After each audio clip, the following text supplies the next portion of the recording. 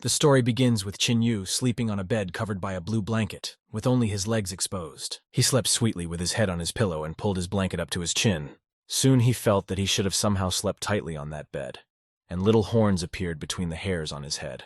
Chin Yu half thought that his 130-centimeter legs were very poor, and added that for sure since he couldn't align them in bed. The sun was shining outside, its rays falling through the window into the room. And still dozing, I thought I'd been through it all. He continued that he ended up, but before he could finish thinking about it, someone called out to him and he woke up. And then he finished the thought with words in this world of writers. They started shouting at him whether he had seen the time and why he was still in bed. In front of him stood Yu Li, a third-grade high school student and a second-ranked martial artist. She angrily asked about whether he needed his aunt's personal invitation. Chin Yu gazed at her bust and thought, now that's a real horse. Yu Li became very angry at him and angrily shouted his name very loudly. A fight broke out in the room. You could hear yelling about someone thinking she was the devil's child, that she had gone in to consider why those flowers were so red, that someone was being screamed at to die.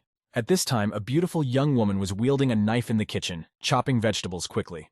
It was Yu Na, her 34 years old, a former wild horse of the emperor, a knight of the Centurion Order, a fourth-ranked fighter. She was enjoying a perfect day. While waiting for the food to cool down, Yu Na turned to Yu Li, asking her to be more affectionate. While having breakfast, Yu Na reminded her daughter that Chin Yu was her brother after all. But she sharply told her that he was not her brother. Chin Yu joined them for breakfast, and at that moment, Yu Li said that he was their enemy. Yu Na asked her not to say that again. Yu Na said that as soon as Yu Li eats, she can go to her extra classes. She agreed with her mom. Chin Yu, while eating breakfast, thought about the fact that Yu Li was right. According to the memories of the first owner, he is not only their enemy, but he was also the murderer of Yu Na's husband. Chin Yu recalled that 11 years ago the Devil's Gate had opened. Through it all the demons came out. The whole empire united to drive out the demons. Everyone armed themselves and went into battle against the devils. But though the devil retreated in the end, he left behind descendants. Chin Yu said as he ate. He is 16 years old, a son of a devil, a first-rank warrior. He stood up from the table he had just been eating at and abruptly twisted his head around. With his horn he caught the glass on purpose and it naturally shattered. Yu Li angrily shouted that the Empire shouldn't have welcomed them with open arms. He only glanced at her. Yu Li couldn't calm down and continued that everyone should die. Yu Na tried to comfort her, and Chin Yu silently left the room. The sun was shining brightly outside the house, and the leaves on the trees were rustling quietly. It was warm, and Chin Yu sat at home, alone in his room, and pondered over what was said to him. He understood that Yu Li's aggression was revenge for killing his father, but he couldn't understand why she called him a bastard. He spent the whole of the next time he was in the room thinking about all of this. And he came to the following conclusion, that whatever hatred people had for him, no one tried to deal with him directly. That's what he thought as he lay in bed. He closed his eyes with his hands and asked himself what he should do next. It was this time that interested him. Chin Yu thought that maybe some system should awaken. He was still lying on the bed with his hands covering his eyes. His palms still covered his eyes and part of his face the same way, but something was happening to his horn at that moment. He opened his eyes. They were red. He tried to figure out what was going on. This was the activation of the system. This really surprised Chin Yu and he could barely recover. An imaginary scoreboard appeared in front of him, informing him that the host could improve his skills using his opponent's energy. There were no opponents at the moment. After reading the information, he said it was awesome and asked the coach if that was his ability. As he left the room, he smiled wryly, wondering to himself, so why was he doing housekeeping? The cause of death in his past life was a fight that led to hypoxia. Chin Yu looked around in the room, surprised that no one was home. Only one Aunt Yu Na, who was in the kitchen, was left. He was glad that only Aunt Yu Na was there, because if Yu Li was at home, she would definitely beat him up. Auntie would just be reprimanded. He would sneak up on his auntie unnoticed to try to scare her and try out the system at the same time. Chin Yu raised both his hands up, made some furious sounds so that Aunt Yu Na swung the knife she was wielding in the kitchen. In the next second, that big knife of Aunt Yu Ning was under the chin on Chin Yu's neck, and he looked at her with fright. She addressed him by name and asked him again what he was doing there at that moment. Auntie Yu Na smiled at him and told him that his help was not needed there. Therefore, he should go and have a good rest. He saw the messages of extreme hatred for the host again. Energy 103. Further, the energy was climbing higher. So this was what the system was all about, he thought. Now he realized that Aunt Yu hated him so much. She was ready to stab him to death so that the knife was covered in blood. He looked at his auntie Yu Nu and was covered in fine cold sweat at that moment. She stood, holding a large knife in her hand, facing him. His energy was slowly running out. Cold sweat was pouring off him. He was very angry and trying to pull himself together. Next, Chin-Yu quickly ran to his room as far away from Aunt Yuno as possible. He stood outside the door and realized the fact that she was insane and completely out of it. It was such a high energy reading. Could it be because of him? The devil wanted to figure out who she was. Maybe a two-faced person, a madwoman, or a wolf in sheep's clothing. It wasn't that important, though. Who he was. Once again, he saw the scoreboard. Name Chin-Yu. Physical strength, 12. Mental strength, 5. Accumulated energy, 1,315. And according to Yu Li, was an average punching bag. Was pleased that he had gotten so much. He wanted to add his physical strength points. 3 editions later, the system was booting up. He was upset because he had miscalculated. Going from level 22 to level 23 cost 1,000 points, and the cost of improvement increased with each level. Now he wondered where he could get so much energy, and he thought he should show up in front of his aunt more often. In a cold sweat, he thought it was a good idea if he decided to die. He felt scared. Chin-Yu was still in his room under the stairs, and realized that he had nothing else to do but retreat. Yu Li was in her room and undressed, sitting on the bed, taking off her stockings. Suddenly, Chin-Yu entered the room and called Yu Li by name, saying that he had come to talk to her.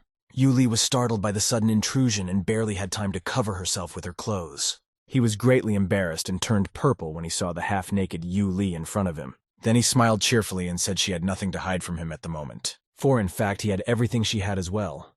Now a blush appeared on her face. She continued to cover her breasts with her clothes. Yu Li quickly turned away and pulled up her shirt, and he went on about how his pecs weren't like hers, and showed his muscles. Chin-Yu looked at the half-naked girl who was quickly trying to get dressed. After that, the already clothed Yu Li abruptly and very forcefully struck Chin-Yu with the words for him to die. She beat him and beat him with all her fierce anger. He used her anger and consumed it. When she stopped hitting him, he lightly touched his busted lip. Blood was pouring from it. He began to tease her that it was too little. Maybe she hadn't eaten enough porridge.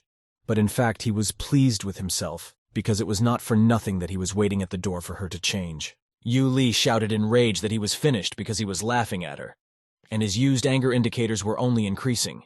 She was beating him as hard as she could, and at that point kicked him in the face. She asked him if he was ready to die. Chin-Yu was lying on the floor, bleeding, and Yu Li was screaming, finishing him off that this would help him so much. He noticed that 500 units of accumulated anger had been consumed. Lying battered on the floor, he was pleased, thinking that was power. The door to the room in front of his face opened slightly. He was still lying there with blood on his face. Auntie Yuna called him by name. Chin-Yu, covered in cold sweat, raised his tired and lined eyes at her. And the aunt said it was getting late. What on earth was he doing in her daughter's room? The index indicated extreme hatred for the host. Energy that 14. All he had time to notice was a message of extreme hatred for the host. Energy 444, while his aunt stared in the doorway at him in her daughter's bedroom. Chin-Yu gathered his strength, raised himself up and said that he would probably still go to his room.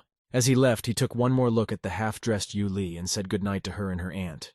He thought to himself that he should get out of there as soon as possible. Yu Li stayed in the room with her mother and asked her if Chin-Yu wanted to joke on her like that. Farther away, a frightening shadow could be seen. Then a hand with a large and sharp knife appeared. The little angry boy, holding a knife in one hand, was stabbing himself in the stomach with it. Chin-Yu decided that this was the easiest thing to do. Taking out a knife, he stabbed several blows to his abdomen. With this, the stats became higher. Physical strength 24, mental strength 15, and war level 11. The next day, Chin-Yu came to school following Yu Li and thought that the little bird woke up early in the morning, and here she was with a backpack behind her back walking. His inner demon came to life in the middle of the school and ran in search of power. He stopped in the middle of the corridor, thinking that this was great, because this was the epicenter of the energy. People were walking past him. Chin-Yun hoped that his cultivated loyal companions would not suppress their feelings, and gathering the crowd, he began to tell them to look this way. Raising his middle fingers up for those around him, he noticed their anger and noticed that this was not a school, but an actual energy field. Yu Li couldn't understand what was wrong with him. After all, he didn't like going to school before, but here he was going with interest. Chin-Yu met his comrade in the corridor of the school and started talking to him about something. But he glared at the girl across from him, who was standing with her back to him. A friend had called him. A girl in a miniskirt noticed him and asked him about finally coming to school. It was Zhao Yujan, his class teacher, a middle school goddess teacher. She asked how he was feeling, as she had heard that he was a little sick. He only opened his mouth to say something back to her, but mumbled only "I don't." Saw the energy readings. Hostility, energy increased by 55. Thought maybe she was faking it. He looked around carefully and saw the offended boys. Now he realized that it was a matter of male jealousy, and then he thought of doing something interesting just for himself, to test the level of energy he received. Chin-Yu suddenly accelerated and his face hit the class teacher's chest precisely. He said, lying on her chest, that he was still not really well. She said excitedly that she would take him to the infirmary. Chin-Yu mumbled that he didn't want to, without taking his eyes off her. She, on the other hand, was curious as to why he didn't want to go. All around, the other boys were barely restraining themselves from getting angry. Next, he whispered in her ear that the thing was that he was withering away from love. She angrily said, "You." His screen showed increased hostility. Energy increased by 55. His little demon was pleased at the anger of those around him. After all, it had worked for him. All around, the devils were very upset and angry as they were provoked by Chin-Yu. Toward the end of the school day, the school finally heard the cherished phrase that classes were over. Chin-Yu sat on the bench waiting for the rogue Yu Li. As it turned out, the school wasn't too bad, as he had gathered a lot of energy today. Suddenly he heard shouts of brothers, "Grab him." The other disciples ran out from behind the bushes, armed with bats, and attacked Chin-Yu. The guys running up to Chin-Yu sitting on the bench were dragging some kind of sack with them. Chin-Yu quickly threw a small brown bag over his head. The one shouted who turned off the lights for him. It was heard that he was being held, and he thought that the shaving pairs had come to him by themselves. In the bushes behind the bench, someone was watching the fight, as Chin-Yu was being beaten up by the other disciples. With a bag over his head, he began to fight back, scattering his attackers around. He hit one of the attackers with his head. Watching it all from the side was Chin-Yu's sister, whose name was Yu Li. She saw Chin-Yu being beaten from afar. He was wearing a big sack on his head. Yu Li started to get angry and shouted that except for her, and ran to them to help him in any way. That's when Yu Li finally finished her sentence by shouting that no one could hit him. She ran up to the guys who were beating up Chin-Yu. He couldn't understand what it was at first. Then he heard her voice and recognized her. Chin-Yu thought that she had decided to help him after all. But among the young men, she was clearly the weaker one. She was thrown aside with her face on the ground. He also, encouraged by Yu Li's support, punched one of the attackers with his fist. Then he kicked the other one and managed to deal with anyone who wanted to beat him up. After that, Chin-Yu removed the bag from his head and looked at the result of his work. The attackers were lying on the ground with blood on their faces. A little further away, he saw Yu Li, who was trying to move away from the blow and get up. He thought that it was really her. She's beating him, but she doesn't let others do it. He thought fearfully about making sure his aunt didn't find out what had happened. She would kill him. Chin-Yu walked up to Bi Li and saw that she was very swollen. He asked her who had beaten her so badly, and he would take revenge on her. Just then, he heard Yu Li make at least some sound and exhaled in relief. He noticed that the energy from the hostility only replenished by 5. She didn't seem to hate him as much as he thought she did. After all, not only had she saved him, but there was less hate coming from her than from her classmates. Chin-Yu sighed heavily as he looked at the battered Yu Li. She was feeling very bad at that moment. The guy loaded Yu Li on his back and slowly walked home with the valuable burden. Thought she was a strange girl. In the days that followed, his life became much calmer. At lunch, Yuna saw Yu Li's abrasions, but she said that she was a little distracted in training. This answer surprised Chin-Yu. He almost choked. He also worked hard at school to get extra energy points. He provoked the class teacher, made other students angry. He did his best to stir up hatred among the other guys, framing the girls by asking if she was the one this morning. Even provoked the director by saying that his hair loss ointment was delivered, and he kindly took it away. No need to thank him. Running away from the angry crowd, he smiled. What could be better than an evening jog? After all, he was full of energy. He was replenishing his energy from the hostility of others. One day, the North County High School League was held at his school, and the high school competitors were competing. He came to class, but he didn't see anyone, and couldn't understand why there was no class. Suddenly, Chin-Yu heard some strange sounds coming from the school. He wondered what the other students were doing in the empty school. There was no one around. Onward he went, smiling slightly, for he believed they were all at his disposal now. Chin-Yu went towards the sounds coming from the room. He was curious as to what was going on there. The angry crowd shouted, supporting Yu Li. Go ahead, make him now, Bai Xiao is doomed. Chin-Yu tried to understand why they were only supporting Yu Li. Suddenly the girl cried out and fell down, struck down by Bai Xiao. He didn't see exactly who had fallen, and thought he should see who the unfortunate person was. And then he realized that it was Yu Li who had fallen and not someone else. He rushed over to the girl. A girl in a military outfit and with a sword on her back fell to the floor. Chin-Yu lifted the girl in his arms and shouted her name. She only sighed in response. Bai Xiao stood joyful in the middle of the ring, victorious, and shouted the devil out when he saw Chin-Yu. Yu Li's rival began to mock her, saying that she was weak, and she was the daughter of a centurion knight. He then approached the teacher to declare him henceforth as the third-class representative of the high school. Chin Yu couldn't calm down, for he wanted to know what had happened, and how strong woman Yu Li had gotten such a serious injury from a peer. In the morning, a voice was heard in the house addressing my mom and saying they were leaving. Chin Yu looked around at how the girl was dressed and questioned if today was a special day. He looked at her clothes and added something that apparently she wanted to raise a fuss at school. The girl answered him sharply to keep his nose out of her business, for he seemed to be the only one in the whole school who didn't know anything. It hurt him what she was talking about. She said to forget it, and that she would join the knights soon.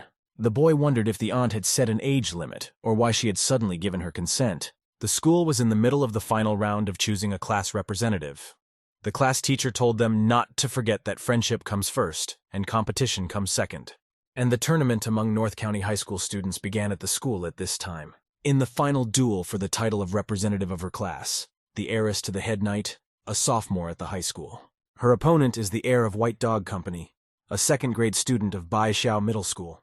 The class teacher wished them good luck. Yu Li swung her sword and shouted beware with anger. She was very angry with him. Her sword Bai Xiao quickly intercepted with his shield to prevent it from hitting his body. Yu Li skillfully wielded her sword, forcing Bai Xiao to retreat and defend himself. He hissed the word devil. Next, he leveled off and began to gather his strength for the next strike. Standing straight at full height and raising his spear, he shouted out magic armor. A second later, Yu Li was making an attack on Bai Xiao, but he was already protected by the magic armor. She gathered herself to strike again, drew back her sword arm to swing. Bai Xiao at this moment realized that this was the perfect opportunity to attack his opponent. She was still taking a swing with her hand, clenching her teeth hard to make the blow harder. Bai Xiao asked Yu Li if she wanted to surpass the future knight in his speed. She wielded her sword skillfully, making some combination she knew to strike. Lifting her foot, Yu Li said that he hoped in vain that she would lose in this battle. Bai Xiao, with his side vision, saw the raised leg and said that one was cheating, and she gave him a mounted knight's crowning blow that not everyone could do. Bai Xiao fell to the ground with a loud noise and a pile of dust, struck down by Yu Li. The rays brightly illuminated the ring, where Yu Li, the class teacher, and Bai Xiao, who had been struck down by a girl, were. At this moment, Bai Xiao was greatly startled, lying on the floor. Yu Li placed her sword in front of his face and said that the winner had been decided.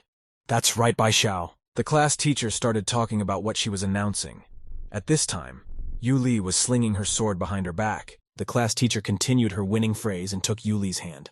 And behind them, Bai Xiao started to get up from the floor. Yu Li only managed to hear the edge of her ear a haughty chuckle ha from Bai Xiao, who was behind her. And the next moment he had already stabbed her in the back with his sword. She fell to the front of the ring, wounded. Bai Xiao happily and gloatingly shouted to everyone that he had just won. The door to the room was ajar, through which a strip of light fell on the stairs. A white cat was sitting on the stairs. In the room, Yuna and the class teacher were talking, saying that she wanted to take Bai Xiao out of the fight, but the competition would take place the day after tomorrow. She went on to say that she was not allowed to do that, and the only thing she could do was to transfer Yu Li to another school of her choice.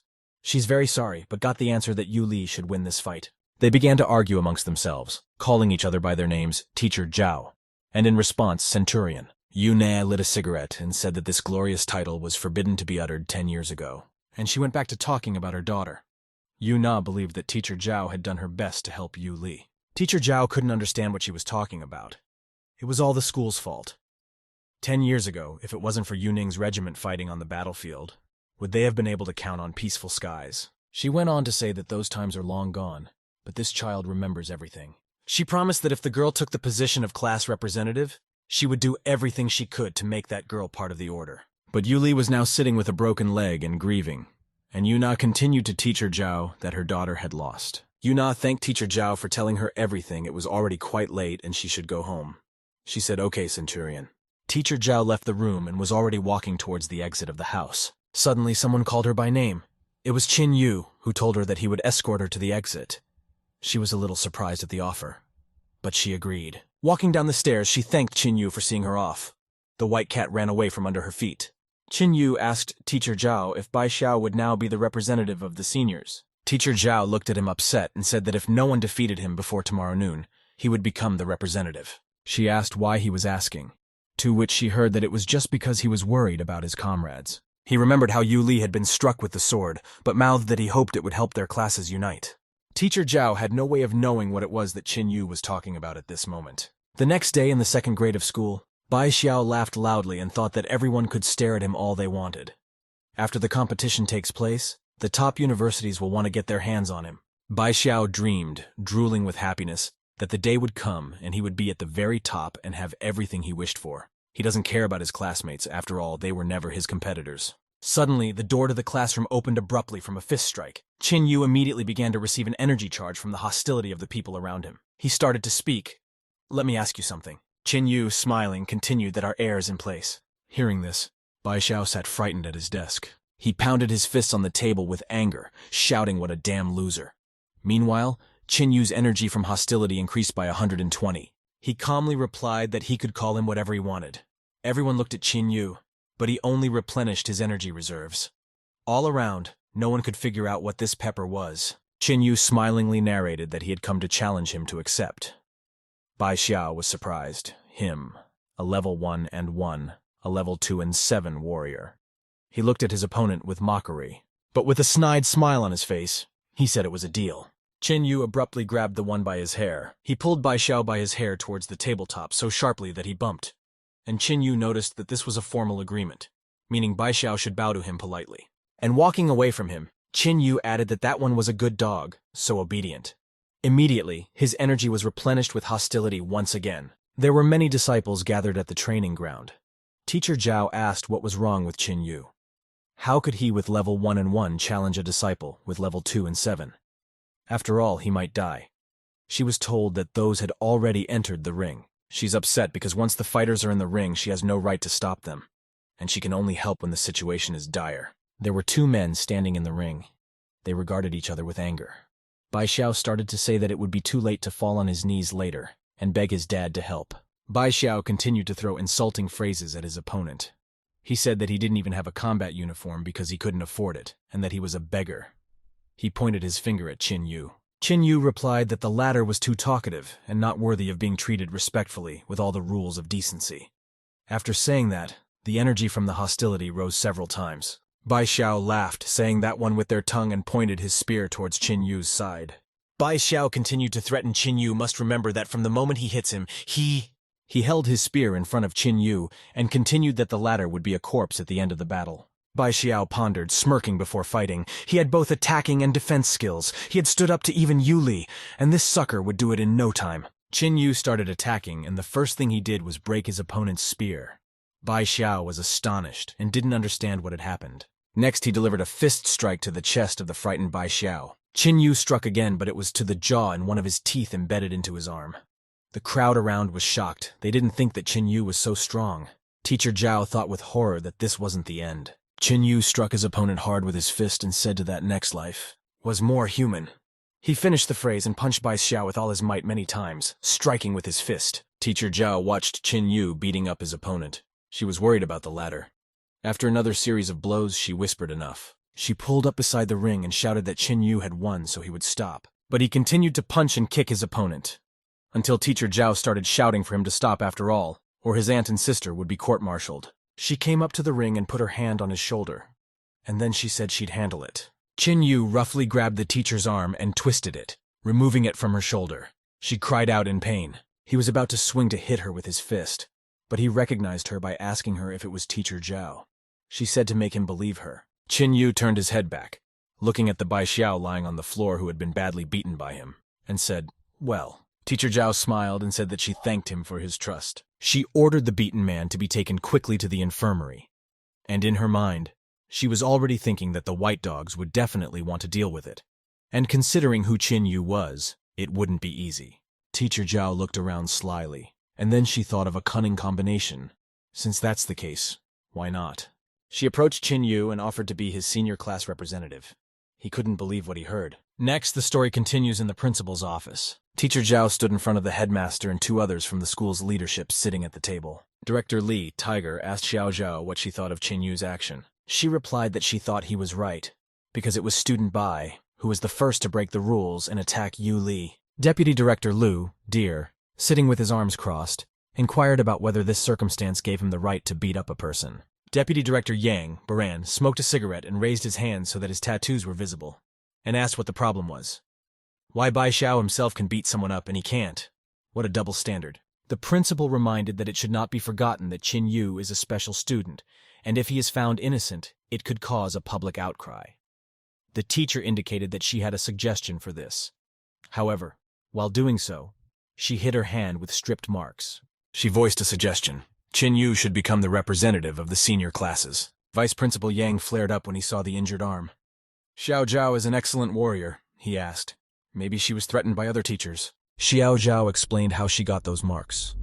When she tried to stop him, he clung to her arm so hard that it left a mark. How on earth could an ordinary warrior overcome her defenses? Teacher Zhao continued that the one was special, and he was well worthy of representing the school. The principal and his two deputies thought about what they had said. The deputy director, taking a drag on his cigar, advised making it official before the dogs caused further problems. The matter is closed. She smiled, turned sideways to them, and added that defeating Bai Xiao couldn't be undone. They would still come, and wished them good luck. The principal sat still in his chair, wondering if she was using them for her own purposes. Further events also took place in the principal's office a few hours later.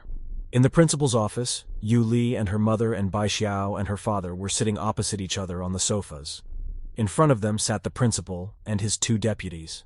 He greeted the people who had come. The director started the conversation saying that the reason he had gathered everyone together was known to them, so he decided to get straight to the point. Yu Li sat together with her mom on the couch and watched quietly across the room. She was laughing quietly. Across from them sat Bai Xiao, badly beaten with his arm and leg in a cast. Next to him sat his father, who had a bird on his shoulder. Yu Li barely held back a smile and asked Bai Xiao why Qin Yu was the one who got him so beaten up. The latter hissed something similar to that little bastard since he couldn't speak normally. The president of White Dogs indicated that he respected Yuni's contribution on the battlefield, and that his son wanted to ask for forgiveness, so they would ask for anything but to give that asshole to him. Yuna smiled back at him, saying that she couldn't give him back because she needed him for herself. He looked intently at her, continuing that she didn't want to settle, and he's only treating her with respect because of her old exploits on the battlefield. She listened silently to what the director of White Dogs was saying and looked at him. Both the president and his bird stared at her intently, and threateningly adding that if they didn't give him Qin Yu willingly, they would hire a man to kill him. And Ego wondered how it was that 10 years ago, she had only managed to survive alone, and her order had become merely nominal. Yu Li was very angry at his words, and she blurted out back to him what he was saying, uncle. She clenched her fingers into fists with force, and the next moment she was already yelling for the old man to shut his mouth. She was very angry. But suddenly she felt Jamaica's hand on her shoulder. She stopped her from saying anything further. Next, Yuna entered the conversation. She asked President Bai if she could see his words as a direct threat to her family. The director and his two deputies sat covered in cold sweat from the tension in the office. President Bai started to object to Yu Yang that Qin Yu was a demon and not a member of her family. But she stood there without moving. Looks like she really cares for him, thought one of the deputy directors, sipping a cigarette. He voiced that everyone knows what the Knights of the Order are, for they can kill even the king himself if their relatives are in danger. He thought about it further, but he didn't dare to voice it out. Especially Raymond, the deputy head of the Storm Knights. He also heard that they were with Yuna in the past. Yuna turned to President Bai, muttered that since he had no other alternative, they went. The one was yelling at her to remember that the one wasn't so simple, and he wasn't a member of her family. He was the devil. One day he's going to go crazy and kill them. She tapped her heels confidently and quickly on the floor as she left the principal's office. On her way out of the office, she added that she had made a bet with a man. They were betting on whether he would awaken his true nature and become a monster. Deputy director with a cigar in his mouth complimented her that this man bet that he would go crazy. She smiled and said no, that was her bet.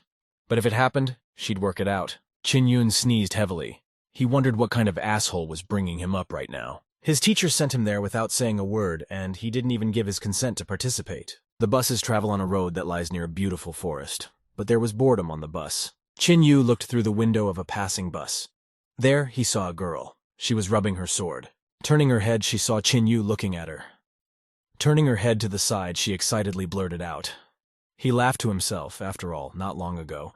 Many people thought he was a bull. After all, one of his horns was broken. Though he calls himself a child of war. He looked at her again, and thought he should tease her a little now. He put his hand to the window and began to say that he was a demon hiding his true power for a long time, to destroy everyone one day. The girl sat in a cold sweat of fear. He continued, "Long live the demon race," and started laughing. The girl was already hysterical, tears pouring from her eyes. She ran through the interior of the bus shouting, "Stop! There are demons following us. They want to destroy us. All the passengers and the driver were very surprised and frightened. Chaos ensued on the bus. It swayed and lurched past a passing building. Chin Yu was receiving energy charges from the hostility from the neighboring bus at this time, and was pleased with himself. He felt good. It would be good to harvest this kind of energy every time. After a while of riding the bus slowed down and stopped, reaching its destination. Chin Yu got off the bus and stopped, surprised by what he saw. There were a lot of people around him, balloons with flags floating in the sky, and some voice urged to take their seats as the competition would soon begin. He walked amongst the cheering crowd, noticing that there were quite a few people around. Chin Yu was satisfied. Considering around, he liked it there. To himself, he resembled a handsome boy picking wild onions in his wicker basket. He was amused and interested. He noticed his energy replenishing from the hostility again, but this energy was familiar. Chin Yu saw Aunt Yu Nu in the distance, and Yu Li was standing with her. The two of them smiled and showed him class, cheering him on. It looked like Auntie had recognized what Bai Xiao had done and decided to show him kindness. He should repay such a gift properly. Chin Yu stood in the middle of the crowd, with his aunt and Yu Li looking at him, his hands in his pockets. Just as suddenly, he extended his right hand and showed them his middle finger. Yu Li immediately flared up. She angrily shrieked that Chin Yu was an asshole, and his energy once again increased with hostility. He walked among the others and thought to keep everyone angry, for then he would be made stronger.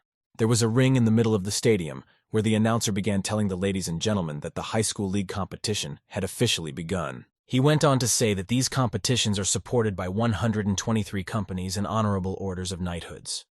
24 regiments of knights had arrived as honorary observers. All the observers stared sternly at the ring without taking their eyes off the ring. They stood up and began chanting their slogans of valor and justice. The next regiment shouted harmony loudly. The crowd was buzzing furiously in anticipation of the start of the competition. Chin Yu stood among the others and looked at them skeptically. The host continued that humans and werewolves are united, because together they are a force, and their strength is in their unity. He hoped that the participants would lead the country to a brilliant future.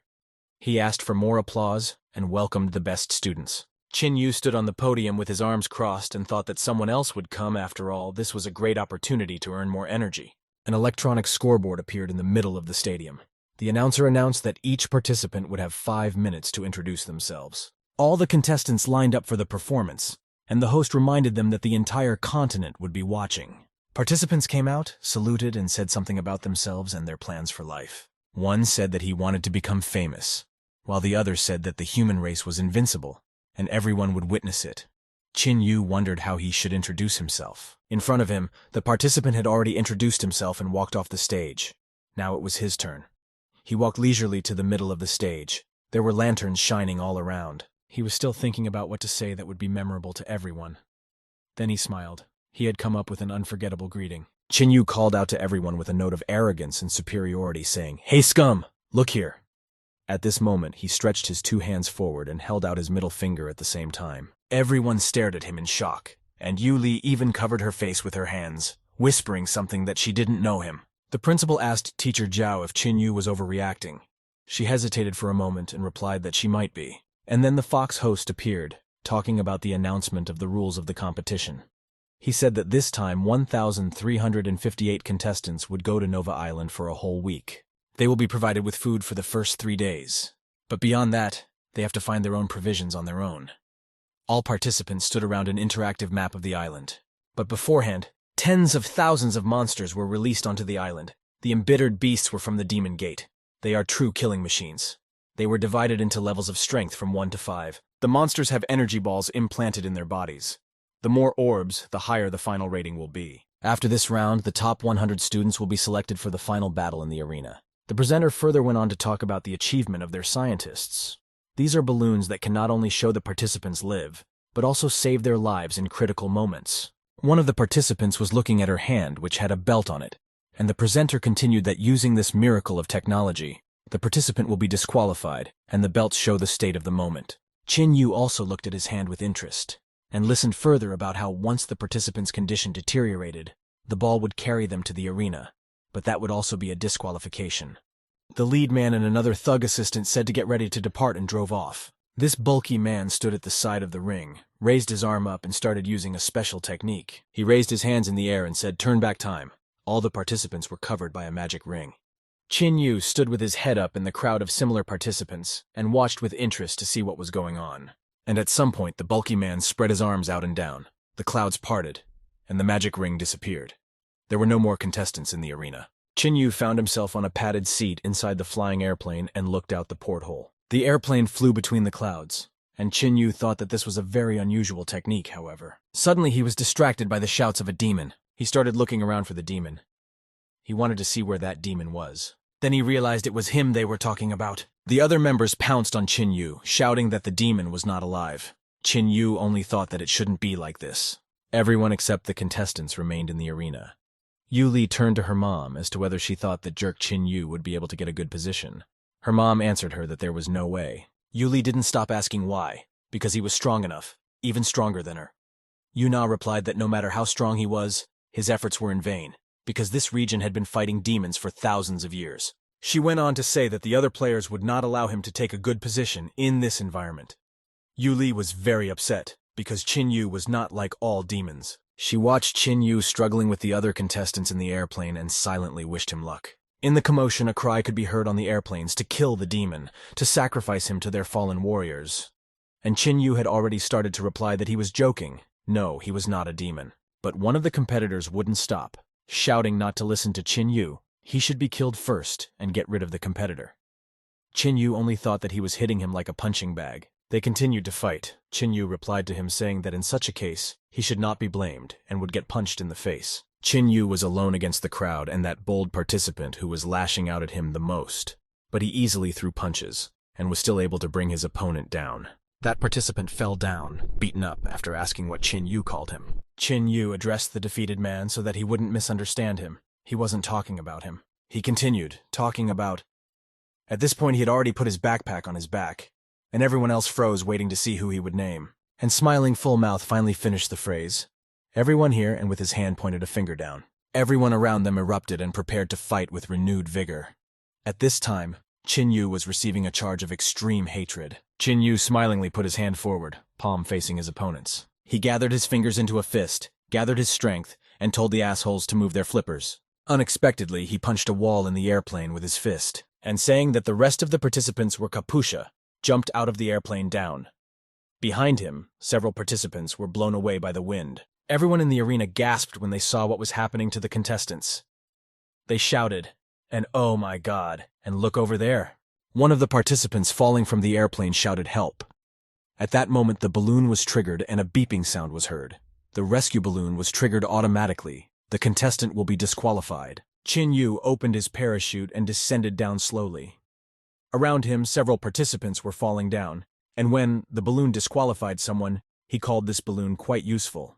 It also replenished his energy from hostility. The other contestants, terrified on the airplane, screamed, "What a cheap trick! What school is he from? Who is this? What's going on? Does this guy think he can act like this seriously?" Meanwhile, Chin Yu was landing in an arena somewhere in the mountainous area. He got soft on the ground and went after the landing. Seeing this, people had different reactions to Chin Yu. Yuli rejoiced at Chin Yu's successful landing, while the gentleman behind her deeply regretted that he didn't crash. That man behind Yuli covered his face with his hands and grieved loudly, shouting the elite of their school. He sat there, and then he started making sounds and shrieked that it couldn't be, and after that he fell down loudly in the arena. Yuli looked at him in surprise. She looked at him and heard shouting, "Look, that guy is done. Look who's got his eye on him." Yuli was startled to see something. Could it really be a third-level ghost bull? Chin Yu was heading to the nearest warehouse, which was 27 kilometers away. But there was someone following him from behind. Yuli had seen him earlier. It was that third-level ghost bull. He looked around and noticed it was a nasty place. An island or something. By this time, the bull had gotten a pretty good look at him and decided that he would be his target. He sprang up, steam billowing from his nostrils, and he was very frightening. And Chin Yu decided that all roads lead to Rome, so he went ahead. Yuli couldn't contain herself. She was already yelling that that one was an idiot and should be careful. While Chin Yu was deciding where he should go, there were already 2 furious bulls running after him. There were a lot of birds in the sky above him, and they were making a lot of noises, but he didn't pay any attention to it. Suddenly he was attacked by insects. She started scratching almost her entire body, asking herself where on earth there were so many insects coming from. Chin Yu turned around and saw 2 slaughtered bulls lying on the ground with their horns broken. He couldn't help but chuckle. He wondered if they wanted to come to him by themselves or what. He still appreciated that such a cool game. In the assembly hall was the principal and his 2 deputies. One of them said to the principal, "This guy wasn't that strong, was he?" The principal asked if they had any ideas. And they settled on the fact that this guy was raised by Yu Na, a hero of the Night Order. No wonder he was so strong. He should have been tested first. At this time, Chin-Yu started to eat something, opening his mouth wide to take a bigger bite at once. The deputy director wanted to ask Xiao Zhao in which course she was taught how to deal with such monsters, but she said that she was not in any course. The second deputy director, a little surprised, exclaimed that the bastard had learned how to deal with such monsters by himself. Chin-Yu took a big bite out of the energy balls. The 2 vice principals and Zhao's teacher were completely shocked and simultaneously shouted what. They further continued to be amazed and outraged at the same time. After all, he was eating energy balls. After all, it was a key item to pass the mission. Had he forgotten the rules? Teacher Zhao said that he should remember, and the second vice principal said that he would rather eat them than the monsters. Chin-Yu took out the energy balls and ate them, completely forgetting about the rules. He didn't eat meat since he didn't know how to cook anyway. Next, he vigorously stood up and said it was time to start scoring points. He carried the cubs away from the bear woman to get energy points from hostility. Next, he ripped the fangs out of a bobcat. It growled under a tree at him and got energized by the hostility as well. In the hawk's nest squeezed his egg. The hawk hovered over it and really wanted to tear it apart, still hating it as much as the other animals. The arena watched his actions. There were various phrases flying in his direction, that this asshole didn't think about his life, and that it was too much. He put on some kind of dragon costume and managed to taunt a snake. He also got energy. Next, he was walking through a meadow and saw a puppy. He thought he had never seen one before. Wearing a dragon costume on his head and with a snake on his belt, he darted toward the pup. Grabbing the tips of his ears, he yelled out that he had caught it. But how disappointed he was, for under his ears someone began to yip. It was a girl. He was scared out of his wits, even covered in sweat. The 3 sister doggies were talking to each other. The second sister, Doggy Yo-Yo, asked her 2 sisters what was wrong with the 5th sister. She was trapped. They had seen Chin-Yu catch their sister and were now glaring menacingly at the unseen beast. Their sister saw them and started calling for help. They each armed themselves with their own weapons and told the one not to be afraid, for they were coming to help. Chin-Yu saw all of this and began to quickly make excuses, raising his hands. After all, it was not what they thought. There had been a misunderstanding. 5th sister Doggy Coco sat and cried bitterly. 4th sister Dog Lan Lan smiled and praised Chin-Yu, saying that he wasn't bad. 3rd sister Doggy Kiki was upset and only wished him dead. 2nd sister Doggy Yo was very serious and said that boy they understand. They went on to say that it was a misunderstanding. They stood in front of him, and he was sitting there covered in blood and holding his head. He asked why they had done that to him, because if it wasn't for his brother, he would have died already. He said he was a human being too, and they were really dogs. Chin-Yu asked what now, and the Doggy sisters recognized him as the guy they saw back then, and decided that it was more interesting to see him live. And the sisters began to look at him, for it was he. And Chin-Yu was interested in one question, which one of them could cook. He took off the snake and crocodile. The Doggy sisters were very surprised. And then the girls became animated, each saying something and a little, "I know how, she too, and can I?" One of the sisters was skillfully slicing the meat with a large knife. The other was marinating meat, and he watched contentedly. The next sister was building a fire to roast it all, and he happily remarked that it was like watching a cooking show. And another sister was cooking food in a frying pan, stirring. He thought that now he felt as if he would open the lid, and the food would be made of gold, because they were trying so hard. And now the dish with the animal's head was cooked. It was still very hot. Shit, he thought when he saw the dish. He looked at the dish and couldn't understand how the preparation could be right and the result like this. After all, this crocodile was angrier than when he had killed it. The girls surrounded him and asked him why he was not eating.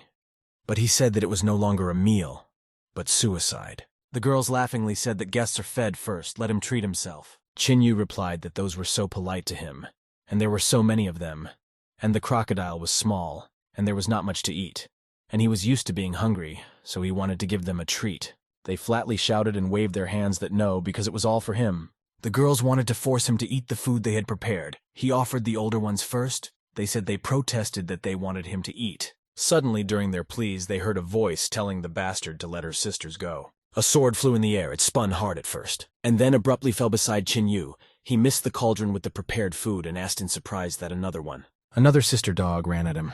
As she ran, her sword swirled near her again. She grabbed the sword by the hilt at the last moment in front of Chin-Yu. He turned his head in the direction of what was happening, sweating a little from the exertion.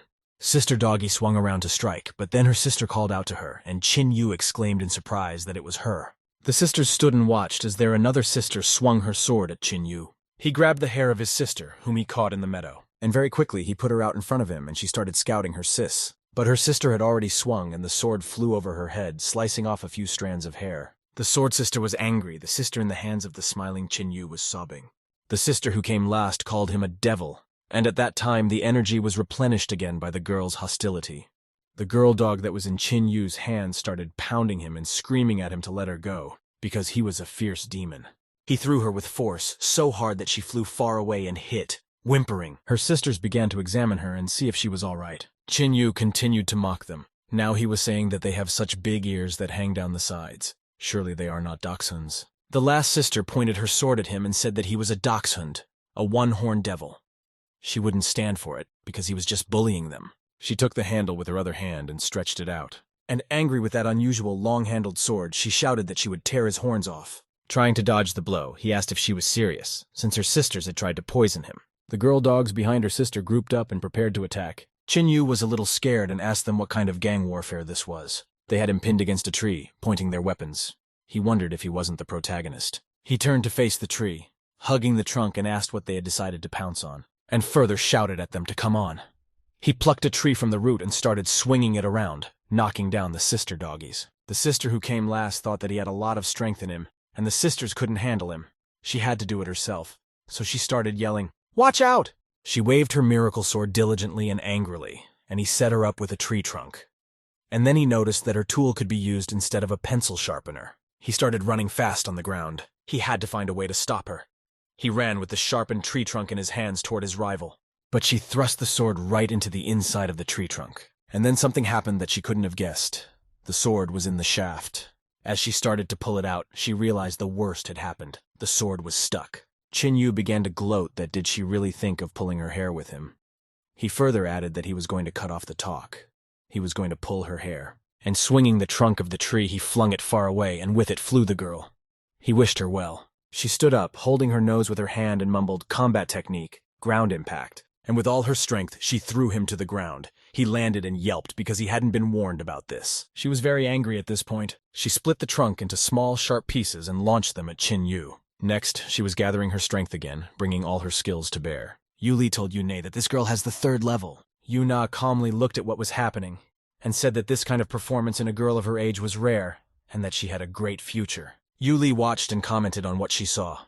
The soil flew apart at a great speed, leaving great damage. These clods of earth were like bullets. Chin Yu tiredly struggled with the little dog girl, but stood on the ground without falling down. She noted to herself that he had managed to stay on the ground, maybe because he was a child of the devil. The girl continued to wonder if he was really invulnerable. She had heard that demons on the other side were immune to such attacks, but not him. Chin Yu, barely standing, realized that this girl's strength was indeed deadly. He shouldn't let her attack him again. She tried to attack him again, but he figured he could answer her in close combat. And the girl realized he couldn't be allowed to get any closer. The girl's foot hit the ground hard, and the ground began to crumble. She sneezed hard and began to spin around. Chin Yu began to use his power that could lift the ground. He looked at her very intently. His feet were barely off the ground. He was able to move over these piles of earth by jumping them very high. The girl was furious and yelled, "Come over." And once again she directed her new power at him. She was aiming straight for his head. Chin Yu kicked his foot into the tree trunk. The tree snapped, absorbed the power, and began to burn. She realized that he was trying to distract her by using the smoke to engage her in hand-to-hand combat. The girl was a dog, immune to smoke, so he miscalculated. She angrily thought she would get him. With a swing of her sword, she hooked something. It wasn't right away that she realized what it was. Suddenly her throat was squeezed by someone's hand, and she heard that she had lost. There were passions in the arena. Those watching the contest were outraged.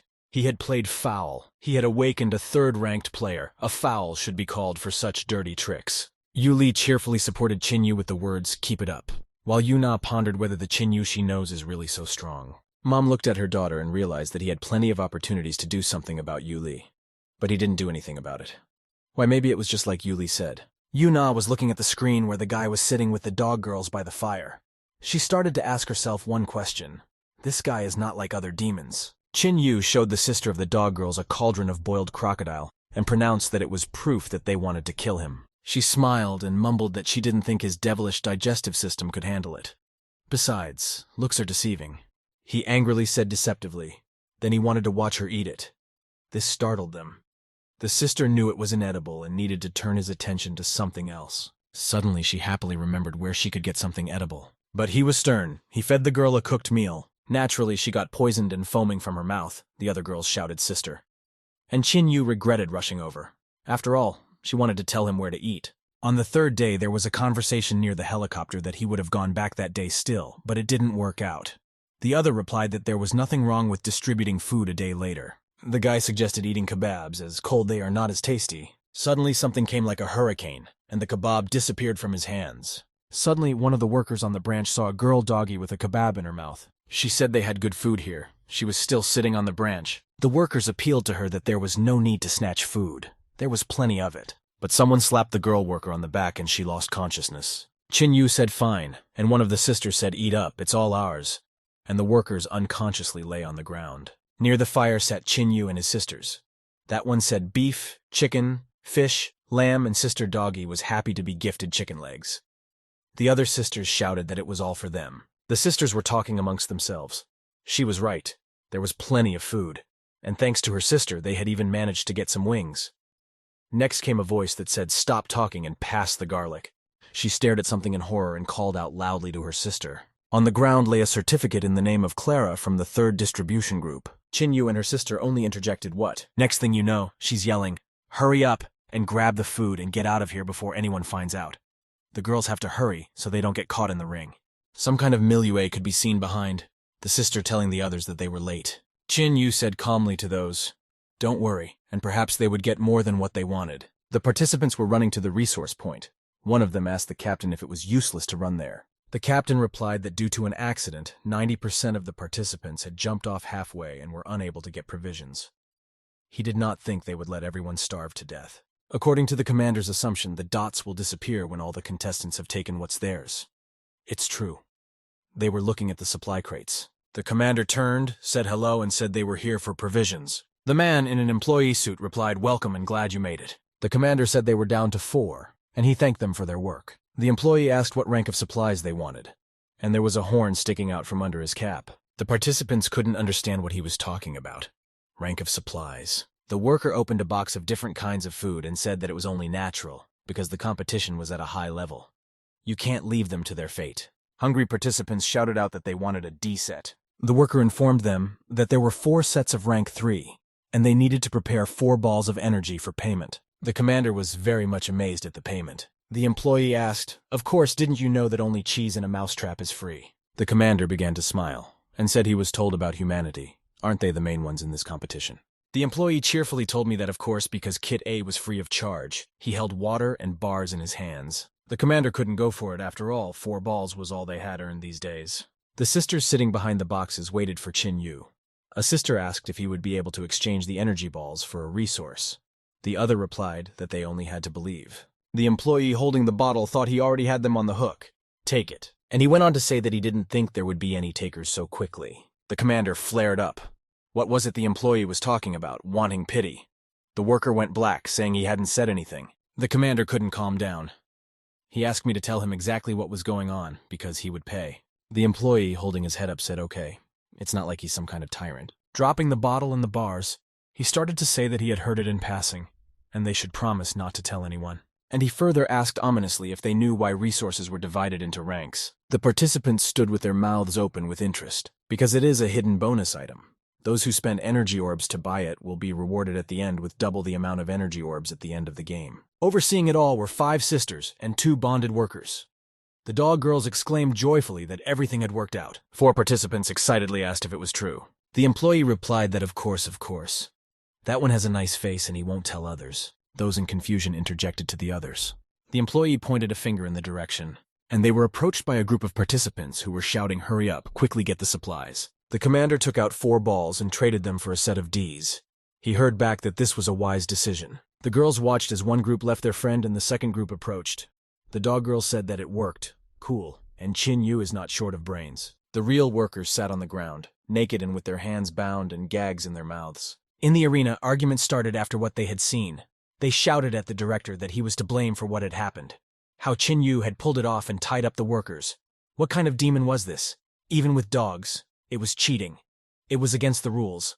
Let him return the balls. The director smiled. Is this kind of thing against the rules? It's called resource sharing. The deputy director appealed to the others that they should be pleased that someone had thought of such an ingenious way of doing things, and whether they wanted the balloons back. Other principals were very upset.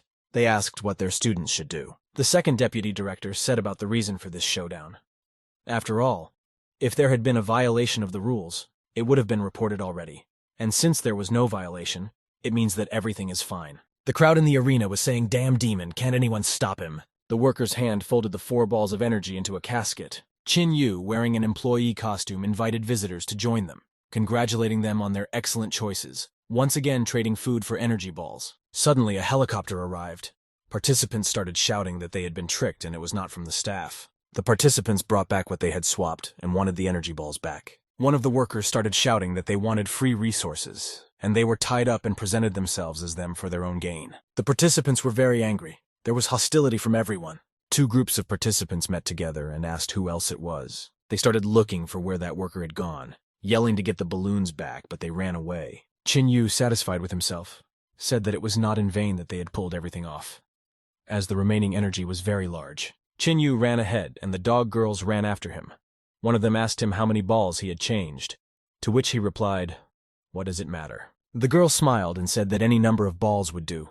He thought to himself that it was up to his balls, and started to say "I don't," but didn't finish the sentence. The air was cut by the sound of a flying arrow. Together they began to fight her off. The girl, kicking the arrow away with her foot, asked who else it was. Cutting through the air, the spears flew towards them. With a deft movement, someone caught the spear with his hand. There were 3 people standing in front of them.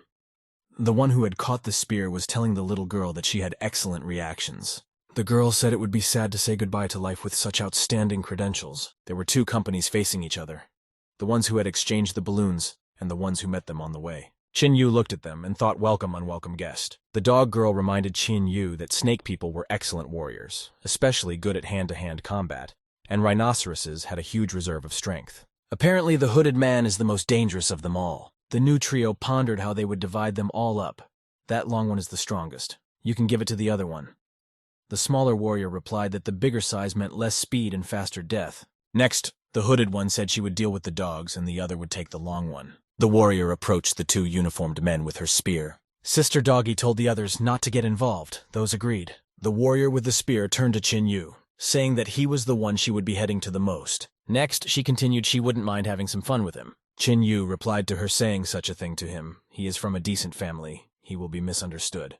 And the dog girls asked if he should lead them to victory. The spear lady giggled. They seemed to be having a good time, but now they would play with him. She launched her spear at him and added until he lost. One of the dog sisters told Chin Yu to be careful.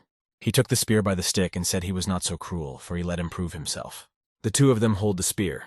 He asked if she wanted to set a small goal for herself, like playing until the first tier. They were being watched. One large warrior and the other hooded. The dog girls tried to support Chin Yu, so he asked his rival. He pulled harder on his spear. The warrior approached him, and in her he recognized his aunt. She glared at him and shouted angrily, "Die!" and started throwing punches at him. Auntie accelerated again and struck again. Behind her, behind the girl, Doggy drew her sword. The girl dog tried to call out to Chin Yu, but from behind her, a hulk covered in black smoke began to loom behind her. It was the hulking thing that stood behind him, covered in black mist and holding a stone in its hands. From the impact, the girl fell unconscious. Explosions erupted on the island. Chin Yu fell among the trees, breaking his stovepipe into several pieces, and asked why she hated him so much. He replied that he didn't know what to do. Auntie was making a sprawl on the ground and shouting that instead of trying to save herself, and she said he'd better think about his last words before he died, and ran forward with her spear. Chin Yu thought that he should improve his body with the system. He said the dynamic vision is perfect. Swinging his fist, he realized the power was perfect. The ant staggered back from Chin Yu's punches. There were traces of blood on the grass. He couldn't miss, but a cut appeared on his arm, blood dripping from it. He realized that the naturally flexible body of the descendants of the snake tribe had robbed him of most of his strength. It was her slippery scales. Because of this, the direction of his strike changed and he hurt himself on the spear. Auntie replied that it was a good shot. She was standing across from the guy. Auntie smiled. It's a shame we're born to kill monsters like him. She crouched for another punch and yelled out that she wanted his legs. He looked at her with anger and confirmed for himself that he had less combat experience. She hissed caustically, anticipating victory. He tried to run away from her, and he himself nestled against the trunk of a tree and asked, "And who said he wanted to run away?" Auntie couldn't understand what Chin Yu wanted to do. He put his arm around the tree and started pulling, saying he was just warming up. And the next moment he threw a tree trunk at Auntie. She crouched down and dodged. She told him he was a jerk because she was a snake. She crawled up to him and threateningly told him that he would pay for his ignorance. Chin-yu was worried, for he didn't know what else to do. She yelled caustically for him to remember this lesson and not call anyone Auntie. She stabbed her spear between his legs, but the wedge of the spear flew off, shattering. She was in shock, not realizing what had happened. Unexpectedly, she was grabbed by Chin-yu's neck. He replied that he had finally caught her. He had only thrown the tree to distract her and attack from below, but he hadn't expected her to be ruthless. Chin-yu was still holding her by the neck the same way. She resented that he had calculated everything and blocked her attack. Isn't this the most vulnerable spot of any man? He lifted her up on his outstretched arm by her neck with words maybe she could hear, and went on to say that there are balls of steel and started laughing. Now he wanted to think together about what to do with her. 4 girl dogs attacked the second warrior girl while their sister fought the tall girl. One of the girl dogs said she couldn't handle her because she was incredibly fast and her speed was very great. The warrior girl stood, yawning, and said that her opponent was too weak for the one to pique her interest. Suddenly, she saw a strand of severed black hair on the grass. It belonged to an acquaintance of hers. The girl quickly rushed to her aid. She was lying almost unconscious. She turned to her friend, who was lying crouched on the ground, calling her Snake and wondering what was wrong with her. Snake lay there, barely breathing, with eyes full of tears, and whispered that she couldn't go on. Snake's friend flared up and shouted through her teeth, "What the hell did that guy do?" The dog girls repeated the same question to themselves. What had this demon done to this snake? Chin-yu stood smiling at them and said, "What nonsense." He was just trying out his new technique on her. He thought that she had made him stronger with her aggression. He continued onward, that suddenly a new world opened up to him. The girl with Snake in her arms was looking at him from under her forehead, frowning. She quietly replied that he had managed to defeat Snake. It seems her opinion of him was wrong. He was worthy of being her opponent. The girl sitting beside Snake put her hands behind her back, pulling out her weapon. She told him to approach. Chin-yu said optimistically to himself that he could handle this opponent now. Suddenly some sort of whirlwind appeared in front of him. He jerked back slightly in surprise. But the next second, the girl's sharp weapon was at his throat. She introduced herself. Her name is Tang Lian. Chin-yu smiled and replied to her that she was good, and under his head, the metal of a sharp, cold weapon glittered. She started to thrust her short swords at him, but he intercepted and held her arms back while saying that she looked good in an assassin's costume. Chin-yu tried to push her away by holding her hands. The dog girl's conversation was heard from the side that he had decided to fight the assassin on his own. What a fool he is. And Tang Lian said that this guy managed to make her angry. The guy laughed a little. She seemed to be calm before that. At this time, she was angrily trying to stab him. The two of them fought while the dog girls watched them, shouting out, "No, be careful because she's not that easy." Ever since she was a child, she had been raised as a killing machine. Her speed was unrivaled. Tang Lian at this moment moved away from Chin-yu to attack him with renewed vigor. She swung her dagger forcefully and the tip of it passed over Chin-yu's leg. Blood seeped through his pants. Tang Lian was already on the other side and attacked again with a cry of "Die." This time, the dagger hit Chin-yu's lower back. There was also blood coming out.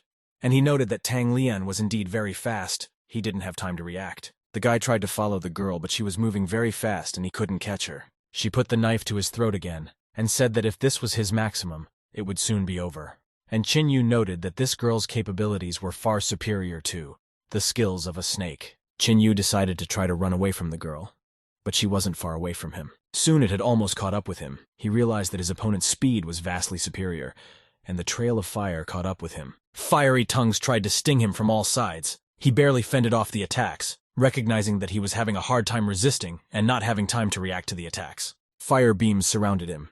Tang Lian attacked him very quickly in the middle of the green forest. Everyone was worried about him, both the dog girls and Teacher Zhao, who whispered his name. The people in the arena had different reactions to this fight. The representatives of the school where Tang Lian was from were delighted, saying, "Smart guy, that's all. Destroy him, kick his ass, smash him." And the agitated headmaster and both of his deputies nervously watched the fight, clearly worried about Chin-yu. Yuli was angry at him since he couldn't lose to anyone but herself. Yuna reassured her daughter, saying, "It's not that bad, look at his face." The girl was covered in cold sweat. She watched his face through the touchscreen. Yuna noted that he hadn't spent all these years for nothing after all. He must have a plan. Chin-yu stood there and couldn't fight back. He thought that even though he was inferior to her in speed, and he had zero experience in killing, he would just die of exhaustion trying to fight back. But there was only one way to fix the situation. He contemplated this method, but he also received a mark on his cheek and blood instantly appeared there. A guy with many small and not so small wounds on his body started screaming. He said that Tang Lian was a talentless old lady. She didn't even hit him. And how dare she call herself a warrior? He thought that he should make her kill him as quickly as possible. All the spectators in the arena were in complete shock and confusion, some asking what. Qin Yu looked her rival around. Telling her not to hide was enough. He was offering to fight as it was supposed to be fought. And if she didn't want to beat him, then let her massage him. He agreed that he would give her 5 stars and even visit her next time. He was sheathed with renewed vigor and began to be wounded by a ring of fire that he barely fought off. But he kept bringing her out saying she was his killing machine too. That's a total lie. And he was bleeding from every one of his many wounds. In the arena, Yu Li held her mom's hand with fright. She asked her what they should do. Maybe it's time to order a coffin. He's a big guy, we'll have to customize it. Auntie Yuna stared intently at the screen and tried to figure out what he was up to. And Qin Yu wasn't taking out his rival for nothing. After all, she hated him for his words, and his energy rose from her hostility. He couldn't figure out who the girl was, why she wouldn't respond to his provocations. If things continued like this, he would really be exhausted to death. The main problem with killers like her is the lack of restraint. Tang Lian started attacking the guy again. He, on the other hand, decided that he needed to keep it up. She must lose control. Only in this way would he be able to turn defeat into victory. From the excitement, he was covered in cold sweat, but he noticed that the attack was gone. This was his chance. The attack resumed with renewed vigor. Qin Yu was in a cloud of dust and a ring of fire. The ring of fire wounded the guy's shoulder with force, so that blood flew to the sides. But next, Qin Yu noticed that one had slowed down and was even able to get a glimpse of her. At this moment, Qin Yu used all of his recent savings to improve his body. His wounds were completely gone, and he now possessed more strength than he had before. He was able to hit Tang Lian very quickly. He struck again, but at her weapon. The dagger simply crumbled from the impact. She couldn't understand how it had happened. He slammed his fist into her face once more with force, and the last blow was so strong it sent her flying backwards. Next, he grabbed her leg and dragged her around a bit. She realized that the man had not intentionally provoked, and she couldn't keep her balance. Tang Lian started to fall from Qin Yu's push. She thought that she had to hold on, that she couldn't show the enemy her weakness must endure. But after hitting the ground hard, she realized that she had been concentrating hard on her desire to kill him and had let her guard down. She lay sprawled out on the ground, and all she could think was how cool everything was. She had a hard time coming to her senses, but looking up she saw something that scared her even more. Qin Yu flew at her and raised his elbow to deliver a killing blow. This was the elbow destroyer technique. Tang Lian saw the elbow in the next second in front of her eyes. And at that moment, instead of a punch from the guy, she noticed him fly quickly into the bushes. Qin Yu fell with a thunderous crash, landing near the bushes. In front of him stood the familiar Tang Lian, a huge girl who was screaming at him about how he dared to hurt her sister. And she would see how many lives he had left in reserve. Behind her lay, with her head slightly raised, Tang Lian. And his energy from hostility was replenished once again. His sister, with anger on her face, started sprawling towards the guy to avenge her sister. Tang Lian lifted herself up with her hand on her chest and exclaimed for her sister not to do this. That one stood up, gathering all his strength and received energy together, and Tang Lian's sister ran at him with shouts. She struck him hard in the face with her fist in such a way that he barely held himself up, turning his head to the side. But he remained standing, even starting to smile. And Sister Tang Lian couldn't understand why he didn't fall down after shouting what the hell. She was about to attack again, making a threatening face and saying that they warriors never give up. The dog girls who were watching all this were very worried about the guy and shouted to him, "Qin Yu, watch out." And this hulking sister began to club him as hard as she could. But he was increasing his energy from her hostility. Qin Yu skillfully began to dodge the blows, saying that big sister should have heeded the advice of little sister. Tu accelerated and straightened her arm for another strike, and shouted at him that she was not to be underestimated. He stared intently at her big fist and started to smile a little. Unexpectedly for big sister Tang Lian, the guy straightened his hand with his palm towards her fist, and he fell right into Qin Yu's steel trap. The guy caught her fist with his palm, squeezing it tightly, and its owner was a little startled. Taking her fist in his grip, he was able to twist her arm and throw it. At this time, all of her garments for protection crumbled from her body. Tears came to her eyes. She tried to cover her breasts with her hands. Qin Yu couldn't take his gaze away from her breasts, saying that they were so big. Immediately, his hostility energy increased by a record number. With his side vision, he saw a flying spear and began to dodge it. While he was distracted, Tang Lian picked up her older sister who was covering herself with scraps from her clothes. They were running away from him. There were 3 figures moving away from the guy. They were Tang Lian, her older sister, and Snake. Tang Lian shouted to him that she remembered him, and Qin Yu said that unfortunately, he had to let all 3 opponents go. The dog girls came up to him and told him that Devil Boy was a tough guy. He looked at his hands and noted that even though his body felt pain, it was healing rather quickly. Next, he turned to the girl dogs. He urged them to come with him because he needed to raise his ranking. He thought to himself that physical fitness was good, but he had to find a way to attract more people and get more energy. They happily shouted okay and ran forward across the green lawn amidst the forest. In the center of the zone, there was a battle between the monsters and the participants. Level 2, Bighorned Worms. Several people tried to subdue them. The dog girls and Qin Yu were watching from the bushes. They asked the guy if they would go there. Qin Yu replied with a smile. "What's the rush? Aren't they couriers? There are a lot of people there now, and the boss should not sit idle." Suddenly, a big scary monster in the form of a female beetle appeared. The participants who were fighting the worms started screaming and running away. This monster was very unusual. The top part belonged to a beautiful girl with shapes and several arms, and below the waist it had the body of a black beetle. The dog girl screamed in horror that it was a level 5 monster, aka the evil bug queen. Qin Yu looked at her intently and whispered, "Here she comes." One of the dog girls wanted to stop the guy, saying that they couldn't defeat her. But Qin Yu replied that they wouldn't act on their own. She looked at him as he rose, but still didn't understand what he meant. Suddenly, he started shouting loudly that here was the queen in front of him. "Guys, move it. A lot of energy will fall from her. There won't be another chance like this." The sisters were confused by his actions. Participants who heard all of this stopped to figure out what to do next. Next, one by one, they started to get to the bug queen. One shouted that the energy would be his and he would show his power, the other that the one would get by. The others, that he found her first. Nonsense. Thinking he'd handle her faster than him, someone else to get rid of her. For this was their chance. And you could hear one of them asking to cover their mouths. That's how they went on the offensive. And she only smiled as she listened to all the chatter of the approaching humans. The queen of the evil bugs easily dealt with uninvited guests. 2 other contestants took up the fight with the queen. One of them said she was strong, but he will try to defeat her. Also, no, I couldn't. Qin Yu watched the whole beating. He saw that this boss was quite strong, but the guy couldn't understand why she was completely unresponsive to attacks. He examined her carefully, wondering if she didn't have a single weak spot. He slid his gaze over the bug queen's body and saw something. This must be the place. Qin Yu walked with one of his sisters between the other competitors and told her that he had a plan. He quietly told her his plan in her ear so no one else would hear. She excitedly said that the one would be in danger, but the guy had already started warming up and replied that the game was worth the candle. After that, he confidently walked forward where the other contestants were fighting with the queen. The dog girl nervously stood behind and Qin Yu walked forward towards the queen, saying that she was a dumbass. The queen used her claws to beat the participants who approached her on the head. Qin Yu with his spear was behind her and jumped to strike. The sisters shouted his name. He hurled his spear at the bug queen's back with tremendous force, screaming for her to die. He then commanded Xiao Xiao to go ahead, and the one in front started to hit her with a fire beam. His energy was palpably replenished from the hostility. As the bug queen felt pain, Xiao Xiao, one of the sister doggies, struck the ground.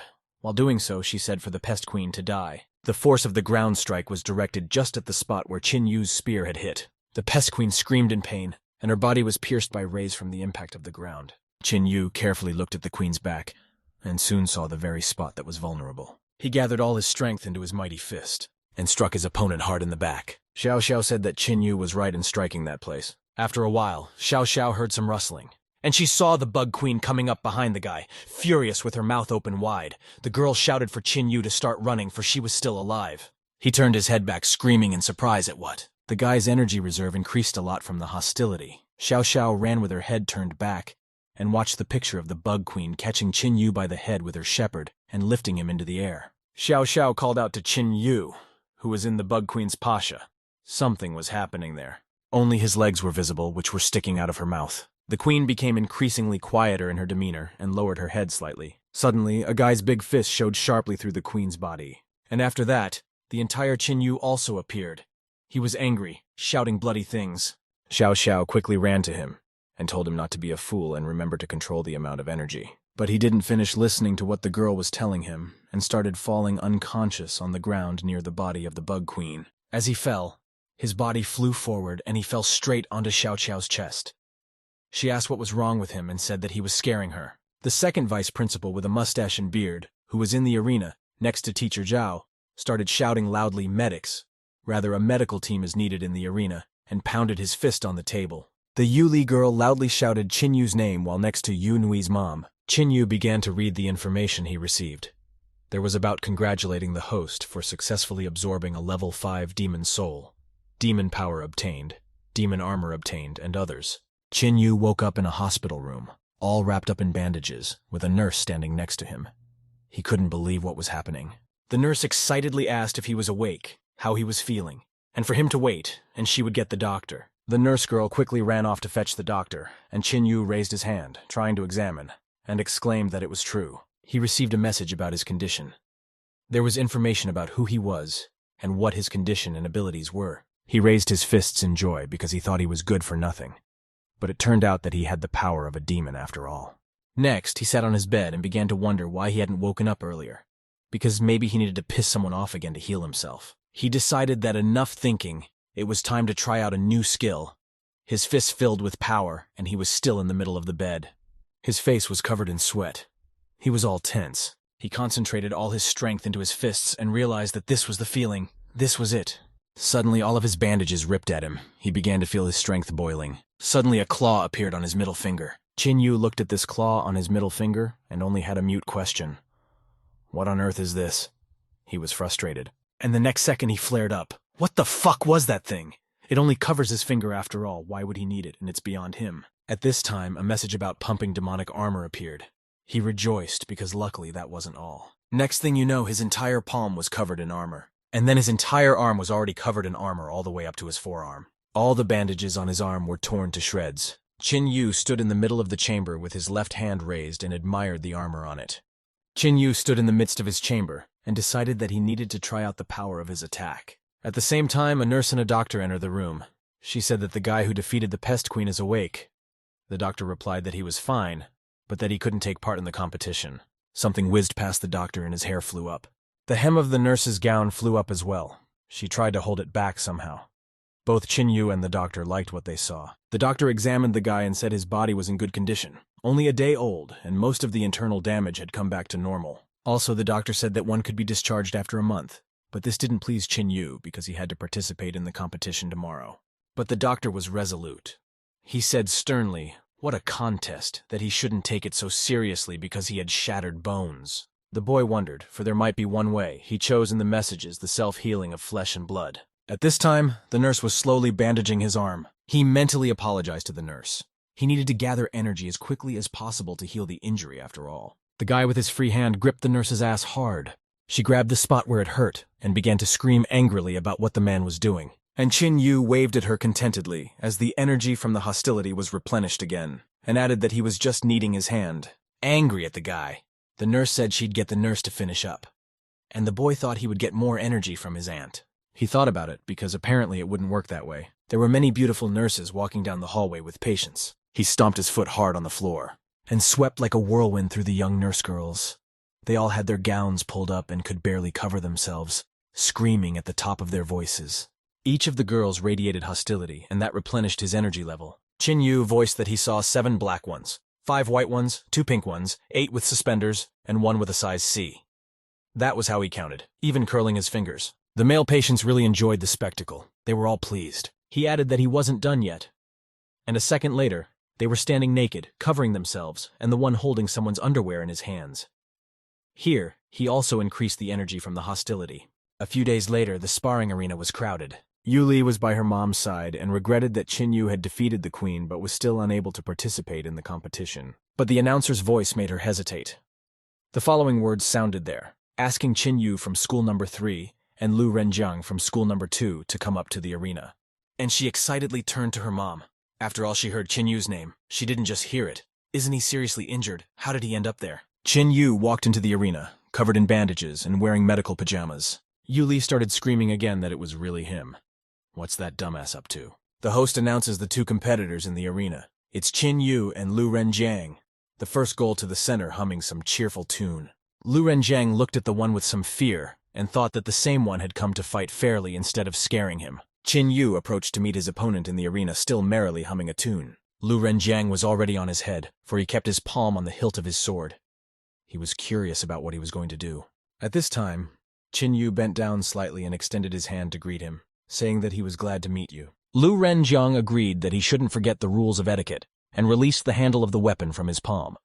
He leaned forward, saying he was glad to meet you, even thought how wonderful it was when a rival showed such respect for his enemy. But at this moment, something in Qin Yu as something clicked. His gaze changed and his eye lit up. His palm flew upward sharply and struck his opponent. Qin Yu started the fight with the words, "Get!" Soon his opponent lay head buried in the ground in the arena. The referee announced that Qin Yu had won, and he clucked 2 fingers.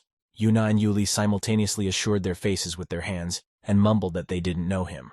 Over the next few match days, Qin Yu's shameless adaptability helped him defeat one opponent after another. One of the next opponents, he stabbed his finger in his eye. His energy increased once again. In the fight with the knight, he struck the one between his legs, once again gaining energy and victory. The next one was beaten so badly that he ran away from the one with tears in his eyes and his hands tied. The victory was once again Qin Yu's. Next, the announcer announced that Qin Yu would be fighting against Tang Lian. He said that it was her again. She stared at him intently from under the hood of her cape and told him that they had met again, and this time she would definitely get back at him. Tang Lian said that this time she would not let her tricks be used on him. She pulled out her 2 fire swords. He glared at her and began to tremble with fear. The little evil demon waved his fists with furious force. Qin Yu was trying to show some new techniques accompanied by Vinchun Qin Wen sounds. Qin Yu versus Tang Lian was announced again. They first looked at each other's eyes and then started fighting. Tang Lian started yelling at him, asking where his weapon was. Thoth smiled at her, replying that his body was his weapon. She called him a chatterbox, to which he replied that he was from a poor family, couldn't afford it. She stood in front of him, hiding her hands behind her back and telling him she wouldn't treat him like that. Tang Lian slipped a finger between her breasts, catching the edge of her armor. The host ran out to get a closer look at what was happening. Tilting her head down, she quietly mumbled that she had no clothes under her armor, so she would accept defeat. Qin Yu was a little nervous, saying, "Don't be. She just isn't dressed, it's fine.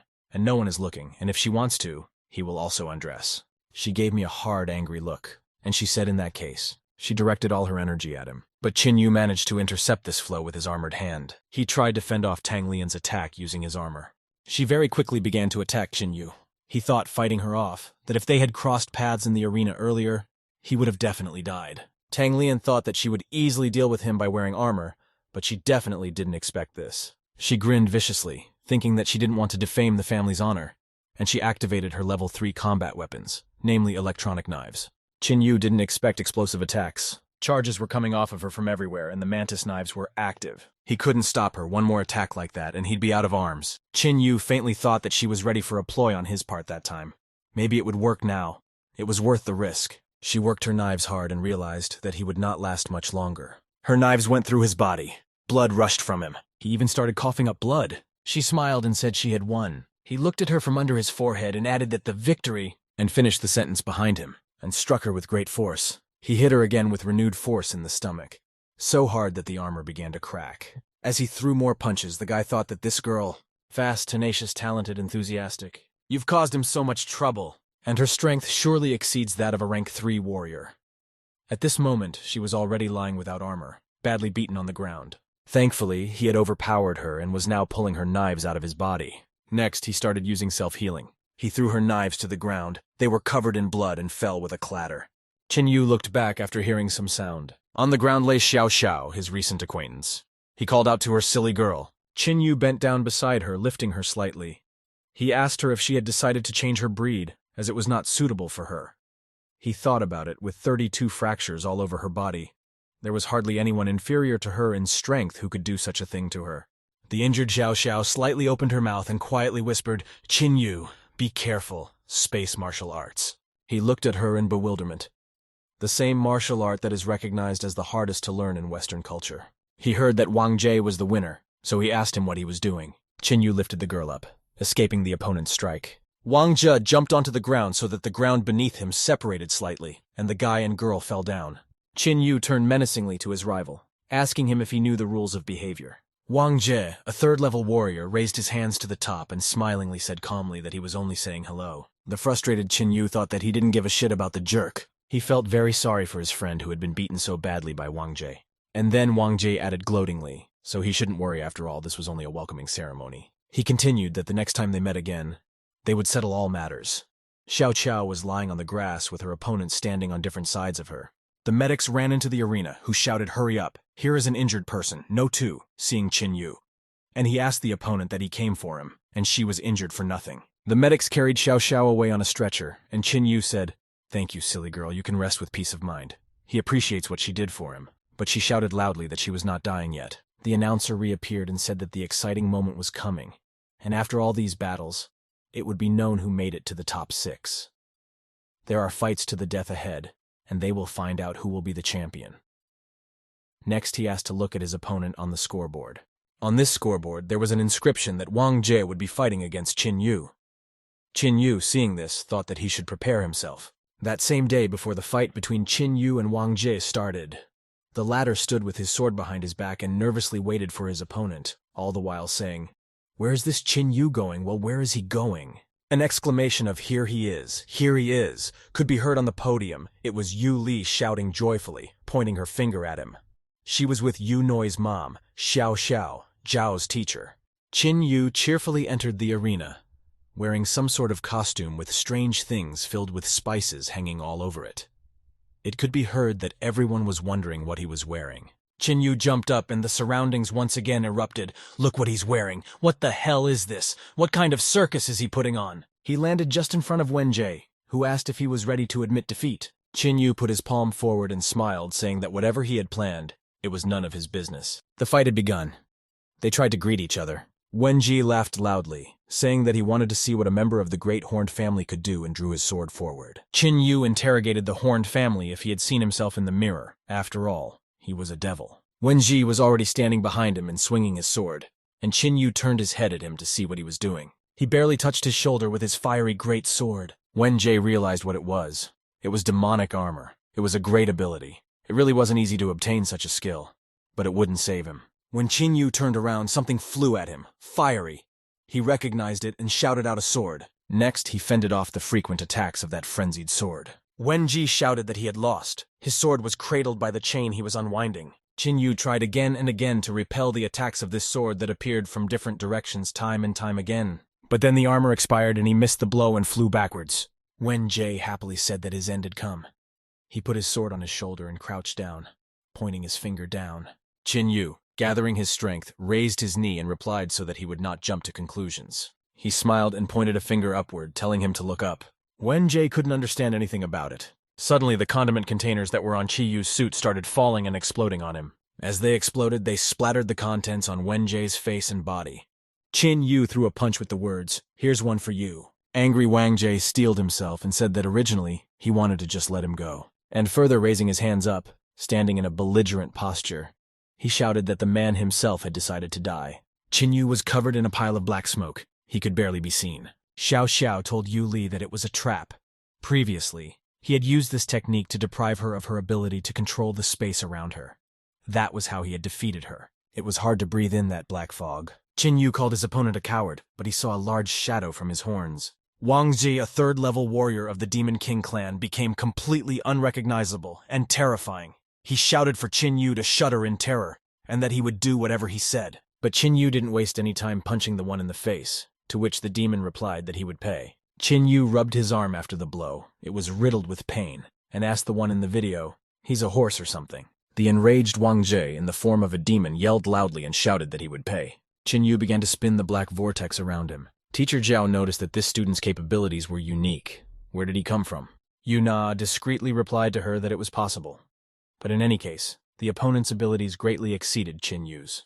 Qin Yu stood in the middle of the arena in black smoke, ready to attack his opponent. But he couldn't figure out where he was now in this black Imla. Suddenly a sharp pain pierced his back. The man struck him from behind. He tried to reach for the one to hit, but couldn't catch it. And Wang J towered over him and said, "That silly horned devil. He thinks he's the only one so special." Just then, Qin Yu began to run away from him to the side. Stopping, he asked if he was also from the royal clan. And the answer I got was, naturally. Wang J turned out to be the executioner of the royal clan. Qin Yu was confused. Next, Qin Yu had a huge sword flying rapidly. But Qin Yu stopped him, taking his demonic armored mid-level arm with his demonic armor. But his opponent didn't calm down, shouting that it was impossible. The demon clan doesn't have such defensive skills. He's not a demon. Who is he really? Qin Yu angrily replied his daddy, and received an increase in energy from his opponent's hostility. He coughed as he looked at Qin Yu, and his hostility grew once again while Qin Yu increased his energy points. Qin Yu struck Wang J again with his armored hand. Qin Yu continued to taunt his opponent, saying to him an executioner, though Voldemort, and watched as his opponent's hostility grew and his energy increased. The guy thought that no matter who Wang J was, he wouldn't be able to resist against his skills. Wang J swung his huge sword and shouted that the winner would still be him, and wished for the one-horned demon to die. Qin Yu smiled and looked slyly to the side. Yuli began to feel nervous as to why the sound had disappeared. Xiao Xiao also looked anxiously at the arena, unable to see anything clearly. Everything was twirling and spinning in a black and green whirlwind. Yuli called out to Qin Yu. Scattered all around in the middle stood Qin Yu with a sword in his hand. The opponent's horn lay severed on the ground. The opponent himself was on his knees with a sword at his throat. Xiao Xiao shouted in surprise that he had won.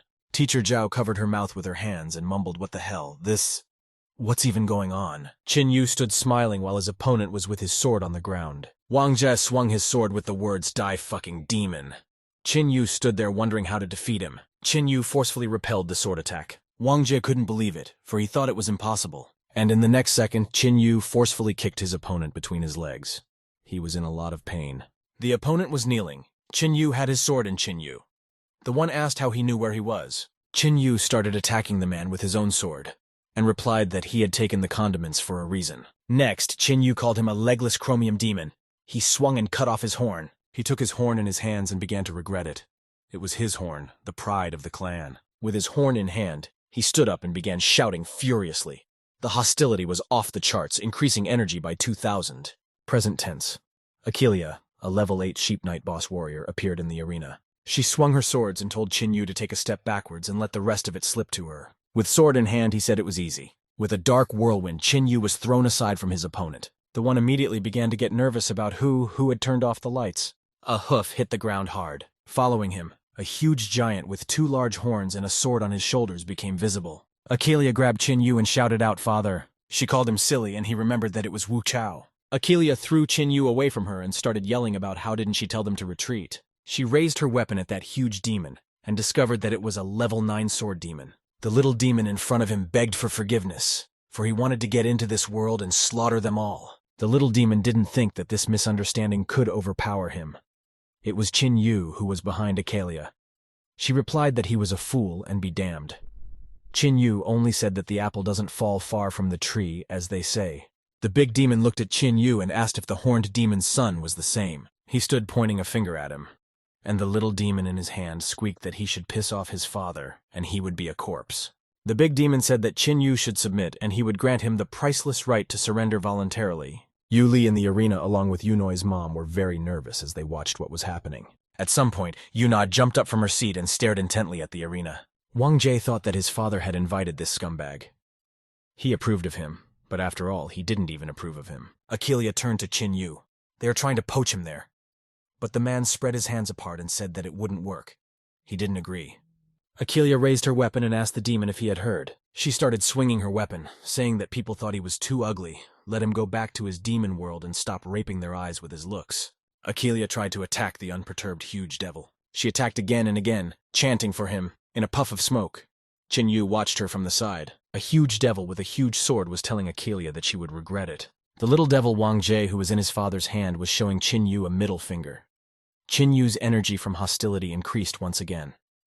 His hatred could be compared to Auntie's. Suddenly the fire in the arena went out, and the devil was gone. Only Qin Yu and Akelia stood looking at where the devil had just been. Yu Li, sitting on the podium, told her mom that although Qin Yu wasn't the most obedient child, but they should treat him better when they got home.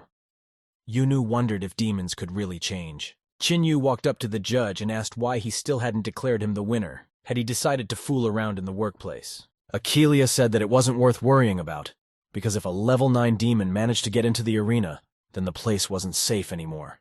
We need to get out of there. Qin Yu interrogated her with what? He was surprised and completely confused. Specialized guards had already appeared around the arena. They were armed and guarding the perimeter. Qin Yu was upset, thinking that he had the impression that they didn't want him to win, and so they suspended the competition. Xiao Xiao walked up to him and said that they had always been like this. He was surprised to see them, but interjected that they were also leaving. The dog girls were together. One of them said sure, but Big Sister insisted that they should thank him before leaving. Xiao Xiao told him thank you, and whatever he says, he is good at heart. Qin Yu smiled at them, telling them to stop talking like they wanted to sell him something. Stop thanking him. Xiao Xiao was excited and was slightly covered in cold sweat from this. She looked intently into his eyes and said matter-of-factly, Yi Xiao Xiao ran up to Qin Yu and hugged him tightly. Xiao Xiao entered the bus to leave the arena. Standing behind her was Qin Yu. She told him that they would see each other again. He looked after the departing bus and wondered if he had her. Qin Yu looked at his hand and finished his thought with the word rounded. The bus drove leisurely down the road, taking everyone out of the arena. Qin Yu just stared out the bus window at the trees in the road. He remembered the devil's words that he would regret it, and what that meant. He'd set a trap for him. Suddenly the bus shook, and the passengers were tossed from side to side. Qin Yu opened the window of the bus and looked outside to see the reason for such an incident. A fiery fox head looked at him. Qin Yu wondered if this was the last trump card. The guards ordered driver Jax to take the children to the nearest shelter. Hurry up!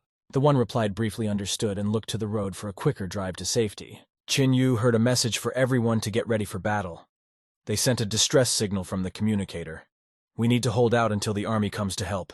The bus was traveling fast, looping slightly, and the two firefoxes were advancing behind it. The bus pulled into a shelter. There was an immediate message that they had arrived at a safe place. Everyone was asked to remain calm. The guard spoke a message, and the terrified passengers listened. The passengers were then escorted out of the bus cabin. The driver told the 4 guards to consist near the door to the hideout. He also offered to send someone for help, for when the enemy found them, the steel gate would not hold him. One of the guards stopped when he saw someone's palm in front of him. Qin Yu stopped the guard, saying that he had to settle a matter with the driver. The driver stood behind the 2 guards, asked if he was Qin Yu, and after that, he said that all matters would be dealt with when they solved the current problem.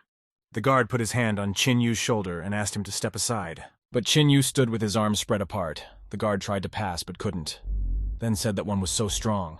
Qin Yu told the guard that his question was an order of magnitude more important. The driver asked what he wanted. Suddenly he started screaming and spitting blood. Qin Yu threw a punch and asked why he hated him so much. The teacher asked what. His eyes even turned red. Qin Yu asked the question again. Why would a person who was seeing him for the first time feel such hatred towards him? Hostility, the energy once again increased. The guards pointed a gun at him. Qin Yu was ordered to let him go or else they would shoot. Something was happening to the driver, or rather to his body. All around, a black fiery haze of fire could be seen emanating from the driver. The guard was covered in a cold sweat of fear. The guards and Qin Yu looked at the place where the driver was, and there he was no longer there, only some monster. The guard said that it was a mirage of some sort. The guards and Qin Yu stood in front of the monster's body. The guard said that it was a mirage with superior disguise skills. At what point did he, and didn't finish the sentence. The guard thanked Qin Yu for helping him in his time of need. The one replied with a smile that was not worth a thank you. Suddenly, Qin Yu's arm was covered in armor and gathered energy together. He shot his power past the other passengers who got off the bus. Qin Yu landed after a jump, and behind him, 3 small monsters lay slain. The guard only opened his mouth to say this. Qin Yu's hand became normal again, and the guard was curious as to how he knew. Qin Yu replied that it was obvious. The system opened hateful windows for him time and time again. Of everyone there, only he was the only one who could hate him so much. The guard marveled that the current generation had a great future. Qin Yu started to scream loudly, devil, startled. The guard was also together with Qin Yu was frightened and screamed like hell. They started to run quickly. Qin Yu shouted that Jerk had originally planned to bring them there. There must be an ambush. Suddenly they saw the dragon of the realm of the dead, the kid. He had already dealt with the 3 passengers. They were dead. Qin Yu stared intently and fearfully shouted out, "Damn it, it's a dragon!" The dragon heard Qin Yu's scream and even let go of the dead body from his mouth, starting to look at the guy. The dragon opened its mouth and started breathing fire, so Qin Yu had to jump and run away from the fire. The fire the dragon was breathing began to smash the walls of the shelter to pieces. Qin Yu stopped to see what was going on and could only whisper what the... Suddenly a guard shouted for Qin Yu to be careful. There was a dragon looking at him up close, and the guy seeing it didn't hold back, saying, "Holy fuck, that's a behemoth." It was Dragon Kid scrutinizing the guy with all his eyes, and Qin Yu only had time to read the messages. Hostility. Energy increased by... He tried to run away, but the dragon caught up with him and breathed fire on him. Qin Yu shouted at him that he was wrong and that the dragon was not a giant at all. The boy ran fast, but the dragon kept up with him, trying to roast him. Quite unexpectedly, Qin Yu had a new idea. He smiled. The dragon looked forward with his eyes uncomprehendingly. A bus passed by in front of the dragon. Naturally, the dragon accelerated and leaped at him. Qin Yu stood there, basking in the glory, everyone praising him, and he said thanking the people around him. Hostility. Energy increased. These were the kind of messages Qin Yu received from the dragon. When the bus passed, the dragon had already jumped and couldn't stop, and thus stuck its face into the stone wall. Chin Yu contentedly thought to himself, what a great opportunity. Chin Yu thought that the devil was helping him with his own hands, and Dragon Kid was also thinking about what this kid was doing. After all, he's still just a kid. The dragon lay down and barely growled. Chin Yu said to trumpet the victory fanfare, for it was coming his way. Chin Yu said he saw him, and his heart froze for a second, and laughed. The guy was destroying the dragon with the words that his end would come soon. He would straighten it out. And he, having increased the energy from the dragon's hostility. The guards were out of their minds at what was happening. They said that the one didn't even spare the female, the other that he couldn't realize what was happening, but he was shocked by it. Suddenly the walkie-talkie started talking. Unit 7, Unit 7. Convoy attacked in the 4th block of Dog City. They can't send anyone to help. Waiting for reinforcements. Waiting for reinforcements. Chin Yu got excited when he heard about the Dog City. There are sisters there, aren't there? The guard was on the radio, asking the hell out of me what the hell happened out there. Chin Yu asked the one if this was the guard's walkie-talkie. He replied that it was, and that there was a need for backup in the Dog City. The guy quickly snatched the walkie-talkie out of that guard's hands. The guard shouted, trying to get his point across. He meant that he had to protect his classmates, and he had to go to the rescue. Where'd he go? There were 2 people talking in cell block 4. Why the boss won't let them kill anyone, not even the ones who put him underground. The girl dressed in purple continued, what are they doing here then? The girl dressed in green replied that she had heard that it was all about them having someone of their own, so they need hostages to negotiate too. The first demon girl interjected, and who was the hostage? The same guy who was able to improve his skills and control other demons. The second one, angry, replied that she told him not to talk about it on the street. The demon girl was talking about how the days have been dragging so much lately, wishing she could eat a couple of orcs. And at this time, Chin Yu procures a demon shoe, falls on her right on her chest. Chin Yu tries to catch her so that she doesn't fall down and interrogated if she is all right. The demon girl glared at him and thought that one was handsome. The green-clad girl tried to restrain her partner and asked him what squad he was from and how he got there. Chin Yu was not confused. He smiled and said from the Demon King's convoy. What's going on here? His Majesty personally sent him there for this. A girl with purple clothes and hair shouted that it was every man for himself. The important thing was that he wasn't hurt. The other one was looking at the dragon scales. She wondered why there was blood. The girl with purple hair was hugging the boy and calling him to come with her. They were moving out towards the other squad, taking him with them. He thought about how strong her pecs were. The 2 walked forward talking. She suggested calling her sis, and that he should be an obedient boy. And he laughed, calling her sis, and so cute. And there was one friend of this girl left behind, who was getting angry and yelling to wait for her. He was walking with a girl with her angry friend trailing behind, and he was thinking about stupid dogs. Daddy's here. Meanwhile, he was looking around. There was a car in one of the hangars and several large cages in front of it. The girl dogs were all in the cage together. The big sister was reassuring the little one that everything was fine and they would soon be rescued. Suddenly they heard the phrase, "You puppies here." Xiao Xiao. Big sister recognized him, for it was Chin Yu. She looked at the guy. He was all kissed up as he had a woman's lipstick all over his face. It made her very angry. She asked Chin Yu if he was really with those devils. And the girl with purple hair stood behind Chin Yu and asked the man that he had tracked down his girlfriend. Xiao Xiao boiled up, grasped the bars, and angrily asked what he had blabbed to her. He sharply slipped his hand between the bars and covered her mouth with the palm of his hand. She was frightened. He whispered to her that that's it, stop talking, it's not about him. He wasn't the one to help them. The demon girl took him under the arm, said sure. They're bitches, not his level. He turned his back to the cage and said, "Thank you, sis." She replied that it was nothing, shouldn't they rely on each other. The older sister nearly threw up from her acquaintance with her new friend. The younger dog girl was banging on the bars and yelling who she called a bitch. Xiao Xiao tried to say something, sister. But after all, they really are. When he was covering Xiao Xiao's mouth, he threw her earpiece down there. Now she took it out and said that did Chin Yu really sneak in just for them? She put in her earpiece and heard the 3rd and 4th squad coming in from the left side. The 5th and 6th squad staying at the main entrance. 2nd squad is moving on. There's an extra channel. Someone's listening. She smiled and replied that the high school team was on the phone. She repeated again that the high school team was on the phone. It turns out Chin Yu hid his true identity and smuggled in an earpiece. The city was on fire. The high-rise buildings that stood among the green trees were burning. Bone Demon, a level 6 warrior, spoke at a gathering of the same, saying that they would not wait for their opponents to go on the offensive. He's decided to form a task force to bring the demon back here. Whoever wants to join. And behind him stood the warden, a level 4 warrior. Qin Yu pondered for a moment. He didn't have to do this. But what if, let them screw up at the last minute?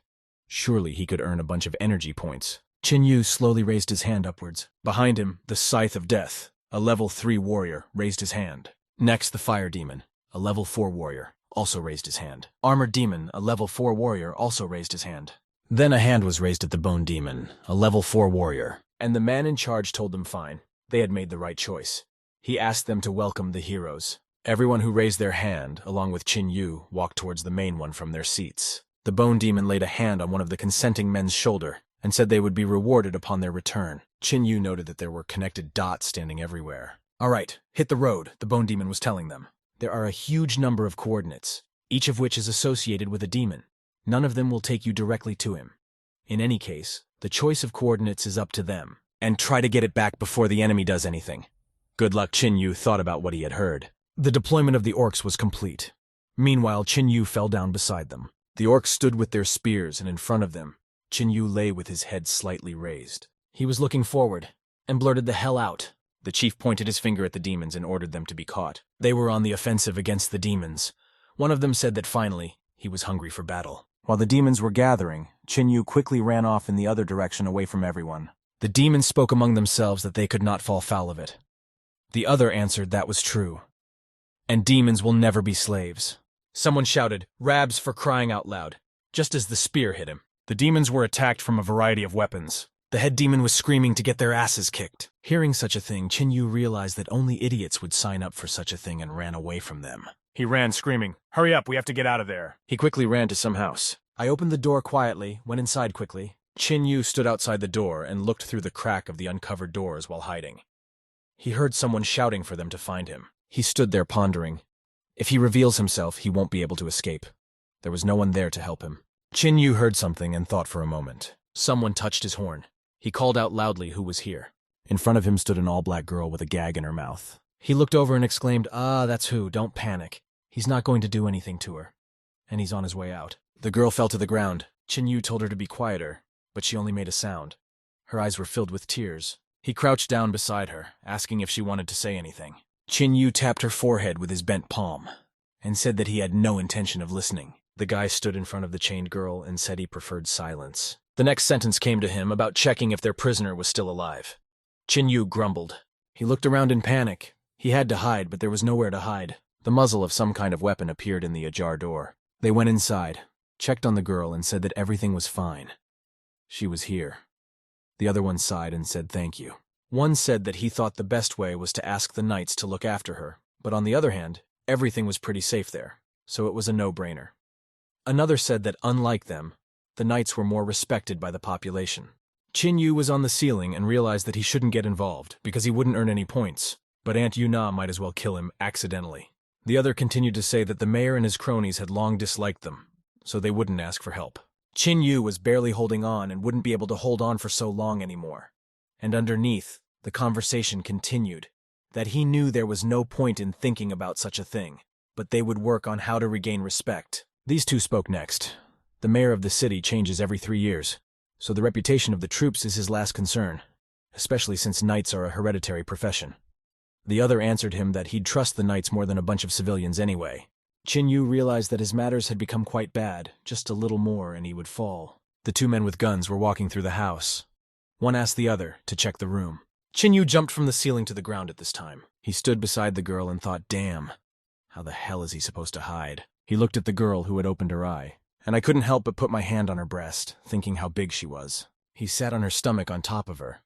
She was asked to be quiet, or she didn't understand human language. Qin Yu thought that he was an idiot. Isn't he being too noisy? The door opened abruptly, those two piling in and shouting what the sounds were. They saw the guy was near the harnessed girl and holding her breasts. A moment later, he was behind the two of them, saying he was asking for forgiveness. And then with tremendous force, he pushed their foreheads against each other. The two of them fell to the ground in front of Qin Yu, only managing to make a single sound. The girl was still crouched with a gag in her mouth, looking at him fearfully. The guy moved closer to her, asking if she had anything to say.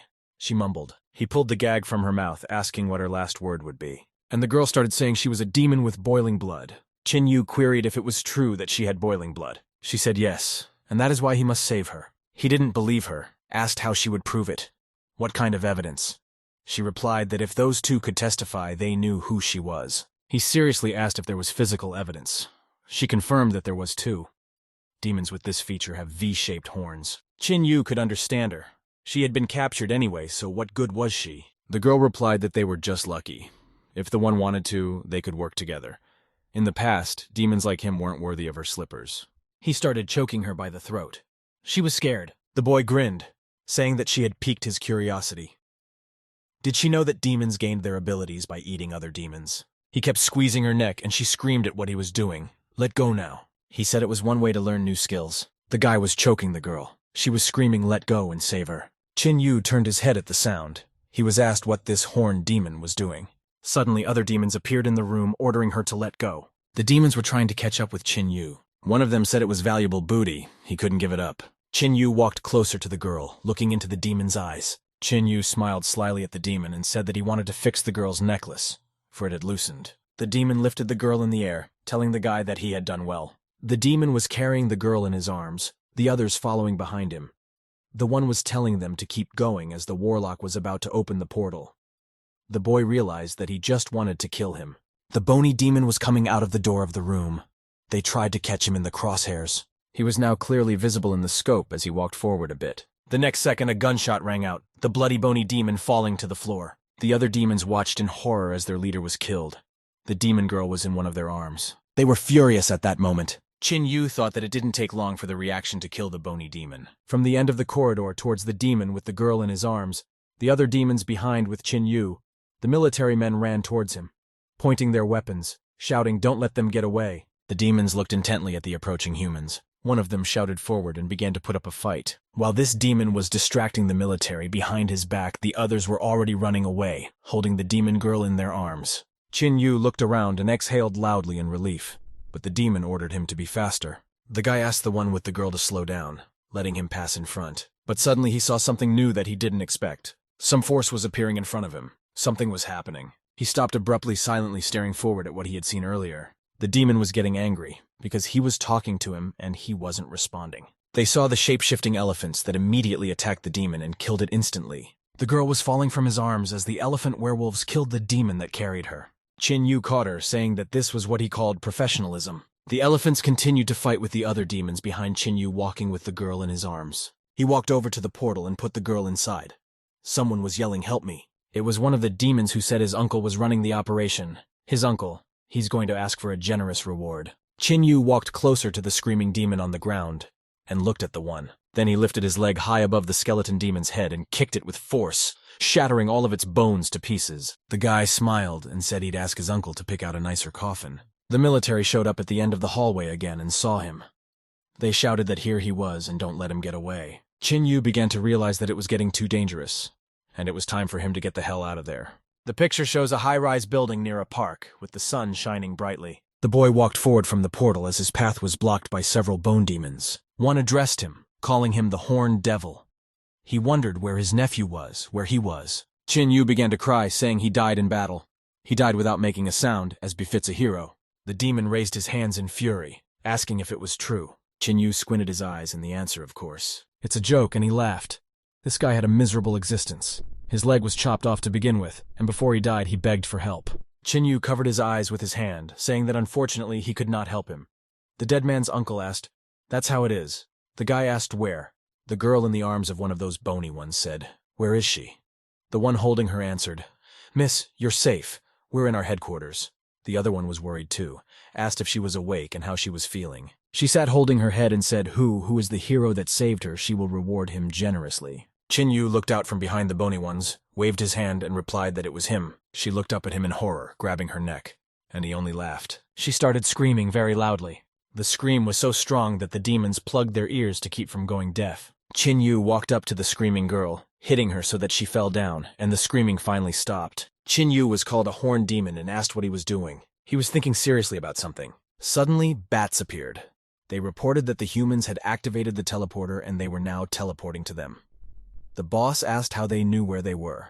The demons began to panic. You could hear them saying that they had released all their prisoners. Another shouted that it could not be. A third, what are they going to do now? One more might kill them all.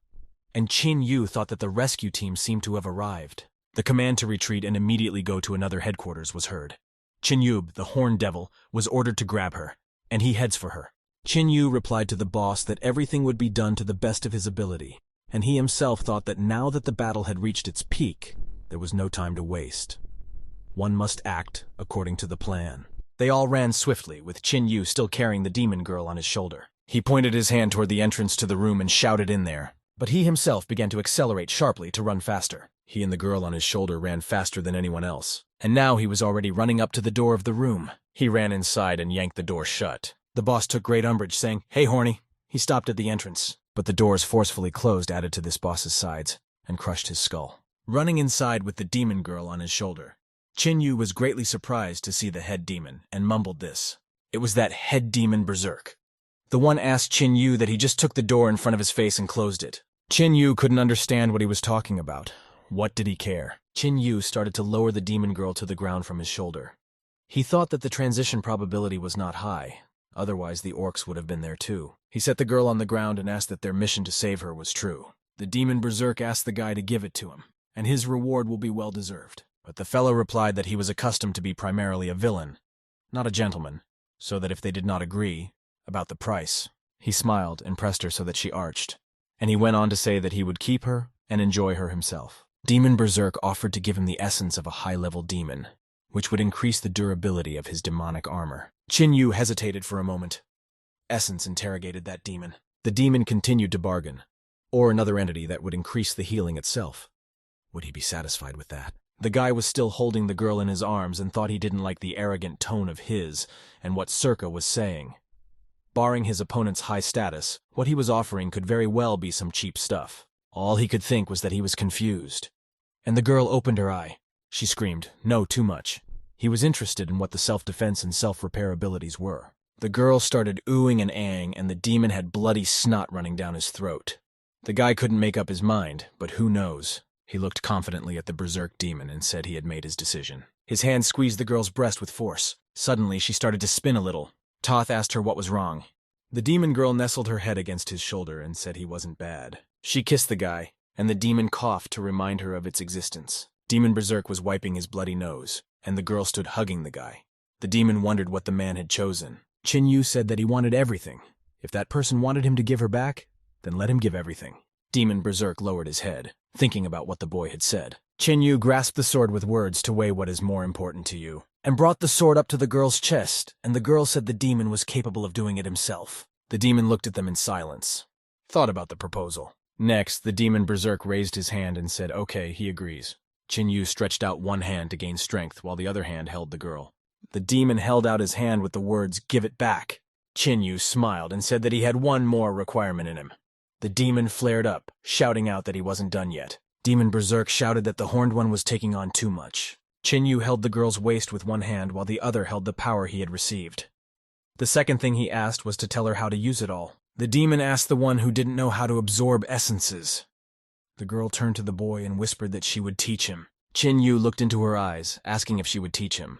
The girl replied that any demon who grew up in purgatory would know how to do it. Her fingers guided her breasts as she continued that devouring each other's flesh and essence was the ability of demons. She said that once an opportunity comes along, you should seize it, and also, if you add her bodily fluid, the fusion will go faster. And she wanted to lick him with her tongue. She leaned toward him. But Qin Yu slapped her, turning her away from him. She stood there, tucked into something, and whispered that this was the first time she'd ever played a game like this. And then what happened? He said to stand like this. He thought about what was happening, and shoved the ball with force into his mouth, chewing. Got a message from the system. Self-healing blood and flesh medium. Armor power medium. He was happy to have such a great thing. Qin Yu asked the demon if he still had such a thing. The one thought that ordinary demons took 3 months to digest a demonic essence. How did he manage to absorb it so easily? And the guy got increased energy from the demon's envy. Demon Berserk said he was afraid he'd die by consuming another one. The system was giving out hate messages. The energy from this only made Qin Yu's energy rise. Maybe he was offended that the one had made him hate him. He hesitated. No, the system tells him it's someone behind him. There is someone behind him. Qin Yu started to cover himself in armor, but some of the sharp points still plagued him. The girl squealed. Chin Yu was lying on the floor in blood. She lowered herself to the floor beside him and asked how he was. But the armor had come too late and now it would take time to recover. One of the demons appeared above her, said that was it. And the girl shouted fearfully that it was him. And standing up, she answered menacingly that he should not touch her servant. The latter replied that the lad should not have touched his tribesman. And now, he raised his sword upward and continued that he would pay for his rudeness. The girl glared at him with anger, spreading her arms out to the sides as if to protect him. Demon Berserk jumped into the fray, saying that she was a scarce resource. You can't dispose of her at will. But the attacker didn't care about the girl. He grabbed her hand, telling her that she would go with him. The girl screamed that she didn't want to. She broke free and ran towards Chin Yu, shouting the word guy. She bites down on her finger and turns to him.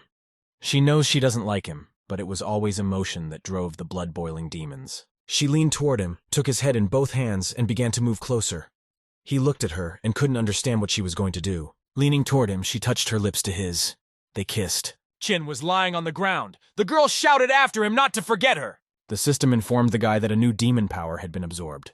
The blood boiling rose to a special level. The horned monster shouted to his rival that he could do whatever he wanted. The girl beside him screamed fearfully. The demon was very surprised. He turned around and noticed that the protagonist had gotten to his feet. The white bone demon held a sword in his hands. He shouted to the guy that it was time to get back to their issue.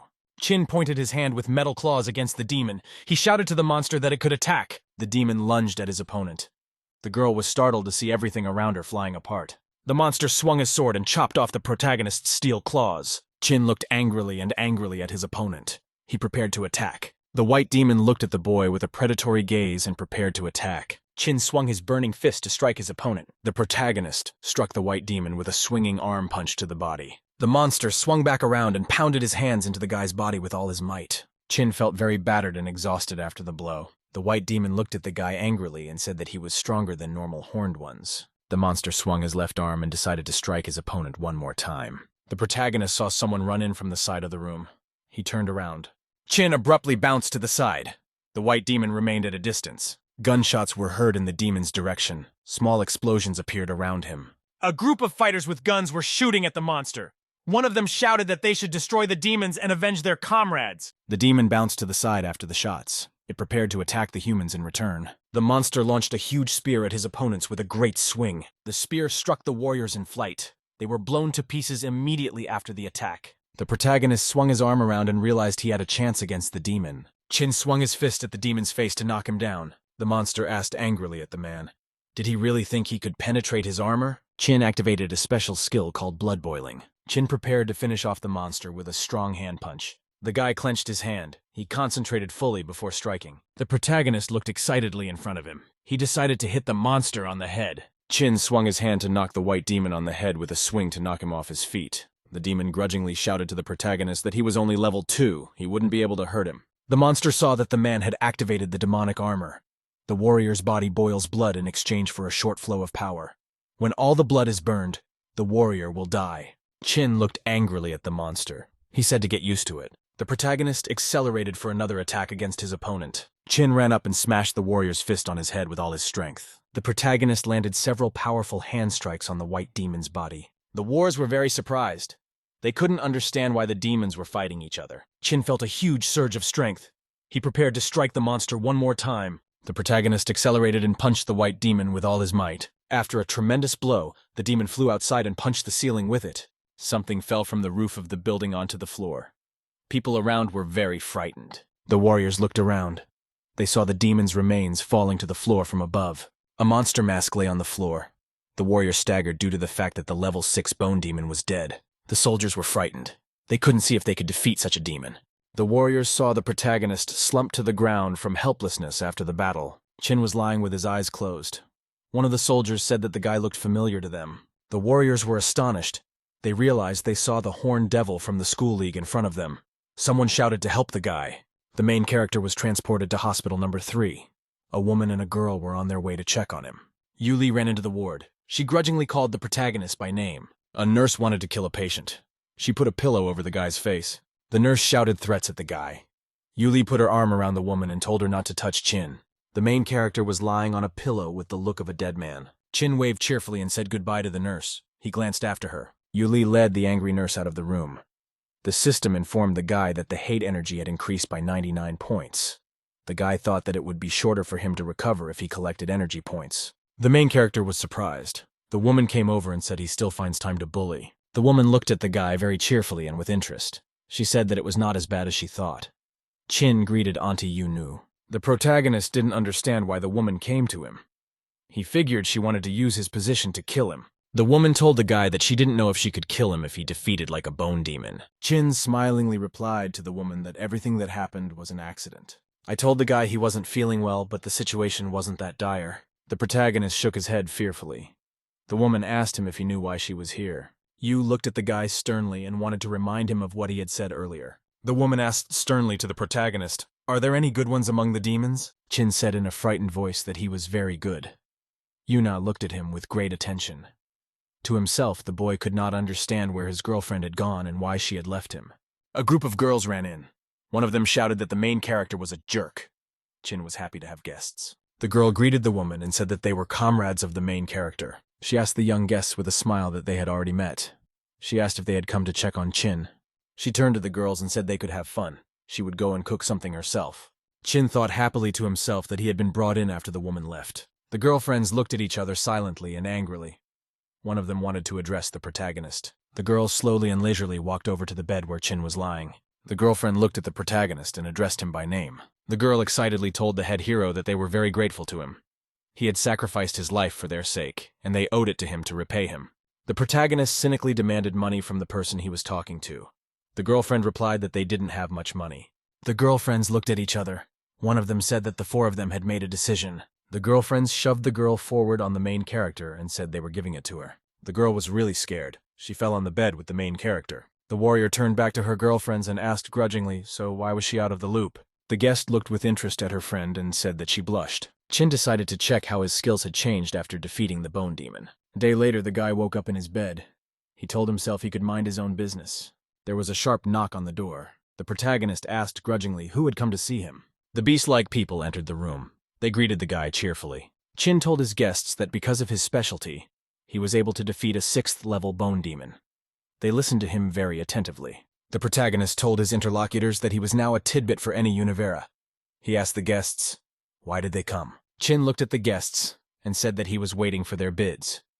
He added that the starting price was 500,000. The monkey man looked at the protagonist with great interest. The wolf said Chin misunderstood them. The eagle shouted very cheerfully that he was offering a bid of 600,000. Chin jumped up and shouted that the eagle had caught the gist of it. He asked, who would bid more than 600,000? The beasts argued angrily among themselves. They raised the stakes. The eagle shouted that he was willing to pay 1,000,000. The wolf and the monkey argued angrily with each other. In the end, the wolf offered 1,000,000 and the monkey 350,000. The wolf repeated his bid of 1,350,000. He asked the guy if he was ready to join them. He explained that their university wasn't worried about money. Chin shouted to his interlocutor that they had made a deal. The guy repeated that the representative of Tianlun University had made a successful deal for 1,400,000. The wolf was very surprised.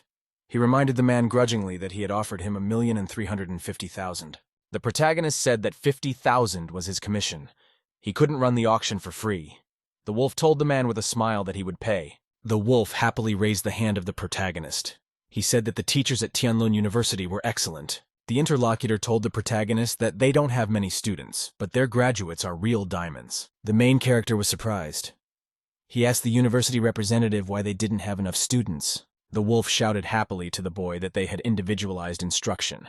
That's how they could guarantee the student's success. The protagonist ripped his hand out of the Tianlun University representative's hand. Chin grudgingly told Wolf that the deal was off. The guy thought to himself that with individualized instruction, he could only piss off one teacher. It would do him harm. The main character turned around and said he wanted to talk about getting into Luntan Academy. Chin eventually entered.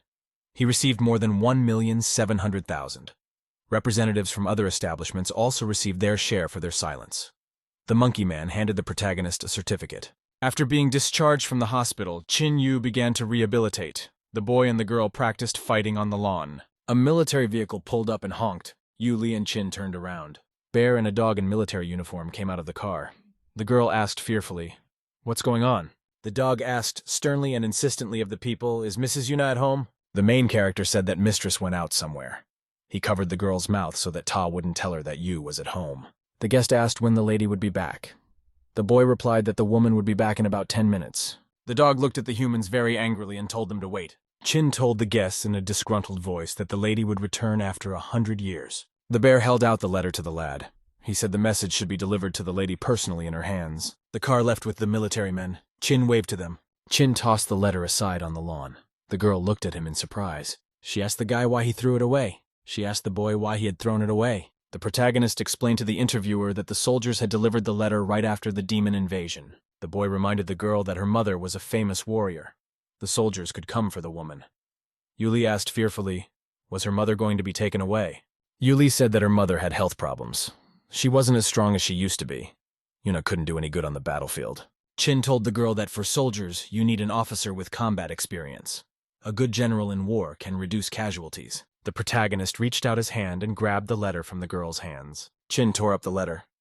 He told Yuli not to tell anyone about the message. The main character told the girl that he was starving to death. The girl stood looking at the scraps of letter. She decided to take them with her. I sat in my room in the evening and scrutinized the letter. The girl sat at the table. She carefully gathered the letter from the scraps to read. She glued the pieces of paper together with tape. The girl plunged into reading with great attention.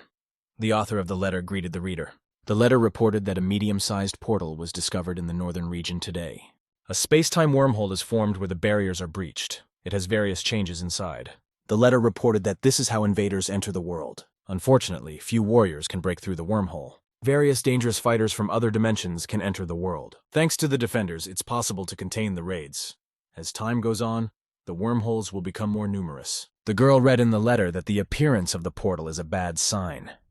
If the other side closes the transmission portal, the northern borders will be raided by demon armies. The girl read in the message that the canal was still not blocked. The message was written by the city administration. Yuli opened the closet where military clothes and battle armor hung. Daughter thought, with confidence in her voice, she wouldn't let her mom take any chances. Yuli put on her battle armor and headed out. She decided that she would do everything herself. Suddenly, the girl noticed some shadow appearing in front of her.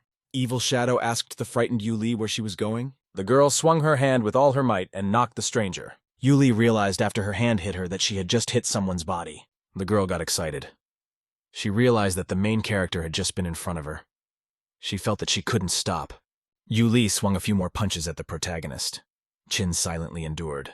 Yuli continued to pound the protagonist's chest with all her might with her hands. The girl looked at the guy in surprise and said he had a good defense. Chin grabbed the girl's hand and wondered where she was going. Yuli told the guy that she was going for a walk.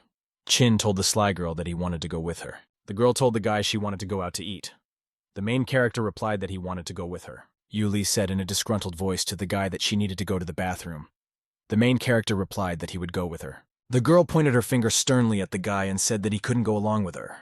The main character said that the news reported that a large number of masters were heading towards the portal. The protagonist asked the girl if she wanted to take her mother's place. She didn't know what to say. Chin asked the girl, could she really stand up to an army of demons? She didn't know what she could say to the person she was talking to. The girl told the guy that even though he's a demon, he won't hurt her. They grew up together and she can trust him. The main character shouted loudly to the side and told the younger aunt that her daughter was going to certain death. The girl was very frightened. Yuli angrily demanded of the boy that he not say anything to her mother. Confident female footsteps sounded. From the side suddenly approached Yuna. The woman exhaled cigarette smoke and said that she had heard about everything from the commander-in-chief. Yuna said with a smile that her dear children had taken her letter and thrown it away. The guy and the girl were very confused. The mother decided to punish her daughter. She tied her up and gagged her. The woman put metal bracelets on the girl's arms and chained her up. The woman told her daughter to think about her behavior. The protagonist looked at the woman beside him with great excitement and interest. Chin saw that the woman next to him was dressed in elite armor. Yuna told the guy to watch the girl and not to let her leave the room. The main character told the woman that if she helped the warriors, she might die. The woman was holding a sword. She told the guy she needed to close her gestalt. The protagonist watched with excitement as the woman walked off to the side. Yuna thought to herself about Carlos and flames appeared around her. The protagonist got worried. He figured the woman was out for revenge on the man who destroyed her unit. Chin pondered. He didn't understand if he should follow such a parent who gave up his son to his enemies to save himself. The guy looked away. He realized he had one more decision to make. Chin looked at the bound girl. He decided that he would fulfill Auntie Yuna's task. The next day, the main character went into the girl's room and brought her food. He said it was time for breakfast. The boy noticed with surprise that the room was completely empty and the window was open. Chin noticed with great surprise that the girl had escaped. On the bed lay the debris of the chain. The protagonist was surprised to realize that the girl had chewed up the shackles and run away. The protagonist headed for the door. He said grudgingly that the girl was causing more problems for him. A portal was shining brightly in the sky. All around on the ground were warriors and various equipment. Beastman stood between the warriors. The protagonist spun around and called out to his girlfriend. Chin was very surprised. He asked the beasts, why are they staring at him? The boy waved his hand and explained to the warriors that he was only looking for his sister. The buffalo pointed at the protagonist and said that he was a demon. He demanded that Chin get out. Chin waved his hand and said with a smile to the beasts that he could explain everything to them. The warriors with weapons chased after the protagonist in droves. Chin was frightened as he ran away from the furious beasts. He thought that he hadn't found the girl and now he might get hurt himself. Suddenly the guy was grabbed from the side by his clothes and thrown to the ground. The girl with the sword threw the guy to the ground with a swing. Chin felt pain. The guy on earth lifted his head in surprise and looked at his girlfriend. The girl gestured to her friend to keep quiet. The main character asked Xiao Xiao why is she here. Xiao Xiao explained to the guy that she had an internship here. She demanded that he not pretend. A group of girls came up. They told the protagonist that they hadn't seen him in a long time. Chin explained to his girlfriend that his sister ran away to join the army. He's looking for her. The main character stood surrounded by girls. They stared at him in silence. Xiao Xiao asked her interlocutor if she had seen Yu Li. The friend replied that the girl could use the gates of time and space. The protagonist was surprised that the army was so easy to get into. Xiao Xiao said excitedly that Mrs. Yuna is here. The protagonist said that if he doesn't bring home Yu Li, his aunt will kill him. The girl jumped up close to the guy and motioned for him to help them with their search. Chin looked excitedly at his interlocutor and confirmed to her that he agreed. The girl asked her friend with interest, "Why are they actively helping the Chin?" The girl answered her interlocutor that they would then try to make money off the guy.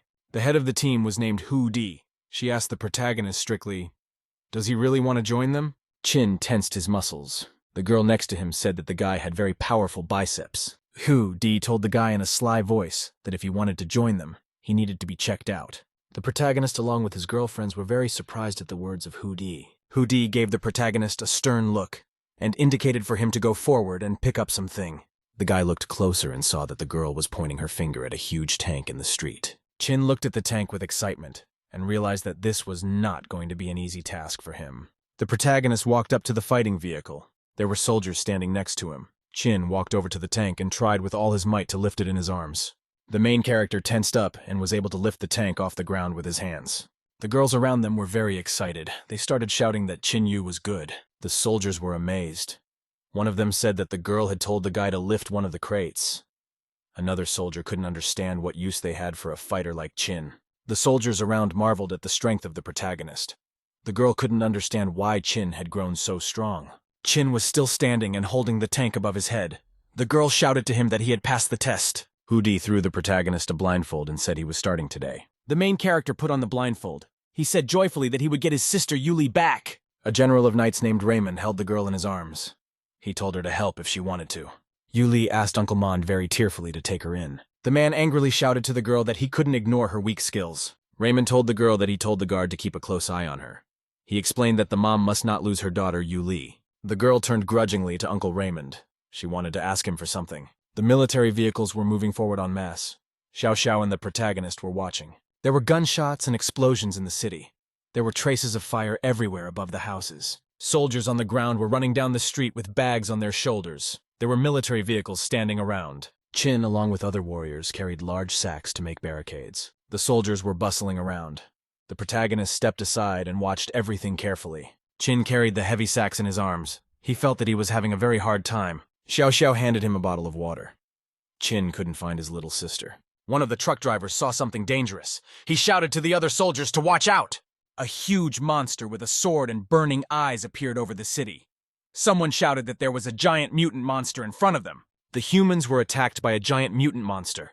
He was a level 5 fighter. The warriors were firing desperately towards the monster. The monster's body exploded violently.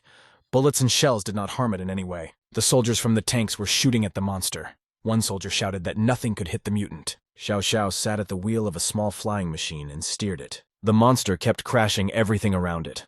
One of the soldiers was surprised because the quadricopter flew away. The protagonist jumped down from the flying machine to hit the monster. Chin activated the powerful armor on his body to protect himself. The demon with burning eyes very angrily looked at the protagonist. Chin flew down from above to finish off the monster with one powerful strike. Xiao Xiao flew up next to the guy on a quadcopter to help him. There was a very strong and powerful explosion. The monster's body was blown to pieces. The soldiers rejoiced. Chin asked with a smile at his girlfriend, "Could she go faster?" Xiao Xiao smiled at her friend and said that he could sit down. The warrior on the truck pointed his finger forward. He said to follow the protagonist along with the girl. The protagonist looked at the information in the system. His demonic armor has been upgraded. Chin thought that he could strengthen his skills and reach the level of a slain mutant. The boy thought happily to himself. He imagined what would happen if he grew 10 meters at once. The main character envisioned himself as a huge, pumped-up monster. Chin saw as if the other warriors were happily looking at him and admiring him. The excited protagonist shouted to himself that he felt a surge of power. The girls looked at the protagonist in amazement. He was happily raising his arms above his head and imagining how strong he could be. The girl was flying the quadcopter at full speed. She was excited to fly it. Chin looked to the side in surprise. He didn't understand why nothing had changed. The girlfriend looked at Chin with surprise. She didn't understand his behavior. The girls looked at their friend cheerfully. Chin felt scared. The protagonist sat there not understanding what had just happened to him. Chin looked anxiously in front of him. He realized that something had gone wrong with him. The protagonist saw in front of him that he was very excited. He couldn't understand what was going on. Some sort of beeping could be heard aboard the quadcopter. Chin realized that someone had come. A woman came in from outside. She thought immediately of the main character. Chin felt very uncomfortable because of his excitement. The protagonist looked at the woman in front of him with great excitement. It was Auntie Yuna. The warrior with the weapon approached and saluted his commander sharply. The woman gave the boy a stern look and reminded him that he was supposed to look after Yu Li. The main character told the woman in an apologetic tone that he had accidentally lost her daughter. Yuna looked at the guy and realized that he had come to find her daughter. The woman knew that Raymond had already found the girl. The woman sternly demanded of the lad that he leave and not return until he found the girl. Yuna reached out and sharply grabbed the frightened protagonist by his clothes. The woman pressed the guy against her chest with all her might. He didn't resist in any way. Yuna demanded of the protagonist that he never again agree to do anything he couldn't do. The protagonist slyly asked the woman what would happen if he said yes next time. She threatened the protagonist that he'd die if he ever agreed again. She slapped the guy on the back with her hand. She yelled that he wasn't listening to her. The woman walked away. The main character told himself that he would definitely find the girl. Chin thoughtfully turned to the side and prepared to leave in search of Yu Li. A strange man approached. He addressed the protagonist. Around the stranger stood warriors with weapons. The man's name was Li Ku. He was the commander-in-chief of District S. He offered the guy a chat. The guy told the commander-in-chief that he lost his sister, but he's sure to find her. Li Ku waved his hand unhappily. The soldiers at this time pointed their guns at the guy. The commander-in-chief demanded of the protagonist that he begin the search now. Chin gave a military salute to the man and said he was serving the country. He hugged the boy and said that young people are very smart nowadays. The woman watched the protagonist leave with the soldiers. She decided it might already be too late. The commander-in-chief was sitting with a guy in a tent. The man told the commander-in-chief that he had a favor to ask of him. Chin turned around fearfully at the armed soldiers and asked, "What kind of request?" The man sternly asked his interlocutor if he was ready to hear him out. Chin quickly waved his head at the man and said that he could speak. Commander-in-chief walked over to the map. He told the boy that intelligence had told him the approximate location of the demons. The demons need a key that will leave the space between worlds open forever. They can attack humans at any time. The protagonist asked the man if it was necessary for him to find the key. Li Ku told Chin that he and the soldiers on the front lines would be a distraction for the demons. The commander-in-chief told the guy he could say no, but he was asking for his help. The protagonist turned aside. He told the man that he needed to think. He looked at the boy with a long and studious gaze. A woman approached the protagonist and said she had assembled a group to get him out of here. Chin looked at his interlocutor and wondered what her chances of victory were. The woman tossed the guy a golden medallion in the shape of a horse's head. She told him to give the medallion to Yu Li when he got out on his own. Chin grabbed the medallion and asked the woman if she would go herself. The woman turned around and answered the guy after a short pause that she wasn't going. Chin told the woman that she was no longer a soldier, and her strength was no longer what it used to be. She stepped aside. She said that the interests of the country come first and personal interests second. The woman told the guy that she wouldn't back down. The main character thought that Yu looked very dazzling to him at that moment. Chin stared intently at the woman's back.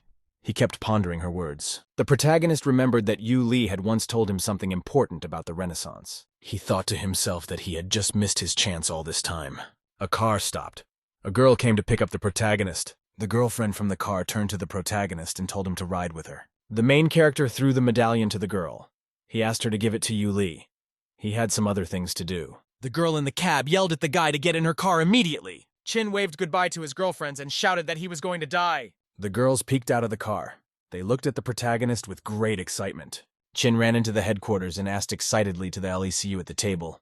What was their future plan? The commander-in-chief inquired of the lad with great excitement. Does he agree? The man shouted grudgingly to his interlocutor that the chances of victory were very slim. The protagonist spread his hands to the side. He told the man that no one knows how things will go from here. Chin looked away. He said that it could all be because of the beautiful dawn. Li Ku was surprised because of the guy's words. He knew it was sunset outside now. Commander-in-Chief Li Ku rejoiced at the lad's agreement. He shouted that everything was fine. The man put his hands on the boy's shoulders. He said they would change the plan now. The commander-in-chief gave the guy a small balloon. He said that with this balloon you can teleport up to 10 kilometers. It takes 3 seconds to activate. The man also gave the guy a knife. Such a knife can store energy for attack. The main character had a bunch of stuff in his hand. He figured no more than half of it would work. Li Ku told the guy he had a day to confirm his location. Then they would launch an attack. The commander-in-chief explained that if there was no news from the boy in a day, they would begin to break through. Li Ku said that it was necessary to destroy the passage at all costs. The man gave the boy a stern look and told him that the success of the operation depended entirely on him. Chin inquired of the commander-in-chief. How would he get lost in a new place? The man grabbed his hand. He told the protagonist there was one way. Li Ku swung his fist to punch the protagonist in the face. The soldiers at the door got very excited. They heard the noise of fighting from inside. There was a long metal vegetable garden near the building. Soldiers were standing near it. Li Ku shoved the guy aside and told him angrily not to dare attack him. The protagonist turned very unhappily toward the man. He didn't like his way. Li Ku angrily demanded of a subordinate to look after the protagonist. Chin was put in a cage. The monsters in the cage were pleased. One of them asked the protagonist what he had done to the man. Chin explained to the mutant that he had done what he had to do. The man caught him, and so he had to fight back. One of the monsters asked the guy if he had a key to the cage. Chin smiled and said back with a smile to the demons that he didn't have the key. The soldiers snapped out of their seats and ran briskly toward the direction they had been suddenly summoned somewhere. Chin looked slyly across the cage. He confirmed to the monsters that he didn't have the key. The protagonist grabbed the bars of the cage. He decided to use his hands to break them off. Chin spread the bars of the cage wide apart. He shouted to the monsters that he could handle it. The demons were surprised. They knew that the bars of the cage could withstand the blow of a 4th-generation monster. They did not understand how the protagonist was able to bend into arms with his bare hands. Chin calmly walked out of the cage. He asked the monsters, will they follow him? The main character was walking down the street accompanied by mutants. He couldn't understand why there was no one around. The demon said grudgingly as the humans found the location of their army and traveled there. Chin asked excitedly to the demon, so how does he know that they have been discovered? The monster answered the guy that they were sent to the front lines on a reconnaissance mission, so they know more than the others. He added that they need to report everything to the leadership. The protagonist slyly replied to the monster that he was completely right. To himself, he was glad he had succeeded. At this time, in a tent at the edge of the forest, one of the knights came to report to the demon. Karen was sitting at the table by the book. Pero told her that he had important information for her. A woman got a message on her phone. She was warned about a traitor demon, Qin Yue. Karen told her subordinate to let the guy in. The demoness looked angrily at the protagonist and demanded that he tell her his name. The guy calmly and with a smile told his interlocutor that his name was Da Wei. The demoness asked the guy, what's his power? He said he's still in the process of growing. The protagonist thoughtfully repeated the letter indices of strength for his interlocutor. She listened to him attentively. The demoness looked at the boy and reminded him that she was asking about him. The protagonist told the girl he was 18. She gave him an incredulous look. The demoness sternly told the protagonist that she was checking with him about his age. The protagonist told his interlocutor with a smile that he was really 18 years old. The demoness looked at the guy angrily and said that he was definitely hiding something. The girl was studying the protagonist with a very attentive gaze. She suspected something. Chin looked at his companions with a smile. He wanted to convince them of his sincerity. The knight knocked the guy with all his might. Chin flew far out into the street after the powerful blow. The protagonist was blown far out into the street. After the fall, a puff of dust rose next to him. The demoness said angrily and grudgingly, the protagonist turned out to be an idiot. The knight thought to himself that he felt an unusual sensation from the touch. The warrior thought to himself that something was wrong. The protagonist was lying near the wreckage of the tent. Chin stood up and raised his hand. He said that he had constantly heard things like this before. The knight drew his sword from its sheath. He prepared to attack the boy. The protagonist's hand was huge. He told the warrior it was very late. The protagonist defended himself with his arm against a powerful sword strike from a warrior. The girl watched the protagonist carefully. She saw that the guy's speed was not inferior to the fallen knight. Karen decided even to herself that the main character might be stronger. Chin at this time pushed off the ground for another attack. The protagonist swung his arm to strike the knight. The girl thought it would be easy to defeat the Chin. The protagonist managed to dodge sharply to the side. Feather hit the ground with his sword. The protagonist swung around to strike the knight with his huge arm. Chin thought joyfully to himself that victory had come for him. He prepared to knock his opponent down. Karen wrapped her long tail around the guy's arm to stop the blow. The main character turned around in surprise. The girl shouted to him that he had passed the selection. The protagonist stood and glared angrily at his rival. They were both silent. Commander Callan looked at the protagonist and told him to follow her. The girl looked back with great suspicion. Chin at this time followed her. The girl sat down at the table. She mistook the protagonist for a person named Dawa. She revealed that a traitor named Chin Yu was fighting on the enemy's side. He managed to decapitate a level 6 bone monster. The girl said that Chin has awesome demonic armor and regeneration ability. She personally tests everyone who comes to them. The protagonist told the horny girl that he fully understood the measures she'd taken. Callan looked at her guest and asked him slyly if he wanted to work for her. Chin looked at his new acquaintance with great eagerness. He said he would love to work for her. The girl thought to herself that her guest was very presumptuous. Out loud, she said that they had already found a portal that people knew about. Both sides are trying to capture it. Callan asked the main character for help. Chin answered the girl with confidence in his voice that he would do anything for her. Callan looked at the protagonist and handed him the bundle. She said he should gather his men as much as possible.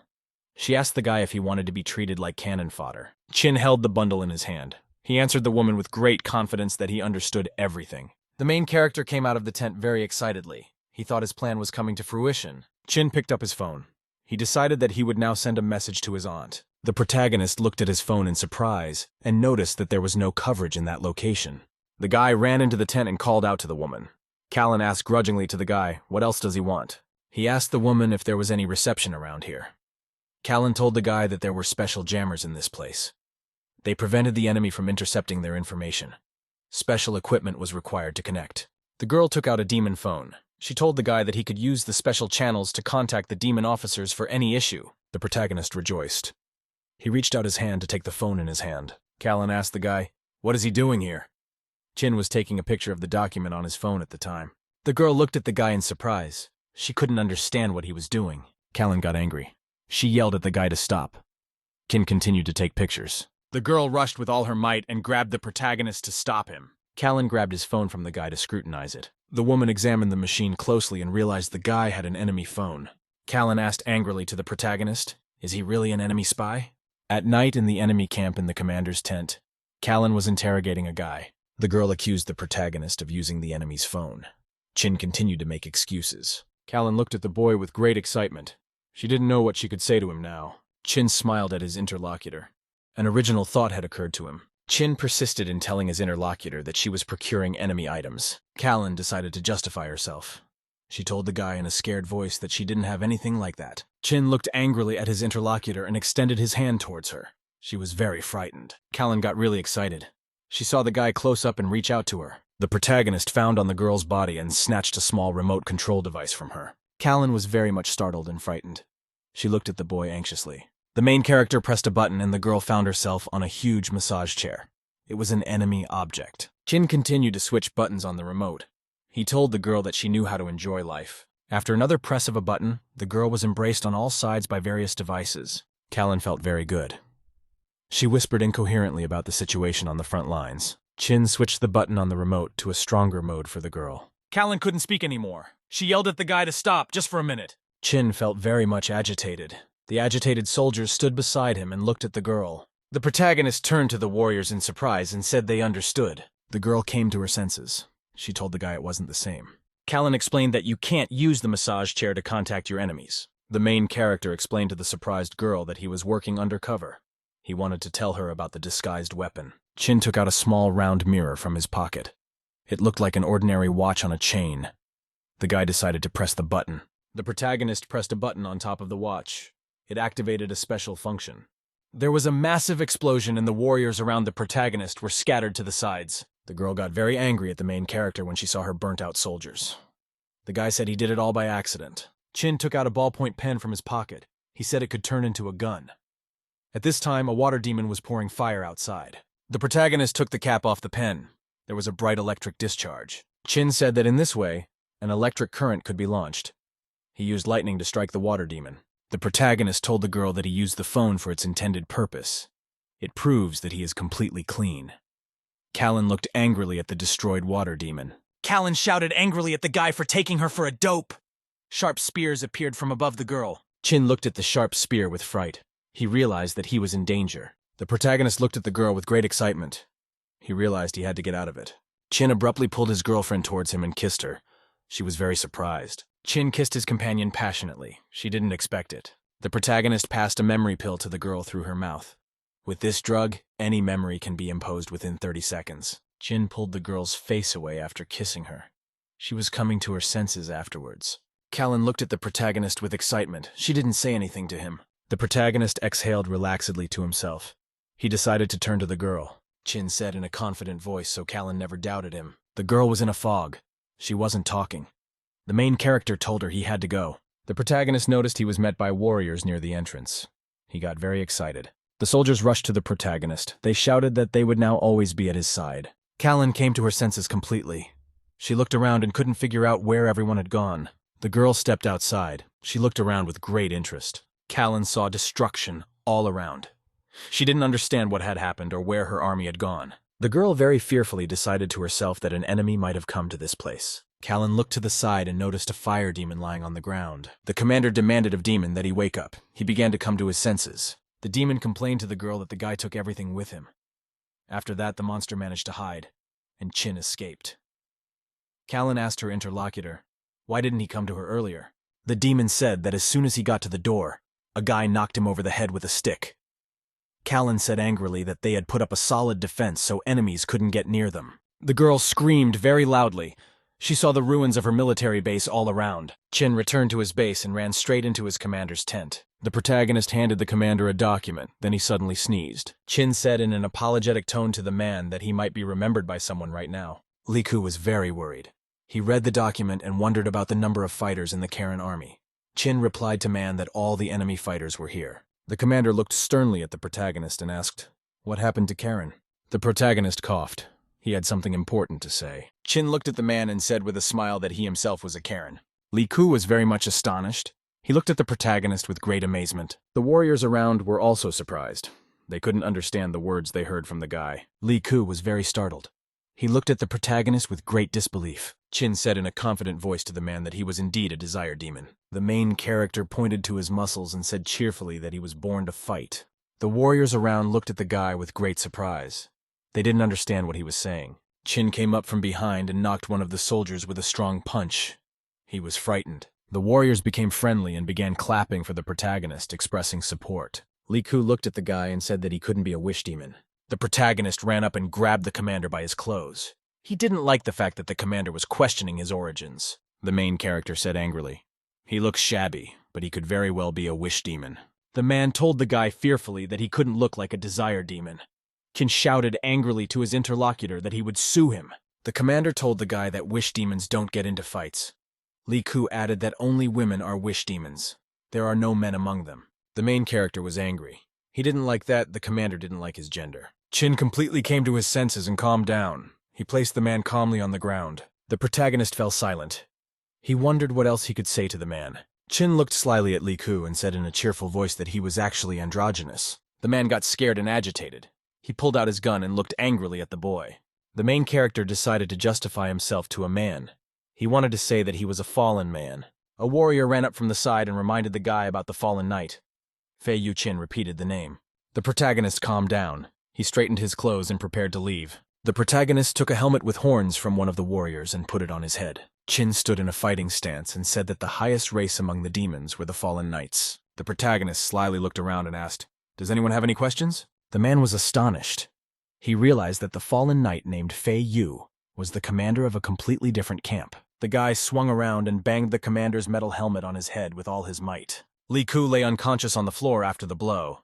Chin said he was leaving and asked the warriors to guard him. The main character was standing by the door.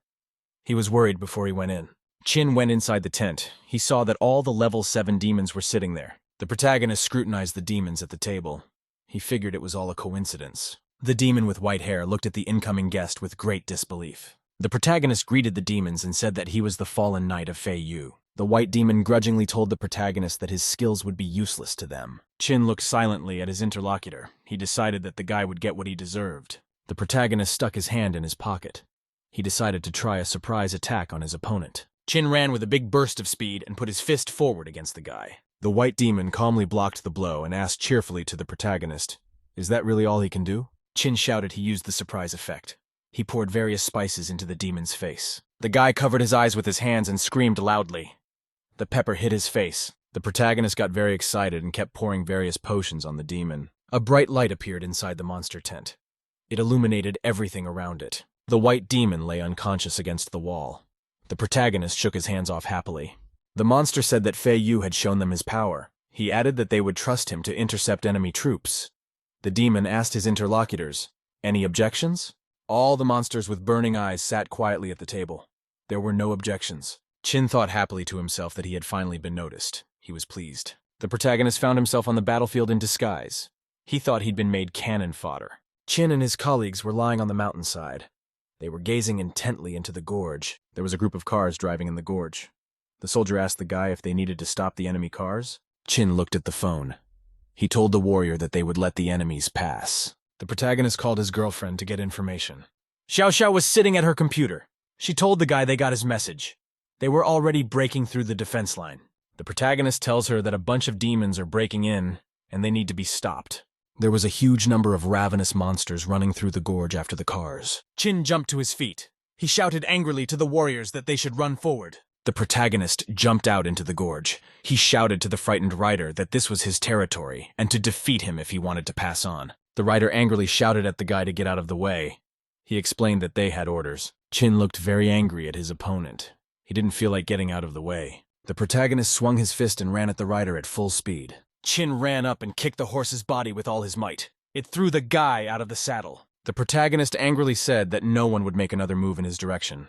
He demanded that the rider get the hell out. The rider shouted to the protagonist in a frightened voice that he was a demon. Chin told the stranger that the demon couldn't pass through either. The road was blocked.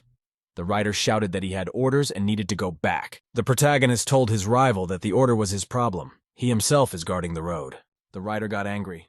He screamed at the head hero that he was going to kill him. Very quickly, the stranger's hand turned into a huge predatory paw. The rider rushed at full speed to strike the protagonist. The stranger swung his demonic paw at the guy's stomach. Chin remained standing. After a mighty and fruitless blow, the guy's arm broke inside. The protagonist responded by starting to beat the rider from all sides with his fists. The battered stranger yelled for the guy to stop. He said that Chin was indeed a demon, at which time the rider's cell phone rang. He stopped beating his opponent. The main character grabbed the phone and yelled to the caller that they were fighting here.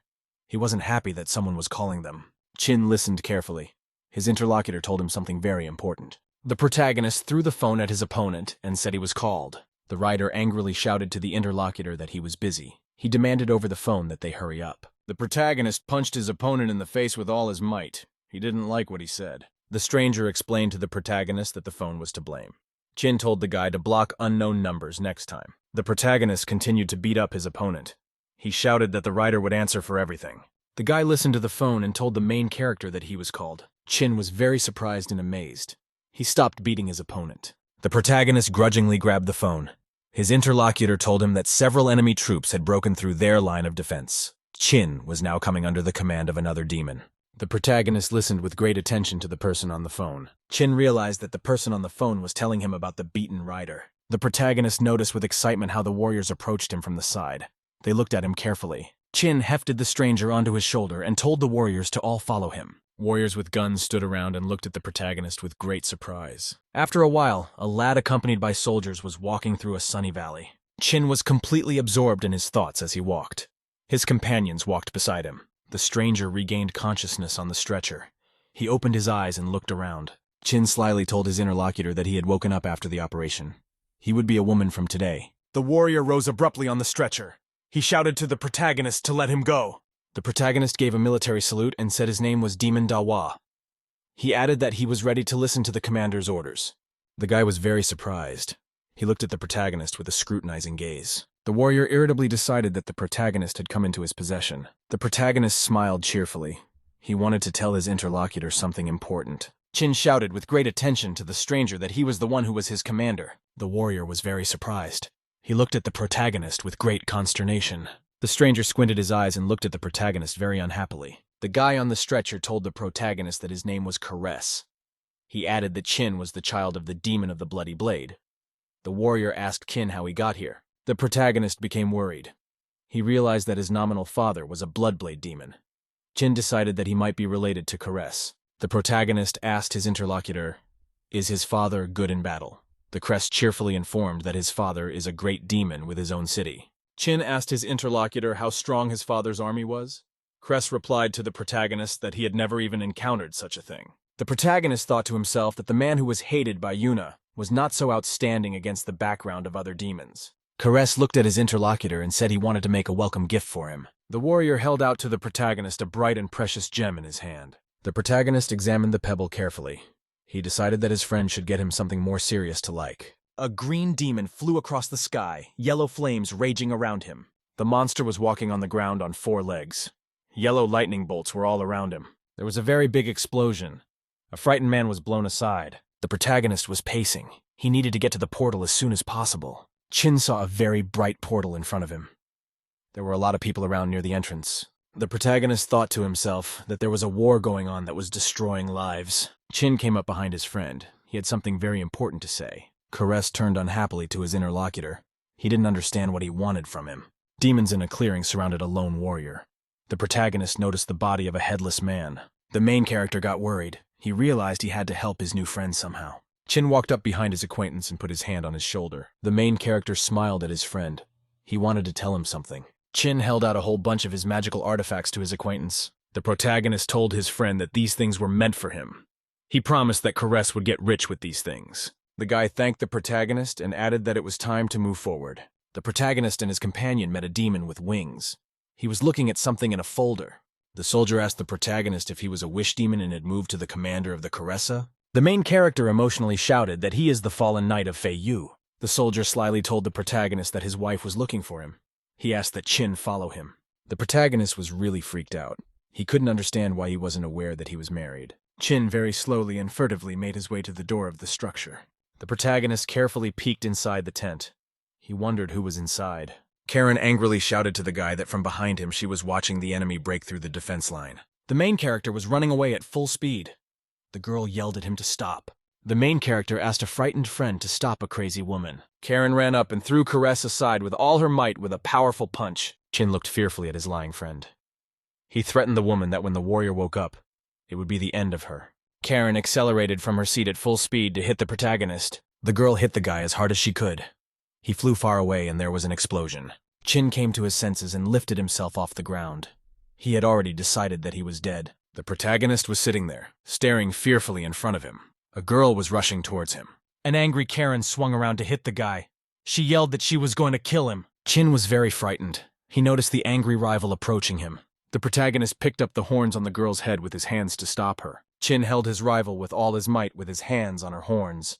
She couldn't move forward. At which time a very loud signal from a loudspeaker rang out over the neighborhood.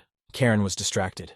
She realized that she had just heard the sound of a meeting being called. The protagonist shouted to his rival that they were now heading to the spatial hub. The commander shouted very angrily to his subordinates that the entrance was right in front of them. The commander commanded the warriors that they would attack the enemies where they did not expect them. He added that everyone should move in small groups. The protagonist was standing there listening intently. Karen was next to him. He asked the commander to wait for a moment.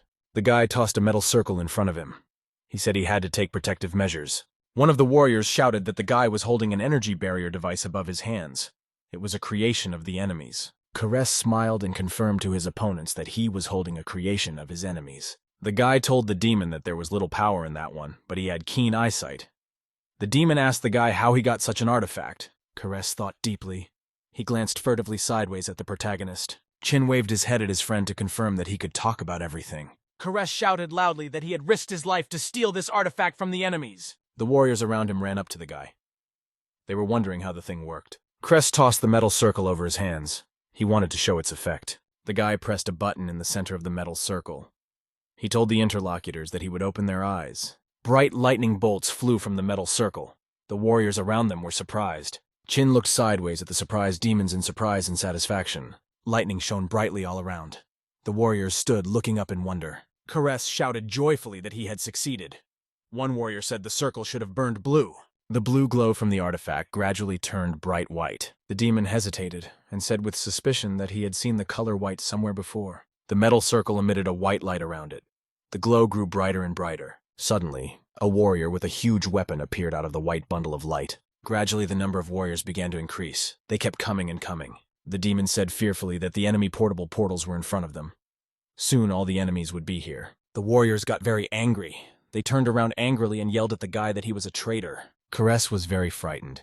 He didn't know what to say to the demons in his defense. The frightened guy wanted to justify himself. The warrior angrily asked the Cress, "Where did the enemy soldiers come from?" Chin turned to his boss. He remembered to himself that he had been ordered to activate the thing when he found a target. The protagonist began to wail. He couldn't believe that his commander was a traitor and he didn't know it. Chin shouted that the commander might not have been a traitor because of money. The warriors listened to the protagonist in astonishment. Chin shouted that the guy couldn't turn out to be a traitor with his abilities and demon armor. The protagonist shouted that he believed the boss. One of the warriors shouted to Chin to shut up. He himself was holding on to the Cress's clothes. The soldiers pounced sharply and began beating Caressa with all their might and from all sides. The protagonist stood near the portal. He watched his friend being beaten by soldiers. Sinew stood near the portal. He turned around and looked at Caress carefully. The protagonist boldly stepped through the portal. He needed to finish his mission. Chin thought happily to himself that he still had his compass. He looked at it carefully. The protagonist was walking and watching the compass carefully. He didn't notice the demon in front of him. Chin didn't notice the obstacle in front of him and slammed his head into the monster with all his might. The protagonist was frightened. He saw a huge and predatory monster in front of him. The demon looked at the boy with interest. He studied him closely with his gaze. The compass in the protagonist's hand started spinning very quickly in different directions. The demon demanded of the protagonist that he give him the compass if he wanted to survive. Chin was scared. He decided to start fighting off the demon as soon as possible. The protagonist drew his knife to attack the monster next to him. Chin very abruptly started attacking the demon with his knife. He shouted for it to stay away from him. The monster stood with a huge wound on his chest. He began to die quickly. The demon slumped to the ground and let out a gasp. The protagonist looked at him carefully. Chin felt the demon's energy absorbed into him. He shoved the knife in. The protagonist saw something suspicious in front of him. He became very interested. The protagonist boldly stepped through the portal. He thought it was just another useless skill. The warriors engaged in a fierce firefight amongst themselves. Bullets flying everywhere and explosions heard. The protagonist was startled to see bullets flying past him. He barely had time to dodge. The protagonist stood and fearfully shielded himself from the bullets flying at him. The animals were very surprised. They could not believe that they saw a man in front of them. The warriors looked up in astonishment. They thought they were facing a demon. The protagonist looked carefully at his compass. He decided to run away from this place. Chin said in a disgruntled voice that it was his own fault for everything that happened to him. The protagonist turned carefully to the side. He decided that the Phantom of the Wars was near him. Chin switched the compass settings. He found himself in the midst of dangerous explosions during the battle. The protagonist switched his compass again. He was transported to the deep sea. After another compass switch, Chin found himself in a very dangerous swamp. The protagonist was embraced by a huge predatory snake. It bit him in the head. The protagonist thought to himself, very frightened, that he was finished. Chin turned to the side and saw a group of warriors with weapons standing beside him. The demons with weapons looked at the man unhappily. They prepared to attack him. The monsters screamed in fright. The protagonist realized he had to escape. Chin looked at his compass with great attention. He realized that he was having trouble using it. The arrows on the protagonist's compass started spinning in all directions. Chin pulled out his knife for protection. One of the monsters shouted very angrily. He prepared to lunge at Chin. The protagonist looked at the demon. He felt himself in very great danger. The guy ran as fast as he could. He decided he had to get away. The protagonist ran away. He decided to get away from the scene of the battle. Chin saw a very big explosion in front of him. He couldn't believe it was possible nowadays. The protagonist ran away. He decided to get away from the dangerous place. People were fighting monsters outside the warehouse. There were bright explosions all around. One monster near the warehouse screamed very loudly. There was a battle going on all around. People with weapons fought bravely against the demons around them. The girlfriend looked at Xiao Xiao and told her excitedly that they cannot waste a moment. Xiao Xiao looked in front of her with a confident gaze and shouted to her girlfriends that they should go forward. Suddenly, a group of fighting girls jumped out from the side in front of the monster. One of the girls told her friends to get ready for battle. Xiao Xiao concentrated and activated her magic skills in her body before fighting. The girl commanded her girlfriends to get ready to defend themselves. The brave warrior stood in front of the monster and prepared to fight it. The demon looked at the girl and screamed very angrily. He prepared to attack her. The monster accelerated and at full speed and lunged forward at the girl.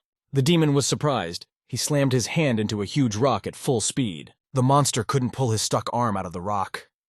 At this time, a weapon was pointed at him from the hole. The demon was surprised to see gun barrels emerge from the stone around him. The monster was being shot at from all sides. Shells were falling everywhere. The demon was unable to defend himself in any way, and the bullets flying from the weapon hit him.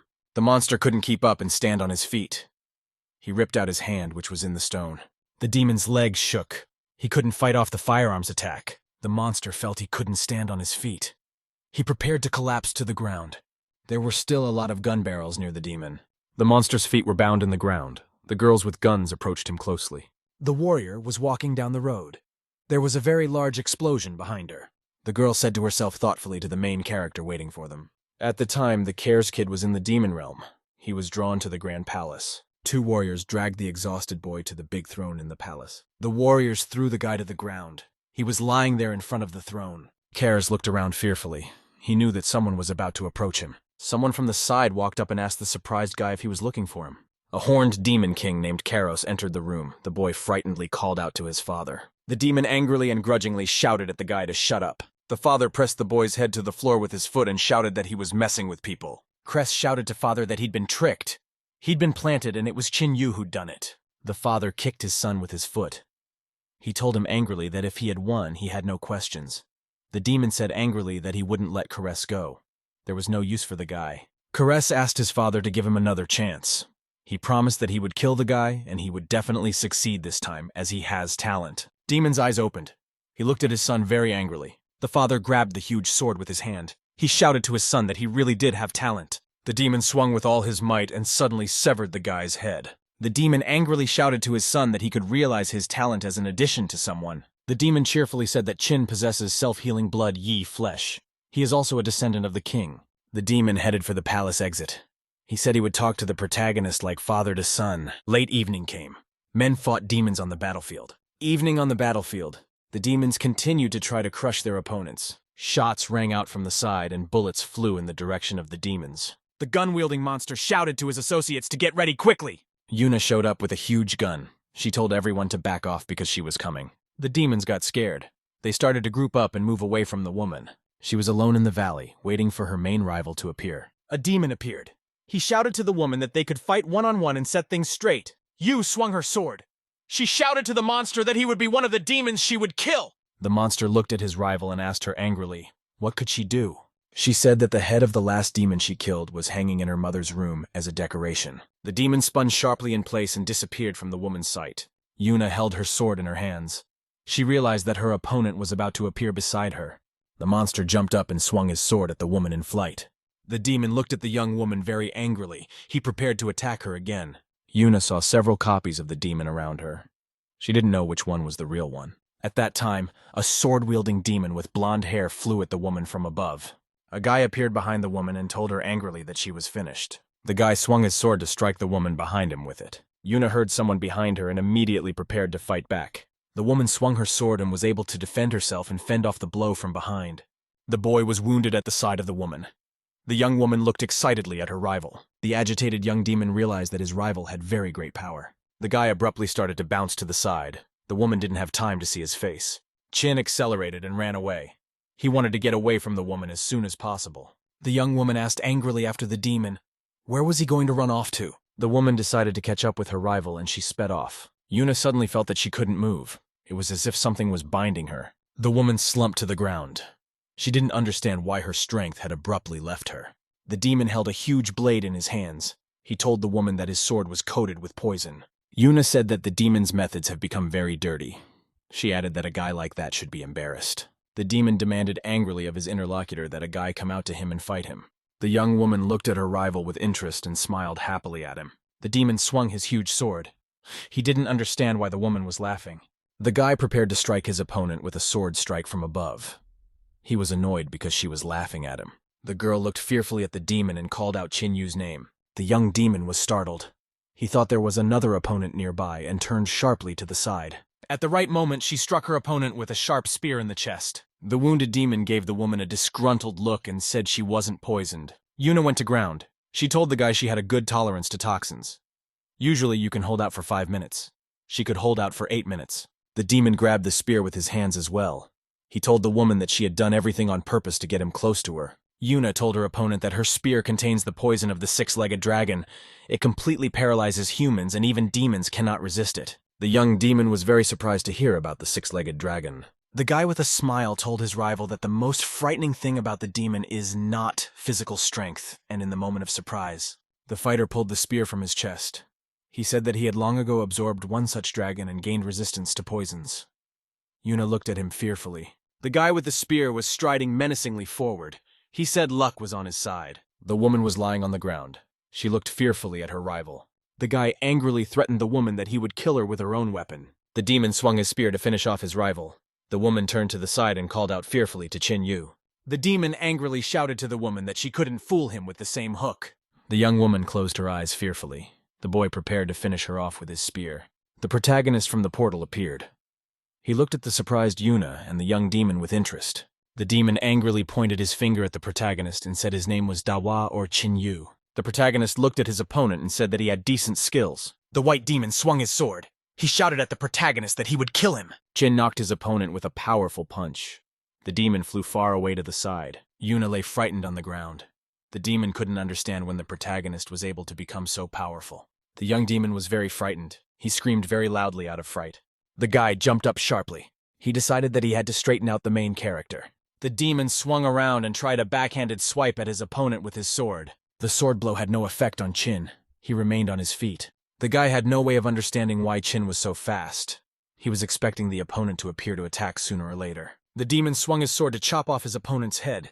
He decided to take his chance. Chin swung his hand sharply and knocked the demon with a large swing. The guy wasn't expecting a surprise attack. His teeth started falling out after the blow. The demon fell to his knees after the powerful blow.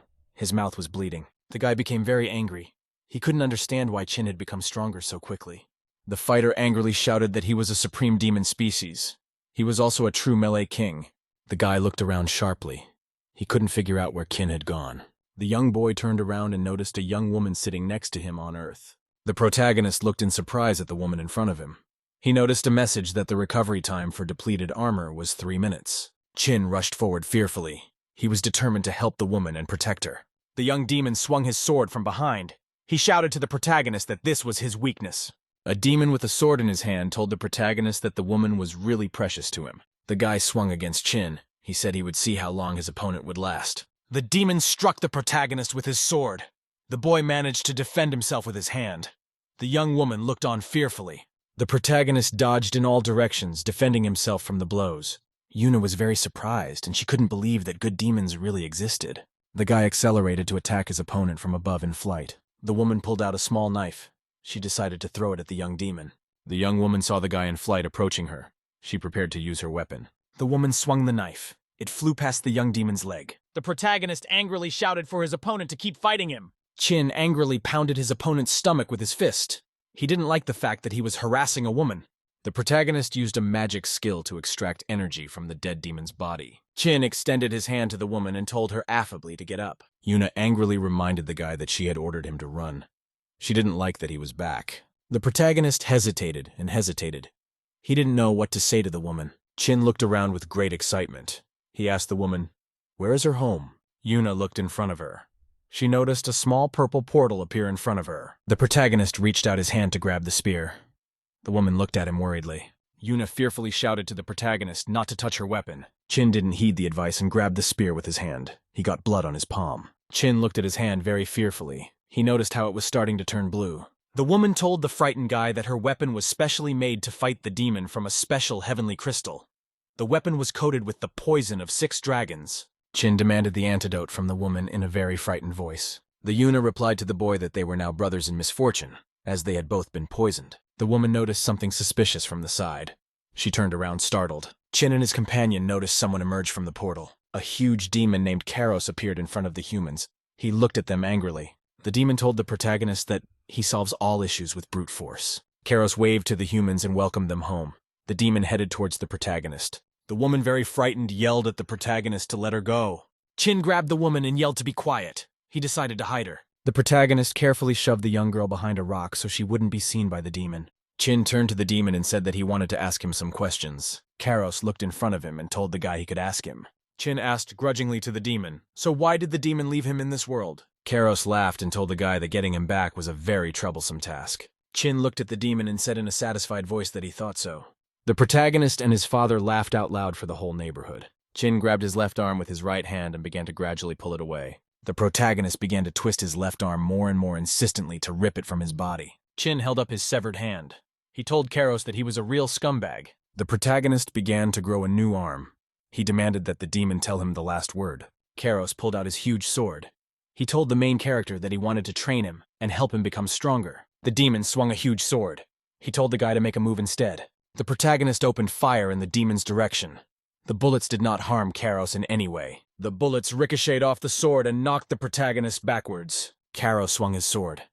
He told the protagonist that if he wanted to become stronger, he shouldn't stick his nose where it didn't belong. Chin swung his sword to strike the demon with all his might. From the heavy blow, the main character could no longer hold the sword in his hands and released it. The demon swung around and kicked the protagonist in the body with all his might. The demon's powerful leg kick sent the protagonist flying backwards. Karos stood and stared in surprise in front of him. He noticed some change in the guy. The demon was astonished. He noticed that the Chin was wearing a top-ranked demon armor. Karos asked with interest to the lad, where did he absorb a lot of power from, even though he lived among simple creatures? Chin got to his feet. He thought that if things continued like this, he would definitely die. The protagonist thought about it. He decided to further activate his magical skills to increase his power. Chin cried out loudly. His body began to increase in size, and the protective suit shattered. There was a deafening explosion. There were raging flames all around. Chin maximized his full speed and decided to knock the demon down. Karos smiled contentedly to himself. He prepared to fight off the guy. The demon swung his sword. He shouted to the protagonist that it still wouldn't be enough. Karos was able to knock the protagonist over the head with an axe with a powerful blow. Chin flew far to the side as a powerful blow hit him. He dropped his sword during the flight. The demon thought to himself that he didn't know how the guy was able to absorb a large force. But Chin's little tricks weren't enough to win. The protagonist was sitting on Earth. He was recovering from a powerful blow from a demon. Chin thought to himself, very frightened, that this was the first time he was in such a difficult situation. The boy looked at the demon. He realized he had no advantage in strength or defense. Chin got into a fighting stance. He shouted to his opponent that he would not retreat. Karos looked at the protagonist very angrily and with surprise. He prepared to finish him off. The demon threw the sword out of his hands. He decided to finish the guy without his weapon. Karos swung his arms around to attack his opponent with his blades. Chin was very scared and startled. He realized that the demon would now run at him. The protagonist bounced to the side. He managed to dodge Karos's blow. The demon swung around to strike the guy with its steel claws. Chin dodged to the side. Karos was able to knock the protagonist with a powerful punch. Chin thought to himself that he could no longer resist. The protagonist dodged and managed to hit his opponent with a hand to the head. Karos shouted angrily at the protagonist that his punch had no effect on him. The demon swung a huge axe to strike the protagonist. Chin bounced to the side and was able to defend himself against a powerful and dangerous blow. The demon reached out his hand and grabbed the guy. Chin prepared to fight back. The protagonist swung his left hand from below Demon's head. Karos smiled and looked at the guy. He said, "Chin's strength is very good." The demon rushed to attack. He shouted to the guy that his power was completely useless against him. The protagonist became agitated. He realized that his opponent was preparing for another attack. Karos used powerful strikes with his hands against the protagonist. He shouted that he had no weaknesses at all. Chin could barely contain his blows. The demon shouted to him that victory was already a foregone conclusion. The protagonist came to his senses and looked closely at his opponent. Karos was very much surprised. He looked at the boy with great attention. Someone came up from the side and swung around to strike with a Karos blade. The woman took a very powerful side kick to the neck with her blade. The young woman demanded of the demon that he take his hands off the boy immediately. The woman accelerated to strike the demon with a mighty blow in an overhead flight. The protagonist ran up behind Karos and decided to try and finish him off with a slashing blow. Chin pulled the blade from his opponent's body and finally finished him off. The protagonist chopped off the demon's head. Karos yelled at the last moment, "That it's impossible!" The tired Chin sat down on the ground. He said that it was finally over. The overjoyed young woman sat on Earth. She said joyfully that she was able to avenge everyone. The protagonist approached the woman leisurely. He prepared to help her. Chin lifted the Yuna up and said it wasn't worth staying here and it was time for them to leave. The protagonist's hand froze in midair. He looked away with great excitement. Chin said in an excited voice to his companion that all this is not over yet. Yuna didn't understand what the protagonist had told her. The demon had come to his senses at this time. Karos's body reached for his head to take it back to himself. The demon put his head back in place and it immediately became attached to his body. The protagonist looked fearfully at his opponent with a weary look. Chin stood opposite the demon at a distance. He prepared to fight on. The protagonist was surprised to see Karos turn around and fearfully run to the side. The woman shouted, very scared to the guy, that Karos wanted to break the seal and regain his powers. The demon swung around and pounded the ground with all his might. Bright flashes appeared. The protagonist cried out fearfully. He prepared to attack his opponent. Chin swung around and launched a sharp spear at his opponent with all his might. The demon dodged the spear, which hit the stone next to him. Karos went to the portal. He prepared to fight against the boy. Chin grabbed the spear in his hand. He wanted to launch it at his opponent once more. Karos turned around and looked at the protagonist with great scrutiny. Chin swung his spear at the demon. He used the decapitation technique. The blade hit the monster's body. He couldn't understand how that was possible. Chin grabbed the handle of the spear to use it to strike the Karos once more. Chin pulled out his spear and with the blade in his hand jumped up from his seat. The protagonist swung his blade in flight to finish the demon from behind. Chin chopped the monster in half with a powerful punch while landing. The main character stood and looked at Karos very worriedly. He couldn't tell if the demon was already dead. Chin accelerated to finish off the monster with a powerful backhand strike. The protagonist shoved his hand inside the demon's body with a powerful punch. Energy activated around the guy's arm. He got ready to kill the demon. Karos fell to the ground. He never gave any more signs of life. The protagonist stood and looked at the demon's body with great excitement. Karos's body blurred. The exhausted protagonist slumped to the ground. The woman fearfully called the protagonist by name. She was very worried. Chin looked at the young woman with a smile and told her happily that he was still alive. The woman approached the portal. She stood for a long time looking at it intently. Yuna's got a small explosive in her pocket. She's getting ready to use it. The woman put the explosives on top of the portal. She set the timer for 5 minutes. Yuna called and said that the space-time node would be detonated in 5 minutes. Evacuation should be done as soon as possible. A woman with a spear in her hand approached the main character lying there exhausted, when 2 bright white lightning bolts struck the earth from above. A glow appeared around the demon's body. It started to move. Karos began to resurrect. The remains of his body were transformed into the new demon. The resurrected demon shouted angrily to the humans. Did they really think this was the only trump up his sleeve? The demon told the guy that his power is still at level 1. The battle will go on. Someone shouted to his opponent that he hadn't seen his boss yet. Kares looked away in surprise. He didn't understand what someone was talking about. The green demon came in. He yelled his boss's name Dawu and knocked his opponent to the ground. Kares plopped down on the ground and shouted that he hadn't met any Dawu. To himself, he thought to himself that he hadn't encountered such an attitude before. The green demon said cheerfully that he had finally found someone who would agree to take him in. The boss had even agreed to make him his adjutant. Boka looked at the demon in surprise as it lay on the ground, trying to crawl away. Kares threatened that he could find the teleporter and return to the demon world. Boka was behind the demon and put a hand on his shoulder. Kares shouted angrily that all his enemies would die. The demon slumped to the ground. Boka put a hand on its back to drain its energy. Boka looked angrily at Demon and asked what he had said about the boss. Kares's body turned into a decomposing heap. The green demon was running around and calling out for the boss. The purest power flowed in the demon's veins, which belonged to a 7th-level demon commander. The protagonist was recuperating inside the hospital after a hard battle. Chin studied the information in the system. He knew that he had lost a lot of blood, but he was only given 3 points for it. The guy decided to himself that he couldn't show his guilt and needed to save up energy points. The main character told himself that he didn't think it would hit him so hard. At that time, someone walked in the door. Yuna approached the boy's bed and asked him how he was feeling. Chin replied that he wasn't feeling very well. The woman told the protagonist that there was a reward waiting for him at home for killing Karos. Yuna warned the guy that he would now be haunted by demons. Chin was very happy about the reward. He said he was ready to kill a couple more demons. The woman told the guy that classes were about to start at the academy. She demanded that he always warn her of his intentions. Chin replied that he understood her. The woman clung closely to the guy. Chin wondered to the young woman why she was so thoughtful. The woman looked at the boy carefully. She touched him gently with her hand. Chin raised his hand to his head and said grudgingly to the younger aunt that it didn't look like her at all. The woman picked up and hugged the surprised protagonist. She pulled him to her chest. The woman thanked the protagonist. Chin felt embarrassed. Tears came to her eyes.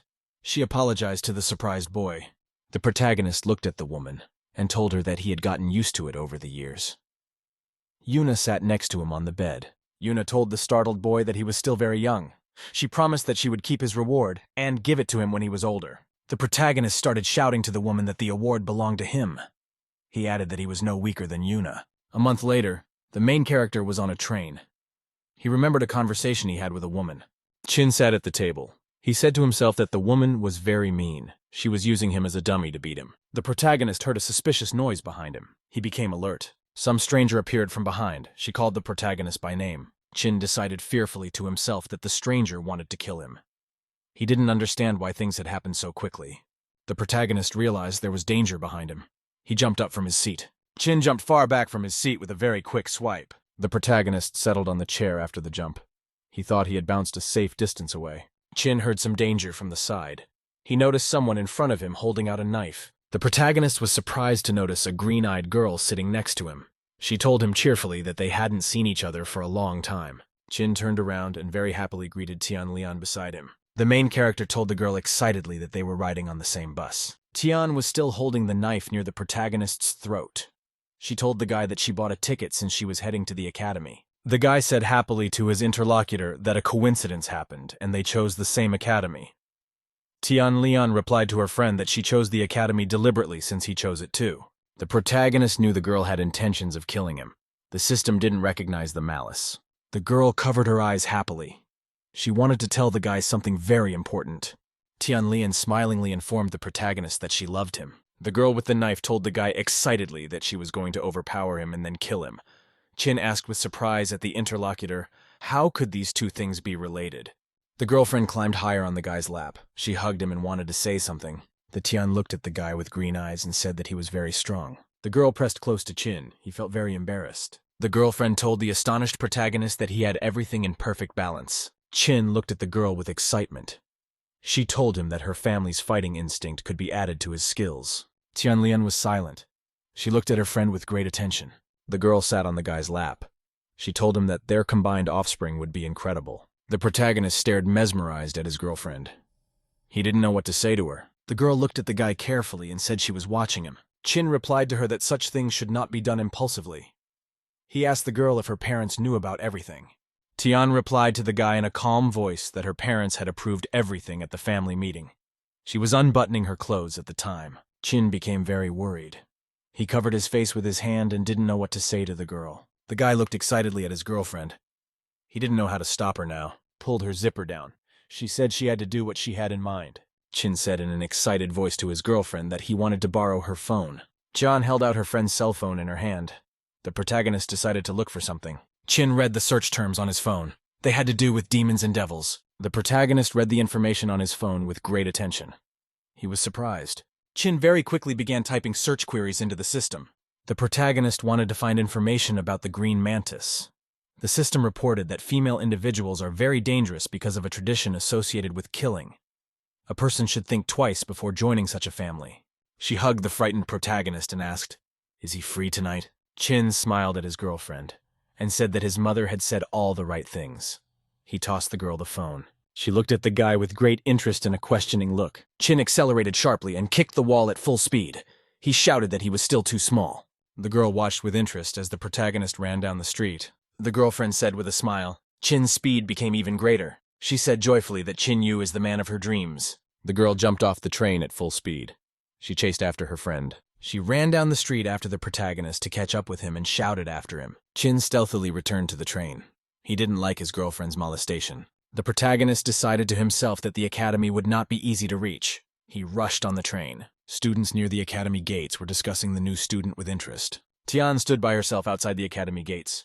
She looked around carefully. The girl stood near the gate. The protagonist watched her with great attention from around the corner. Chin wasn't happy. He couldn't understand why the girl couldn't get rid of him. He decided to outsmart her, at which time someone suddenly approached the guy from the side and put a hand on his shoulder. A girl came over. She smilingly called the protagonist stupid. Chin asked the girl with great interest, "Where on earth did she come from?" The girl said shyly to the protagonist as they followed him into the academy. Chin looked at his girlfriend and said that he was very glad she was here. The protagonist pointed his finger to his girlfriend at the thrall who was standing near the entrance. Girl asked the guy, "Does he really want to take a girl's phone number?" Chin angrily explained to his girlfriend that he had been chasing her all the way and was now standing and waiting. The protagonist asked his girlfriend to distract his girlfriend. He had to check in. The boy looked around in surprise. He noticed that his conversation partner had disappeared. The protagonist looked away. He thought his girlfriend had seriously overdone it. A girl with a huge sword came up to the side of her. She didn't suspect a thing. She asked the stranger from behind in a disgruntled voice, "What does she want?" The girl drew a huge sword. The students around were watching with interest. The student abruptly snapped out of her seat and lunged at her opponent with her sword. The girl swung her sword in flight and shouted menacingly that the thrall was a pervert. She defended herself against the attack with a nimble and quick movement. Tian decided to attack her rival with a flying sharp knife. A student pulled a large rock out from under the earth for her defense. The knife bumped into it. After the knife strike, a huge fire trace appeared on the stone. It began to spread. A huge rock exploded, and shards flew in all directions. The student covered herself with her sword. The girl looked angrily at her opponent. She decided to attack her further. The student noticed with great surprise how the thrall had disappeared somewhere. She saw only a shadow in front of her. The student defended herself with her sword. She asked her rival threateningly if the protagonist had told her about her. The student told her rival that it was none of her business. Tian continued to attack the student. She shouted that she would deal with her easily. Students stood on the ground and watched with great interest as the girls fought in flight. The protagonist has been registered. He's got a stamp on his ID. The student waved his hand at the guy near the counter and welcomed him to the academy. The guys and girls looked on in amazement at the battle of the female students in the sky. The protagonist arrived at the dormitory building. He was looking for his room. Chin stood by the front door. He wondered what his roommates would be like. He was a little nervous. The main character carefully opened the door and wanted to greet the people inside. A student in the room threw the door at the guy and yelled that there was only one seat inside. Chin put up a defense with his hands just in time and shielded himself from the flying door. The protagonist was surprised to notice how inside the room was a formidable rhino. Chin held the doors in his hands. He inquired of his interlocutor, "Is this really a single room?" The rhinoceros replied to the fellow that it was.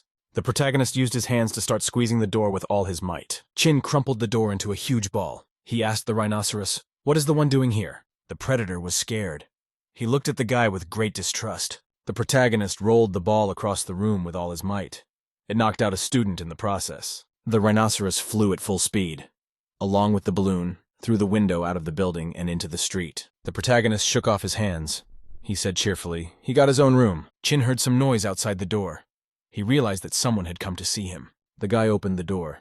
He said the single room didn't need extra occupants. The protagonist took a closer look. He realized he knew the guest who had come to see him. Chin noticed with surprise that there was a TN standing in front of him on the doorstep with a suitcase in her hand. The protagonist closed the door fearfully. He realized that the student had found him. Chin was surprised to hear the girl kick the door with all her strength with her hand. Chin stood fearfully near the door. The girl through the opening grabbed his clothes with her hand. The student angrily demanded of the guy that he open the door for her and let her inside. The protagonist jumped through the hole in the wall at full speed. The guy was running at full speed. He was trying to get away from the student. Chin looked away excitedly. He wanted to see where his girlfriend was. A trainee chased the protagonist from behind at full speed and demanded that he stop immediately. The protagonist realized he had no other choice. He ran to the administration building. Chin ran up to the deputy director's office. He immediately knocked on the door. The deputy was stamping the paperwork. He told the guy he could come in. The main character broke into the classroom. He yelled to the teacher that he had an urgent report. Papers flew around. The teacher angrily told the guy that you can't fly into his office like that. The teacher saw the main character and cheerfully said that he was very strong. Chin was sitting on the couch. He told his opinion to the man that he had an urgent report. The teacher was pouring tea into a cup. He told the guy that they would transfer the scholarship to his account right after the freshman admission ceremony. Also, Chin would have to give the commencement speech. The man happily poured tea into the protagonist's mouth. Chin told his interlocutor that he wanted to tell him about a perverted woman. The teacher angrily asked the guy who he wanted to talk about. Chin complained about the girl Tan Lian from the Mantis tribe. The teacher explained to the protagonist that their academy was in favor of free love. The protagonist headed for the door. He said he picked the wrong academy. The teacher explained to the boy that tribal leader Bogomolov had asked him to accept the girl. A man told the protagonist he had a place to live until the girl calmed down. The protagonist looked at the key in his hands. He told the teacher that he agreed. The main character walked to the door. He said the man was making good money if he allowed himself such a lodging. Chin inserted the key into the door. He wondered what awaited him inside. The protagonist opened the door and was surprised to notice that someone was already inside. Yuna smiled at the protagonist and welcomed him inside the room. Chin asked wonderingly to the woman, What on earth was she doing in the deputy's house? Yuna looked at the protagonist with malice and hatred. The boy was frightened. Chin was sitting on the sofa. He learned from the woman that she had bought a house for him and handed over the keys through the deputy director. Yuna got excited because the guy was being chased by his girlfriend. The woman poured tea into the guy's cup. She told the guy that she didn't expect him to come to the deputy director himself. Chin was drinking tea from a cup. He asked the woman, where did she get the money from? Yuna told the guy that they would register the house for him. He would have a place to bring his wife. The main character was very surprised. The woman told him that he would sleep in the living room. The main character was unhappy about having to sleep in the living room in his own house. A woman with a large knife in her hand turned unhappily toward the guy. Chin was sweeping the garbage on the floor with a broom.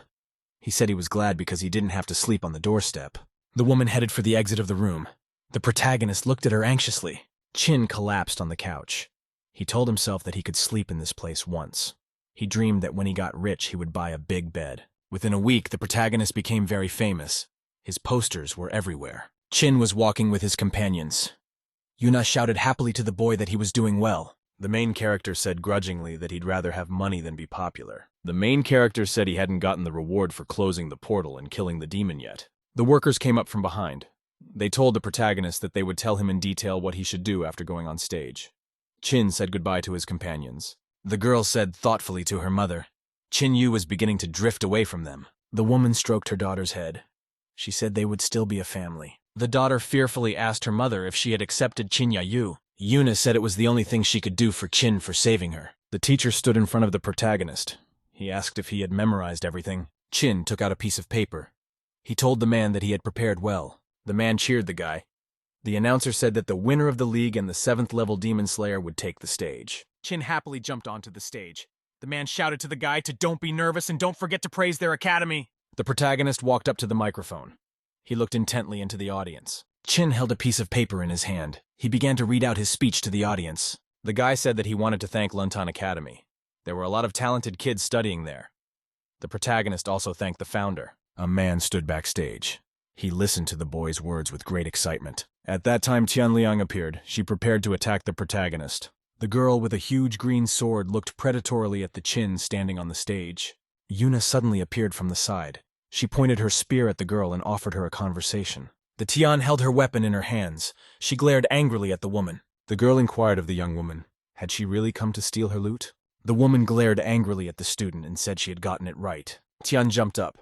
She prepared to attack the woman with her knives. The young woman used her weapon to repel the girl's attack with a confident movement. The woman was able to shatter the student's blades with her sharp sword. The Yuna pointed her sharp weapon formidably against her rival Tian Lian. The girl stood and glared angrily at the woman. Next to her head was a dangerous blade. The woman explained to the girl that they would now resolve the situation, according to the customs of their clan. Yuna explained to her opponent that the loser must withdraw or die. Tian Lian stood and calmly looked at her rival. She didn't know what to do. The girl eventually turned around and decided to flee and not fight the young one. The student jumped out the window. The woman looked at her calmly. Yuna said happily and contentedly to herself that the problem was solved. The thrall ran off on her own. The protagonist appeared at the side. He asked fearfully, "Are the demons here again?" Yuna looked at the guy and said that the girl wouldn't bother him anymore. The protagonist cheerfully said that he had to find someone who would give the girl a good thrashing. Yuna told her boyfriend that she is now a student. The Bogomolov clan relies on competition to choose a mate. The thrall will no longer bother the protagonist until he defeats the woman. The main character was not happy. He decided to call and ask the doggy for help. Chin thanked the woman. He picked up the phone and said he needed to make a call. The main character was standing in the street. He used the phone to greet his girlfriend. Chin was chatting with the girl on the phone with great attention. He listened to her attentively.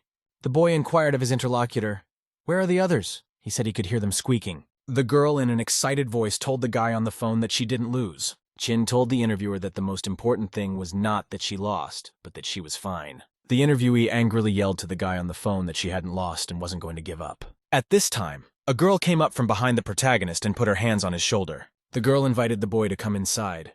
She said that the teachers had reported a test of the newcomer's strength. They had to pass a small test. The main character was standing by the table. The girl asked him for details. Chin said he was good at attracting death. The student angrily told the guy to tell her about the advantages, not the disadvantages. The protagonist thoughtfully replied to the interlocutor that he was good at attack. Student marked on the worksheet that the main character is good at attack. The student told the guy that he should take the test and give his best. Chin agreed with her. The protagonist turned around and headed for the building. There he had to take a physical fitness test. Chin stood near the door inside. He had to check his fitness level. The protagonist stepped inside the room. He saw before him a huge warrior with a weapon in his hand. The warrior told the guy that he was well built. He added that he would put more effort into it this time. The fighter told the protagonist that he would have to last 30 seconds to start. The fighter told the evil protagonist not to blame him for anything later. He explained that elders will always be stronger. Chin must experience the cruelty of society. The warrior shoved himself off the floor and ran with all his might in the direction of the protagonist. The fighter swung around and wanted to pound the protagonist with his fist in flight. The warrior dared to crush his opponent with a triple punch. Chin looked at him calmly. Chin stood still.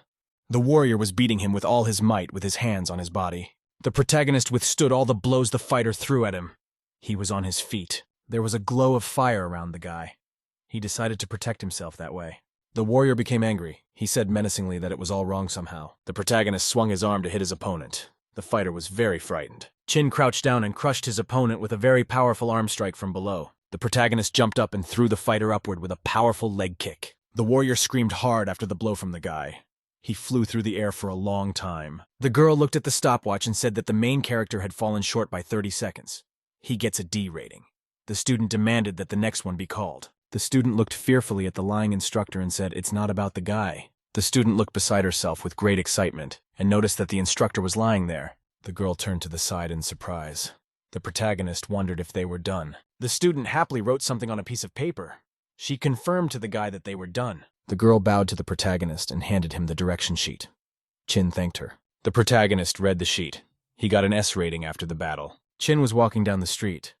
A girl looked thoughtfully into his light and said that this year there were a lot of guys with S ratings. The protagonist walked up to the door. He was standing near the entrance to S class. Chin waved happily to everyone present and said hello to them. There were students sitting in the auditorium. They looked at the guest very angrily and unhappily. The students looked at the main character and greeted him. They called him a teacher. Chin was surprised. He thought he looked old. The protagonist decided to replace the teacher for a while. Chin stepped outside the pulpit. He greeted the students. They greeted him back. The main character said from behind the podium that students will get more resources and achieve unprecedented success. He explained that S class is special. The students gave a friendly shout from their seats to the protagonist that they understood him. At that time, footsteps sounded. A teacher entered the classroom.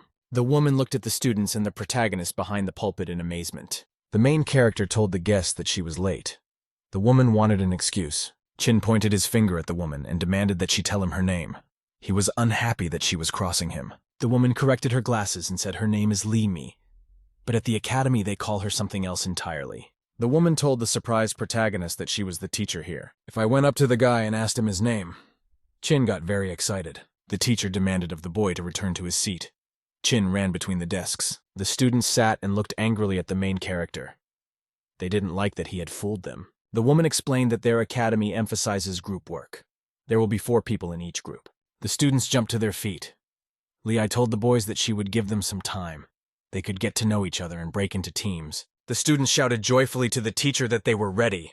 Chin was very surprised by this reaction. The main character asked the teacher if she wanted to work with him. Li smiled at the guy and told him he'd have to join a special team. The main character said there are nerds on the special team that the whole school hates. Chin jumped to his feet and asked in a joyful voice to be taken. The main character ran for the exit. He yelled to the teacher that she wouldn't be ashamed of him. Chin walked up to a huge tower. There was a protective grate beside it. A stranger came up from the side and asked the guy if he knew what this place was. The protagonist headed for the fence. He told the stranger that he would not stop him. The stranger put his hand on the boy's shoulder and asked, "Is he deaf?" The demon put his hand on the protagonist's shoulder.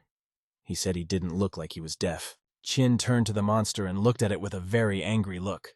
The protagonist swung his fist. He shouted that this demon was deaf. The demon activated the golden luai technique at the last moment to defend against the blow. Chin was unable to hit his opponent. A defensive barrier appeared sharply in front of him. The demon very deftly and quickly bounced back from the protagonist to a safe distance. Chin thought to himself that the opponent's strength was very similar to his strength. The demon swung his fist to strike the protagonist. The monster began to strike the guy at breakneck speed. Chin defended himself. The protagonist commanded that a skill called Demon Power be strengthened in him. The protagonist slammed his opponent's hand on his head with a huge swing. The demon flew far to the side after a powerful blow from the guy. The monster flew over the fence and slammed its body to the ground with all its might. The demon was lying on the ground. He was recovering from the blow and falling to the ground. The monster stared angrily in front of him. He prepared to leap to his feet. Chin was very surprised because of how his opponent turned out to be fine. He figured that even Karos wouldn't be able to withstand a blow of such strength. The protagonist accelerated to attack his opponent from above. He decided that he really could get stronger. The monster couldn't understand why the kid attacked him. He just wanted to ask, "What grade is he in?" The demon decided to himself that the protagonist wanted to impress him. The monster got into a fighting stance. He decided to teach the protagonist to respect his teacher. Chin ran at full speed at his opponent. The protagonist swung with all his might and knocked the monster with his hand. The demon ducked down and gave his opponent a strong blow from below with his arm. The protagonist asked his opponent in surprise, "Is that really all he can do?" The demon looked at his opponent silently and angrily. He answered him nothing. The protagonist rushed in for another attack. He noticed that the monster wanted to pound him. Chin swung to knock his opponent. At this time, the demon kicked him in the stomach with all his might. The main character got hit really hard.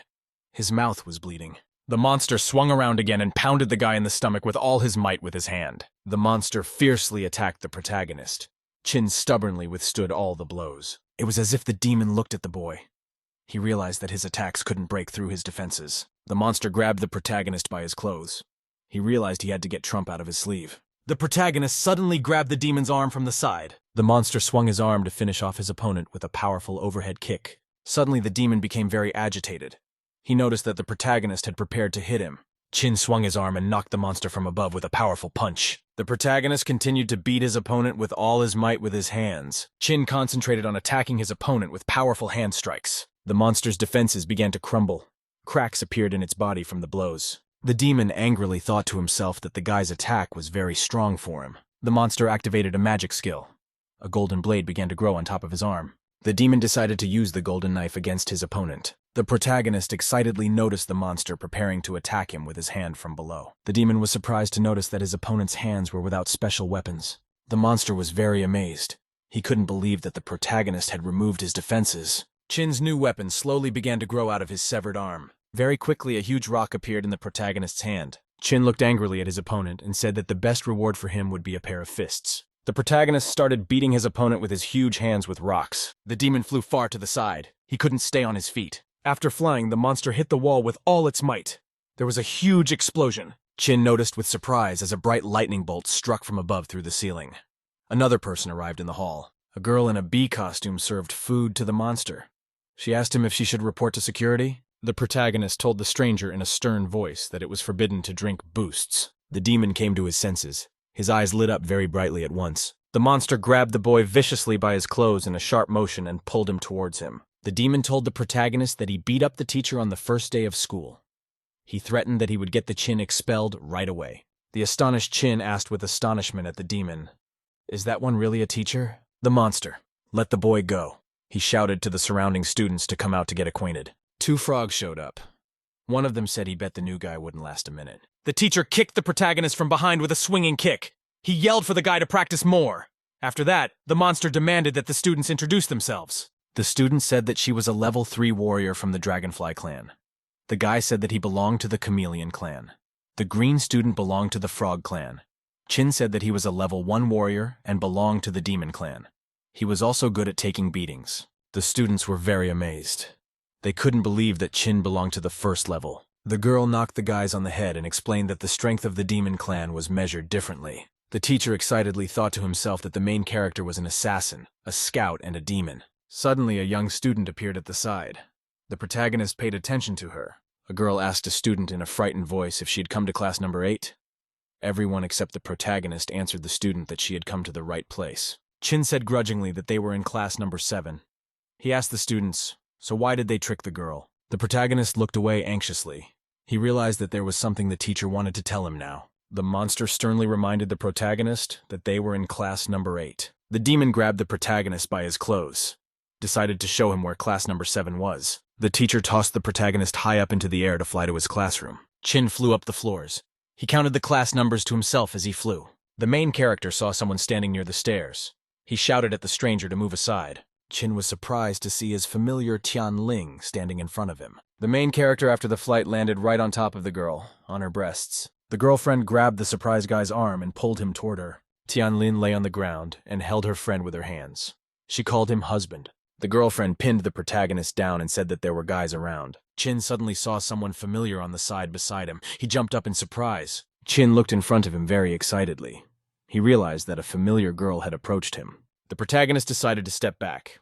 He felt Yuli standing behind him. Chin was startled when the girl grabbed him from behind. He yelled something to himself about a flat, strong wall. The girlfriend grabbed the guy very angrily. Chin called the girl by name in a frightened voice.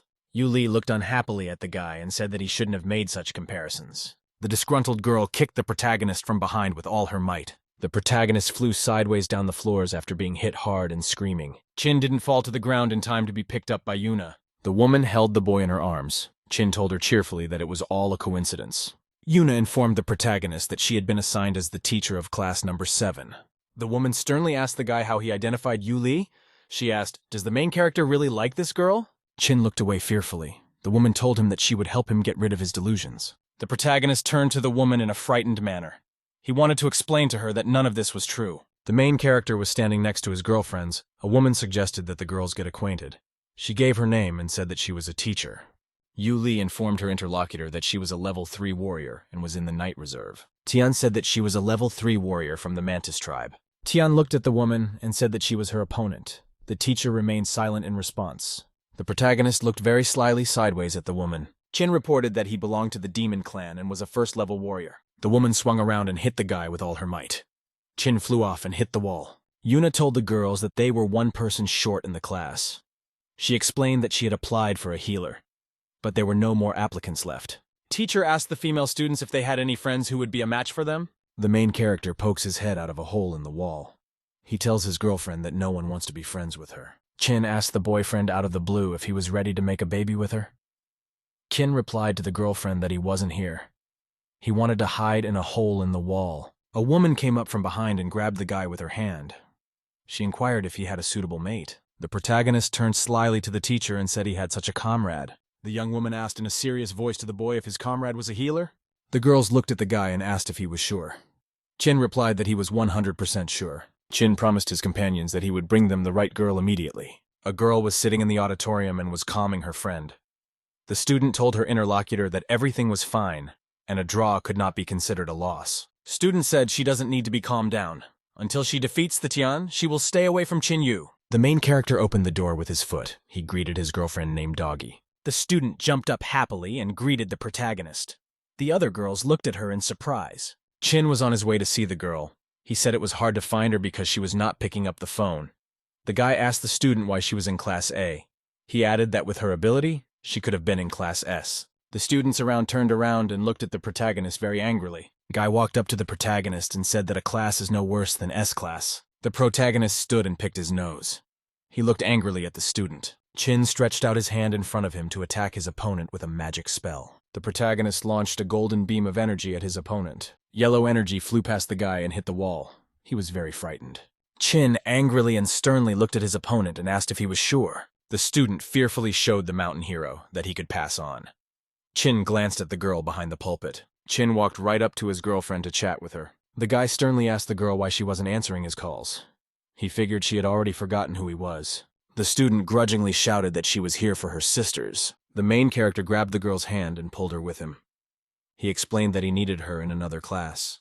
The girl stopped. She asked the boy fearfully, what did he just say to her? Chin turned around and repeated to his girlfriend that he really needed her in another class. Xiao Xiao imagined her friend romantically inviting her along. The girlfriend tearfully looked at the guy and said they were very young. The wolf appeared. He said grudgingly that it was very loud in the room and he could hear the students even through the wall. The monster looked at the protagonist and wondered who he was. Chin proudly pointed to himself and said that he was a man of S-class. The wolf asked the protagonist very thoughtfully what he was doing here. Chin glared at the predator and told him menacingly that no one could stop him. The wolf said strictly to the protagonist that the price of the wall was 500,000. He asked, can the guy afford it? Chin became very frightened and worried when he heard about the price of the wall. The predator pointed a paw at the guy and told him to pay him compensation. The main character said that he was the teacher of the S-class and came to pick up Xiao Xiao. He explained that the cost of the wall would be covered by the academy. The wolf looked angrily at the guy and asked, where is he and where is S-class? The protagonist looked at the interlocutor and said that he was a 7th grade mentor named Steel Bull. The wolf looked at the guy angrily. He didn't like his nickname about the Steel Bull. Chin waved his hand at his rival and prepared to run away. He held his girlfriend in his arms. The protagonist ran away abruptly. He waved goodbye to the surprised wolf. The predator was angry. He ran after the guy at full speed. He didn't like that Chin had tricked him. The main character was going full speed ahead. He wanted to escape. Xiao Xiao activated her magic skill. She apologized to her teacher. The frightened wolf noticed how a huge rock suddenly appeared in front of him. The raptor crashed into the stone at full speed. Chin looked back happily. The protagonist escorted his girlfriend Xiao Xiao into an auditorium where there was a young woman. Chin brought and introduced his familiar girl in front of the young teacher. Xiao Xiao looked at the woman and greeted her cheerfully. Yuna looked at the student's clothes very unhappily. Xiao Xiao was wearing shorts. The woman looked closely and noticed that the student had a huge sword at her back. Yuna took a very long look at the large breasts of the girl in front of her. Teacher asked the guy since when did his girlfriend become a warrior healer. Chin replied that the student had been a warrior healer since they needed him. The woman slapped the guy's hand with all her might. The protagonist couldn't understand what he had done. Yuna thought for a moment. She realized that she had an intelligence genius and a healer by her side. She decided that this was a very strong team. The woman turned around and looked at the protagonist. She realized they needed a good plan. Yuna turned to her subordinates. She said they needed to learn to cooperate in battle. The woman pointed her finger at Chin and ordered the girls to knock the guy down. The girls got really excited. They decided to attack the guy right away. Chin started to run frightenedly away. Tian Liang jumped out in front of him. The student yelled at the protagonist to stop. Chin's life should belong to her. The girl activated her magic skills. Knives appeared in her hands. Chin was really scared. His girlfriend told him she really needed him. The girl speeds off with the knives and yells to the guy that she doesn't necessarily want him alive. Chin covered himself with his hands and closed his eyes. He protected himself from the girl's attacks. She launched a huge net and a bunch of sharp knives at her hero. Chin swung his fist. He shouted to the girl that they could forget about warrior etiquette. The protagonist swung his fist to knock her off her feet with a powerful punch. The girl covered herself with her arms to protect herself from a powerful blow from her opponent. The protagonist hit his girlfriend with all his might. The girl flew far away after the powerful blow. The girl fell to the ground. The protagonist stood at a distance and watched her. Chin angrily shouted to the girl so she wouldn't accuse him of being overly cruel later. The protagonist prepared to rush forward. At the same time, something crackled underground. The ground began to crack and huge chains began to pop out of it.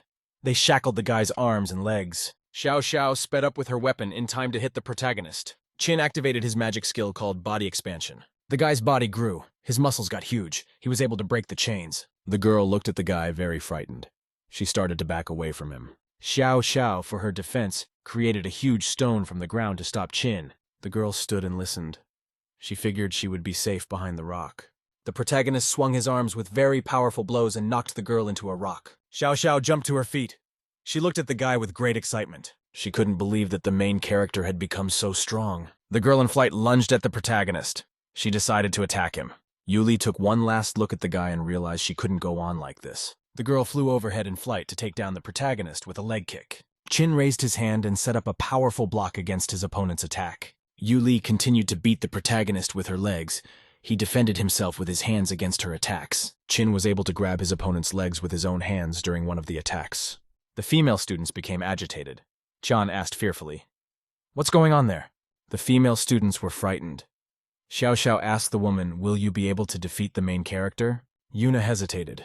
She answered nothing to her interlocutor and watched the battle intently. The protagonist held his opponent's leg tightly and prevented her from attacking. Chin swung around and threw the Yuli far to the side in a very strong motion. The woman sternly commanded the protagonist to stop. The main character stopped and let the girl go. Yuli ran back to the woman very quickly. Yuna told the students that they don't know how to work as a team. Also, they are very inferior to the main character. A woman brought the girls weapons. She said they should use them for training in a narrower specialty. The female students stood and silently examined the knives from all angles in their hands. Tian said menacingly that she belonged to the Mantis tribe and had absolutely no need for training. The woman explained to her interlocutor that if she wanted to take the real weapon, the Chin could fight her. The Tian looked at the protagonist silently and with a studying gaze. The girl held a huge knife in her hands. She was contemplating her impending attack. Chin stood and looked at the girl with a long, studying gaze. He waited to see what she would do. She swung her weapon at the protagonist. Chin put up his hand to defend himself. He shouted that it was a stealthy attack. The protagonist was surprised to see an ordinary egg crash into his hand and shatter. Yuna told her students that they would only use brute force. She suggested that they take eggs and practice with them. The training would be over when one of the students hit the wall and did not break the egg. The woman turned around and told her interlocutors that she would monitor the training to adjust the drills. Chin was surprised. He couldn't understand how Yuna had time to throw so many eggs with great speed. The main character was standing near the wall. He looked angrily at the woman and asked, "Does she really think this method will work?" The young woman scrutinized the boy. She gestured for him to look below. Chin was surprised. He decided to see where the woman had just pointed him. The protagonist looked down and was surprised to see a single egg attached to his stomach. Chin rejoiced. He shouted in a formidable voice that this was the first step to becoming even stronger. The protagonist looked closely and noticed the egg in his hands starting to crack. Chin looked around and noticed the cracks in the floor around him. The woman yelled at the guy that he should be practicing, not trashing the apartment. Yuna stood and watched with great attention as the female students practiced their combat skills. Xiao Xiao tapped her sword on the stone to increase the force of his strike. The girl looked up excitedly. She demanded that Tan Liang get out of there. She jumped up from her seat and flew upwards to jump out of the gorge. Yuna thought for a moment. She noticed that the girl's reactions had slowed down. Because of this, she wasn't acting as fast as usual. The woman looked at the fighting students. She thought the girl could have done much better. Tian landed on the ground. She yelled to the master that she was done. The protagonist kept practicing his fist with chicken balls on the wall. Chin said contentedly he had been practicing for days. Now he smelled like an egg himself, but he had finally succeeded. The protagonist sat down on the ground. He decided to see how much his vitals had changed. Chin saw the message from the system. It had all the details about him. The guy read it carefully. The protagonist read the level of his training. He said excitedly that he still had something in him. A woman came up and threw a piece of paper in the guy's face. She said he should try it. Yuna explained that the academy would send missions. There would be a reward for them. Chin scrutinized the document. The woman explained that if the protagonist could absorb the opponent's battle abilities, it would benefit him. The main character told his boss that he would do everything. Yuna responded to the guy to move out immediately. He's not the only one who knows about this mission. The main character happily jumped out of the building. He said the mission was his and he wasn't giving it to anyone. Yuli turned around frightened. She told the main character that he scared her a lot. The girl looked away fearfully. The protagonist shouted that this mission would belong to him. She looked at the guy. She said he was faster and stronger again. A military vehicle was driving on a mountain road. Soldiers were sitting inside. The driver told the soldiers that he was escorting them, but he would not be part of the mission. One of the fighters noticed a bright glow in the sky. He shouted to the driver to be careful. A fireball came out of the sky. It hit the car at high speed. After the explosion, the car spun sideways. Soldiers fell out of it. There was a sniper on the roof of the tower. He was taking careful aim at the soldiers. The shooter took aim at the guy and prepared to fire on him. A shot rang out and the bullet traveled at high velocity towards its victim. The guy was scared. He realized he couldn't defend himself now. A man's hand came from the side. He covered the guy with it. The commander stopped the bullet. The terrified soldier thanked the teacher. The man clutched the captured bullet in his hands. Small lightning bolts appeared near his hand. Shooter's weapon was smoking. The sniper looked unhappily in front of him. The fighter radioed that he had failed. Among his opponents was a master. The sniper jumped out of the turret at a breakneck pace to land and make a quick escape. The man threw the remains of a bullet out of his hand. The boy asked the teacher, did that mean their mission was now a failure? The commander explained to the soldiers that the enemy's strength was much higher than what was stated in the mission. The man looked at the soldiers and said that it would be very late to go back. The guy said excitedly, sooner or later, they would have to go beyond their own capabilities anyway. The man held the phone in his hands. He said he had reported everything to the academy. They should be sending a team soon. They had about 3 hours before backup arrived. The soldiers rejoiced. One of them shouted joyfully that they would follow the commander. The protagonist was chasing a sniper down a deserted city street. Chin ran up to the gunman. He said he chased him 10 miles in one breath. The sniper turned around and asked grudgingly to the protagonist, who was the one? Chin looked at his interlocutor and said that he was his distant relative. The main character told the shooter that he was the Horn Devil. Chin realized to himself that the sniper was acting in concert with someone. The gunman turned around. He said grudgingly to the protagonist that he had no distant relatives. Chin jumped out in front of Shooter. He offered to talk things over with him. The sniper drew his weapon. He shouted to his interlocutor to stop talking nonsense. The gunman pointed his weapon at the protagonist and shouted that he was going to kill him. Chin looked in front of him and was startled to see Sniper pointing the barrel of a gun at him. The protagonist smiled. He decided to justify himself to the shooter somehow. A deafening gunshot rang out and drops of blood flew around in all directions. The protagonist threw his head aside sharply after being shot at. The gunman blew out the muzzle of his weapon after he shot the protagonist. The sniper looked in front of him and was surprised. He noticed that nothing had happened to Chin. The protagonist looked angrily at his opponent and asked why he had done all this. The sniper was angry and surprised. He didn't expect his opponent to survive the shot. Chin looked at the sniper and asked, "Why did he dare to shoot him?" The guy grabbed his weapon and started shooting further. The protagonist grabbed his opponent's arm and began to twist it to the side. Chin turned his weapon around and pointed it at the sniper to shoot himself. The sniper looked angrily at the protagonist and said that he had forced him. The fighter jumped up sharply to free himself from the protagonist's grasp. Chin looked in front of him. He noticed the sniper's hand suddenly exploded in his hands. The fighter jumped up and began firing his automatic weapon at his opponent. The sniper kept shooting at the guy. There was a very large explosion and a cloud of fire appeared around him. The fighter was unhappy because the protagonist dared to hit him. Chin jumped up and shouted to the fighter that he could call him daddy! The protagonist in flight fought off his opponent's attack with logs. The sniper stopped firing. He realized he saw a high-level devil in front of him. Chin was able to fend off the opponent's attack with a log in his hands. The protagonist noticed more fighters around. He realized the sniper had accomplices. Soldier approached the protagonist and suggested he discuss everything as members of the same race. Chin swung around to hit the stranger on the head with his baton. The protagonist was beating a fighter with a baton and yelled that he had nothing to talk to him about. Chin beat the strangers spitefully with sticks. They shouted fearfully that they were civilized fellows. The protagonist kept beating his opponents with logs. He got a chance to earn some energy for himself. One of the fighters shouted to the protagonist to stop. Chin was still swinging the timbers. The protagonist looked around in surprise and noticed that he couldn't see anyone else around him. The gunman told the protagonist that they could stop everything and talk. Chin replied that he was ashamed to even talk about such a thing. The gunman shouted that he belonged to the Devil Soul clan. Chin remembered that fighters from such a clan parasitized others and possessed their souls. The protagonist wondered. He didn't understand who might be behind all this. The warriors invited the protagonist to come over to their place. Chin realized that he had been invited to a Hunmin feast. The protagonist stood in front of a group of warriors. They invited him to pass on. Chin said in a disgruntled voice to the fighter, agreeing to talk to him. The protagonist was walking on the estate. A group of warriors were walking in front of him. Chin looked around carefully.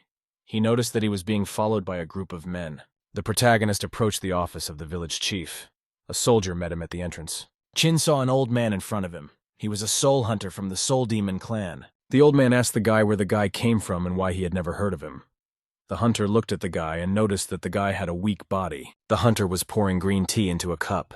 He told his companion that there were not many demons in the area. He had only heard of one. The old man looked angrily at the protagonist and asked if he had anything to say to him. Chin looked at the hunter with great attention. He studied him carefully. Chin looked at the old man with great attention. He noticed that the old man's aura had become stronger. He realized that the hunter might have decided to make a direct confrontation. A huge green demon kicked the door open. He asked the warriors, how on earth could they let the horned devil finish them off like that? The demon regarded the protagonist with amazement. He called him by the name Da-Wa. Chin turned to the monster in surprise and asked, didn't that one die? Chin thought to himself that after visiting the labyrinth of space and time, he had become much stronger. The members of his race were aware of that. The warrior ran up to the demon Boka and wanted to explain everything to him about the current situation. The monster shouted angrily to the warriors that the guy alone could handle them all. One of the fighters demanded from the demon to avenge them. Chin looked at the green demon with great attention. The latter remained silent in response. The monster waved his hand at the warriors and said he had some business to attend to. He wanted to leave. Chin approached the demon from behind and grabbed him by the neck. He wanted Boka to tell him how he was doing. The protagonist looked at the demon with great attention. He studied it closely. Chin rubbed the monster's head in different directions and demanded that he call him daddy. The old man cheerfully told the guy and the demon that they already knew each other. The hunter asked that Boka introduce him for the main character. Chin released the demon from his arms. Boka prepared to tell the old man who the guy was. The demon told the old man that the protagonist was his former boss. He had fought with him against the humans. The old man told the guy in a calm voice that they could help him, and it didn't matter at all what side he was on. The main character smiled at the hunter and said there was no need for help. He explained that he was a great demon of desire and a demon of decapitation. Chin held out his hand to the old man and demanded that he pay him.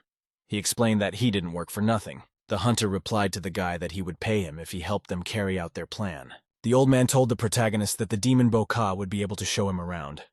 Chin and the monster headed for the exit. The main character was walking with his companion. The countryside was all around them. Chin looked around with great attention. He noticed that there were no people around. The main character was walking down the street with the monster. No one got in their way. Chin glanced to the side and noticed the silent people. He thought it was the work of a soul hunter. The protagonist stopped in the middle of the street. He knew that the only way to kill the soul hunter was to kill everyone present. Chin took the phone in his hands. He decided to report everything to the academy. The guy hoped that someone would help him understand the situation. The commander was hiding in one of the houses with his soldiers. The teacher was looking carefully at the street. There were young boys beside him. Out of the blue, a man got a text message on his phone. He decided to look at it. The commander tells his men that the situation has changed. They are trapped and must retreat. The guy told the teacher that they had just arrived. The man yelled to the guys to run, and they could discuss everything on the way. The commander went to the door.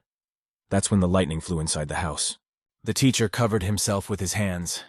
Magic pink balls were flying around him. The master activated his skills. A blue defense against pink lightning appeared around him. The man was standing outside. He was in a blue dome and defending himself against enemy spells. The master sent huge chunks of blue debris against his opponents. The sniper was frightened. He looked around and saw dangerous debris flying at him. The demon angrily said it was a nasty ploy. The sniper sat fearfully on the earth. The monster noticed as shards began to slam into his body at full speed and wound him. At one point, a wall from the house was knocked out and clouds of dust rose up all around. A man ran out of the hole along with the soldiers. The sniper angrily shouted to his associates to rush off in pursuit of the boys. A man, accompanied by his charges, was speeding through the woods. A huge crowd of demons ran through the forest after the boys to catch up with them. The teacher excitedly shouted to his students to keep going. The man noticed a bullet flying at his head. He figured he wouldn't have time to worry about his students anymore.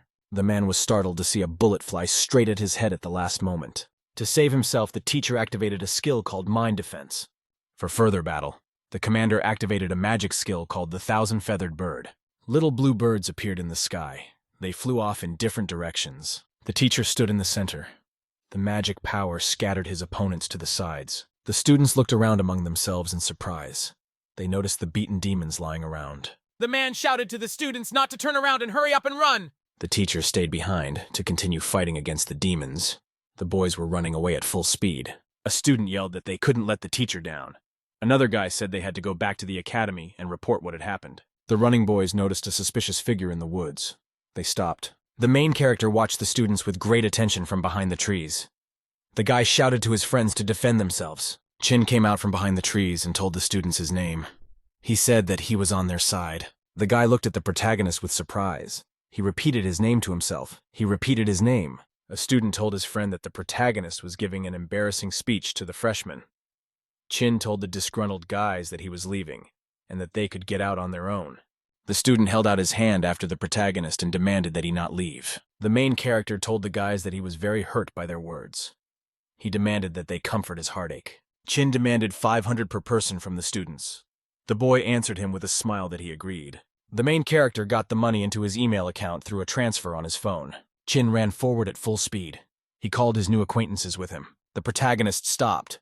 He heard something suspicious near him. The students saw the teacher beside them. The man was standing and leaning on his sword. The protagonist demanded 1,000 for saving the teacher.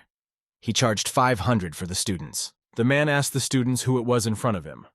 The guy replied that a freshman representative named Chin Yu was standing in front of them. The master bowed to the protagonist and said that he had heard a lot about him. Chin replied with a smile to the man that money speaks much better than words. The students looked at the teacher in amazement.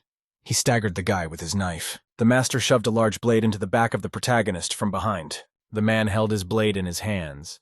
He explained to the students that the Chin Yu in front of them appeared to be fake. Instead of the main character's body, there was a multicolored monster lying there. The teacher explained that the real Chin Yu was elsewhere at this time gathering information. A student picked up a man.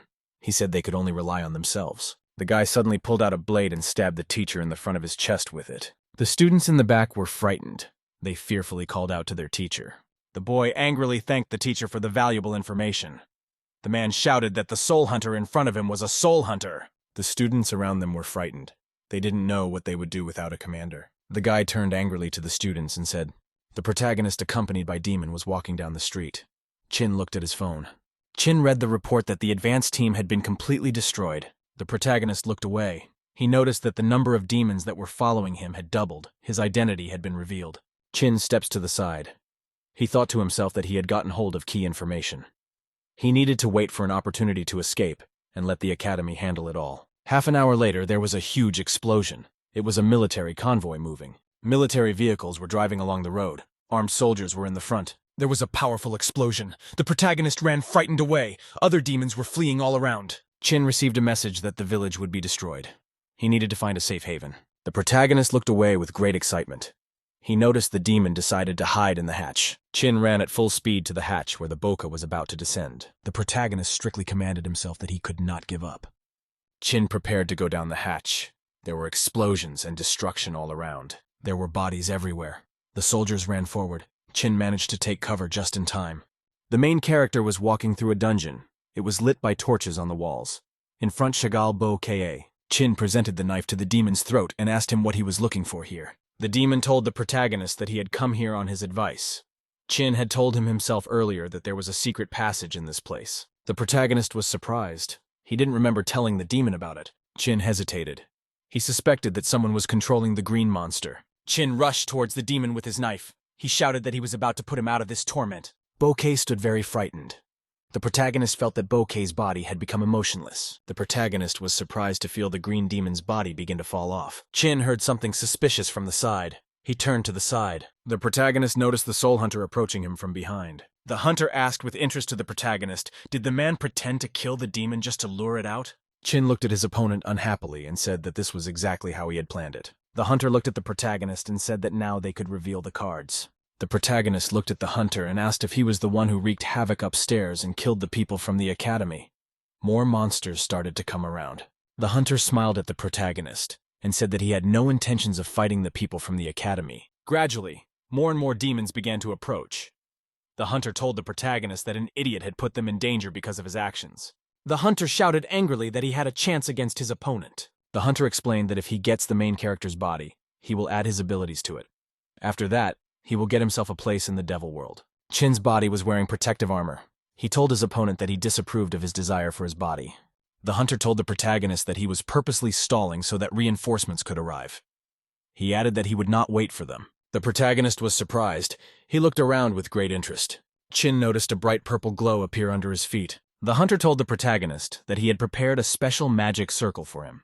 It would speed up the enslavement of his body. The protagonist realized it was pointless to wait for rescue. He decided to start fighting. Chin rushed to attack the demons and began to scatter them in all directions. The hunter looked at the protagonist and told him to become one with him. The protagonist pounded his opponent with all his might with the claws on his hand. Half of the hunter's body was left. He told the protagonist excitedly that he was an immortal. Chin noticed with great excitement how he was surrounded by demons. He was very scared. The protagonist threw the monsters apart with a very powerful magical blow. The monsters tried attacking the protagonist. The hunter shouted to the guy that his skills were much stronger. He demanded that Chin surrender. The protagonist looked angrily at his opponent and asked what the latter had said. Chin squeezed a few monsters with his hands and asked the hunter, "Would it be enough?" The hunter looked angrily at the protagonist and said that he was liking him more and more. The protagonist struck the demons around him with powerful arm strikes to the sides. Chin swung around and attacked one of his opponents with a powerful sidekick. The guy stood looking at his hand. The hunter asked him with interest, had he killed all the demons? The protagonist didn't realize what had happened. Suddenly, he hit himself in the face with his own hand. The guy got worried. He realized that one of his hands was no longer obeying him. Chin looked at his hand with excitement.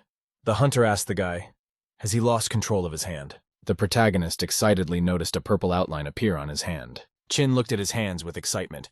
He asked the hunter, what is this ability? Suddenly, his hand stopped obeying the protagonist and began to twist in all directions. Chin felt very exhausted.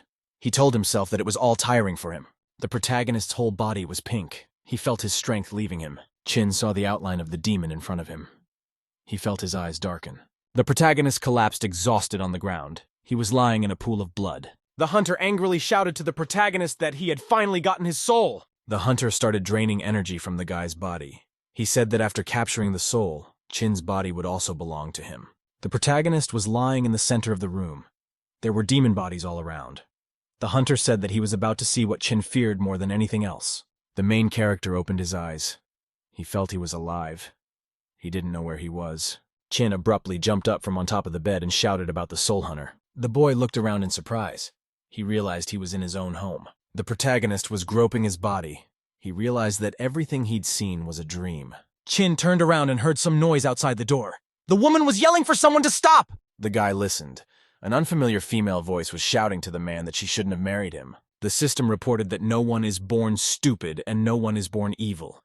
In a house where there is no love, only quarrels live. Chin stood by the door and listened.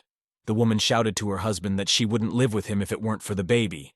Chin shouted to the system that he wouldn't read her messages. He thought he didn't have an unhappy childhood. The door suddenly opened, and the protagonist's mother appeared on the doorstep. The woman grabbed the guy's arm and told him they had to leave. She pulled him behind her. Chin stopped. He said judiciously, "This is all soul hunter tricks." The main character was holding his mother's hand. He told the hunter that his memory is very fuzzy.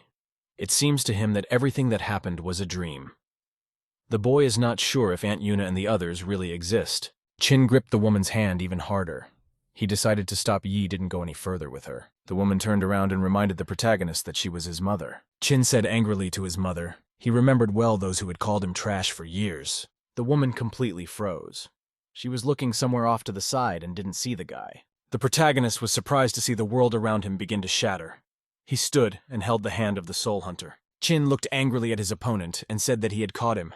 He held his hand up to him. The hunter inquired with surprise at the lad, "Is the latter not afraid of him?" Chin swung around to strike his opponent. He didn't like that the hunter was using him. The protagonist knocked his opponent to the ground. The hunter couldn't understand why the guy wouldn't obey him. The hunter realized that his strength was almost at an end. He decided that he needed to retreat and come up with a new plan. The evil spirit emerged from the man's body. The spirit began to rise up. The main character remained seated at the bottom, along with the hunter's body. He told the protagonist to calm down because the soul hunter was no longer here. Chin looked at the guy's battered body. He asked grudgingly to the monster, had the hunter escaped? The protagonist turned to the side and asked grudgingly to the demon, "So why did he let the hunter get away?" Bouquet looked at the guy and told him reassuringly that they were all in on it. The protagonist rushed to the demon and said that he was his worst enemy named Chin Yu. The monster was surprised when he heard Chin Yu's name. The warrior told the woman that 3 squads had searched the place, but none of them had seen Chin Yu. It looked like the boy wasn't here. Yuna asked her subordinate to look around again. The female students walked around looking for the guy. Xiao Xiao kept shouting the main character's name loudly. Yu Li turned around and asked excitedly, "Will everything be all right with Chin Yu?" Tian looked dreamily in front of her and said that the main character's body would belong to her. The girl turned to the side. She saw a nurse helping some injured guy into a car. The nurse was helping the guy move. The warrior was barely on his feet. Tian ran up behind the nurse and threatened her with her huge knife. The girl angrily demanded of the nurse that she let the guy go. The nurse explained in a frightened voice to her interlocutor that she had only been invited here. A woman approached.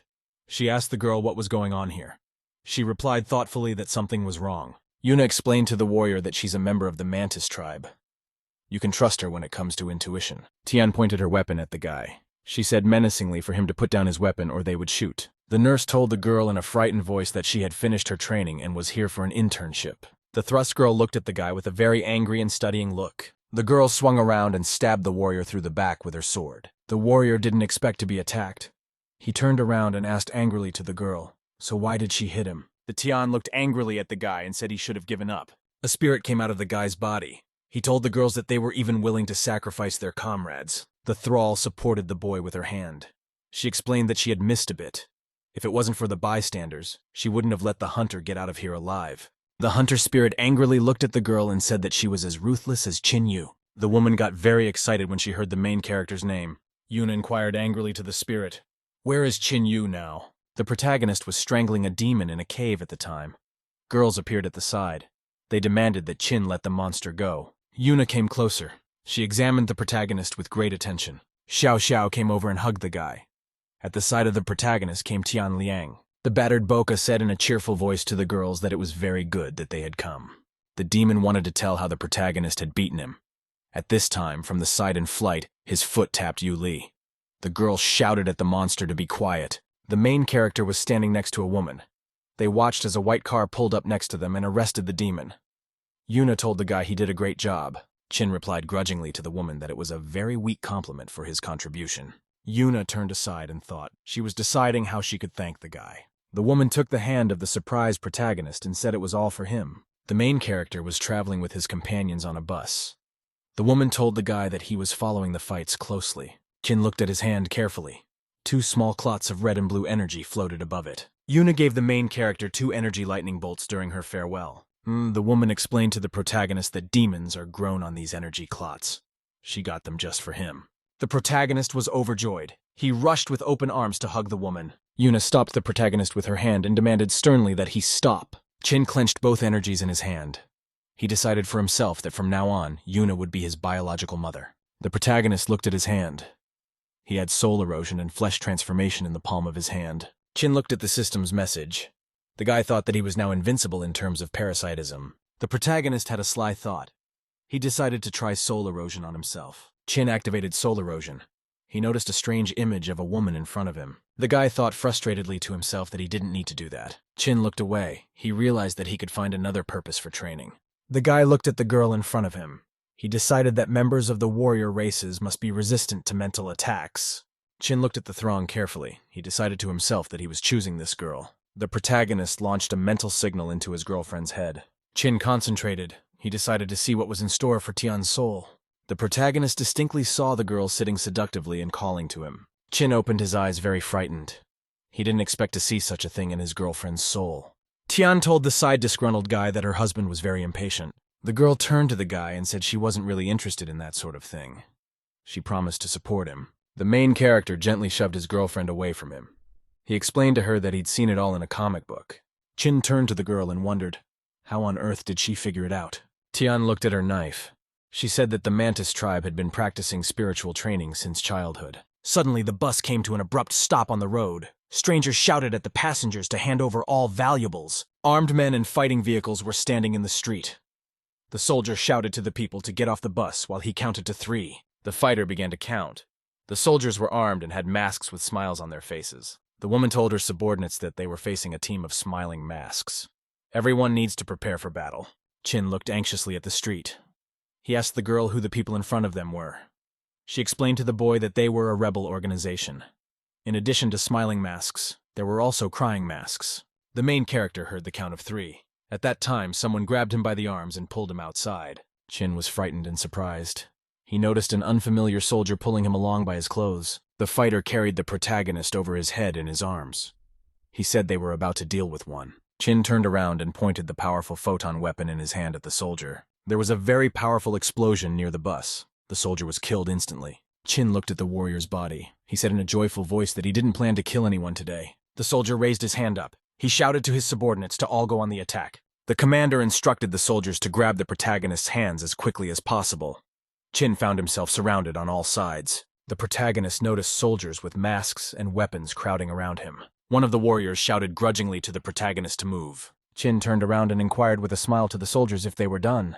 The protagonist suddenly grew a few extra arms. He started using them to fight off the soldiers. Chin had a huge flamethrower in one of his hands. He prepared to kill his opponents. The protagonist looked angrily at the soldiers and told them to never loosen their grip. Chin began to burn his opponents with fire. He used the human vortex against them. A pillar of fire appeared around the protagonist. The soldiers looked at him fearfully. The girls on the bus watched the actions of the protagonist with excitement. The woman offered the student a chance to try her hand at it. She replied that she would not kill without money. Yuna looked very carefully from the bus to the street. She noticed something interesting.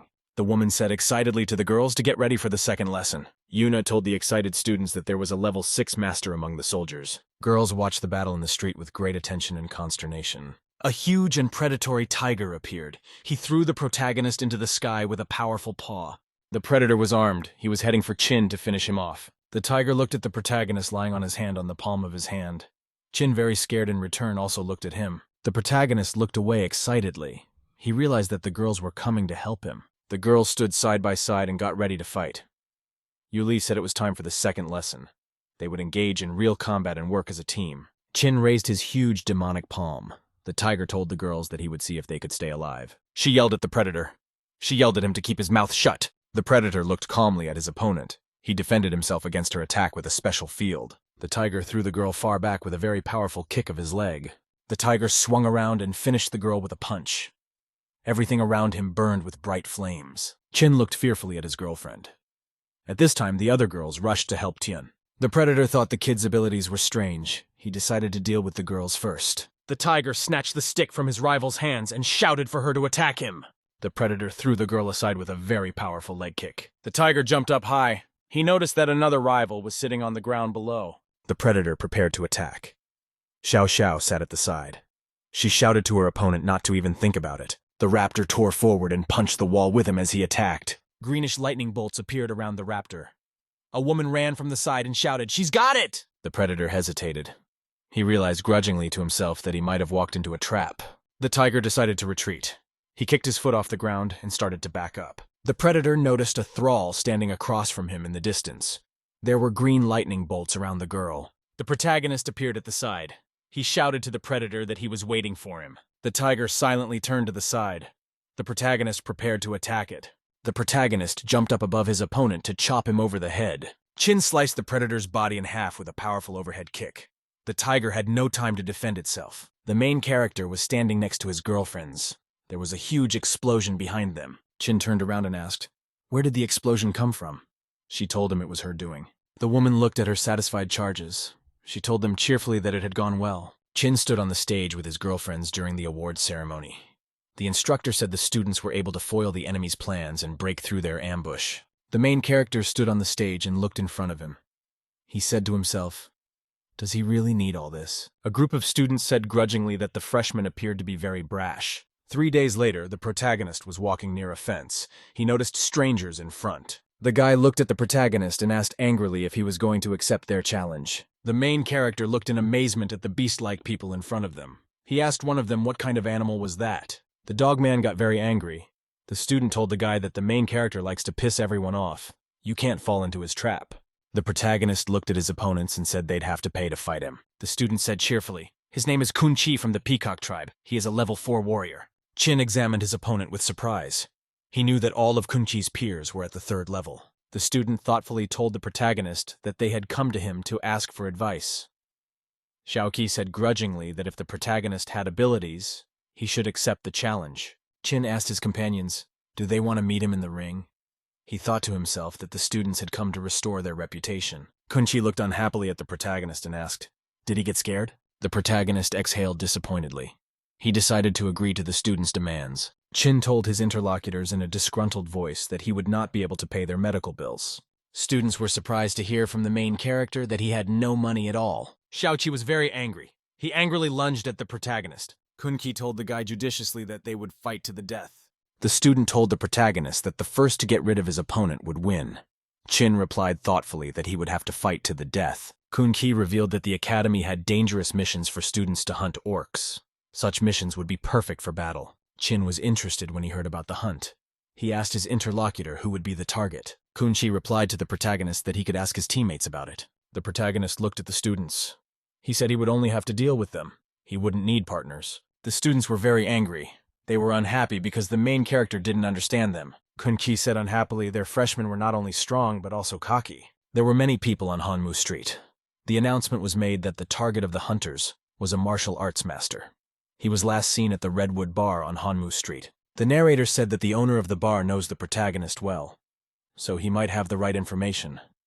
Chin went into the bar and asked if there was anyone alive inside. Chin opened the door wide. There were no people inside the bar and there was complete silence. The guy excitedly demanded a bottle of vintage water from the bartender. Raven behind the counter poured water into a cup and told the protagonist to leave. The bartender handed the guy a cup and told him this place wasn't right for him. Chin picked up the cup. He told the bartender that in this world, not even women's restrooms and bathhouses would stop him. The Raven looked angrily at the protagonist and told him to get lost, or else Chin would be in trouble.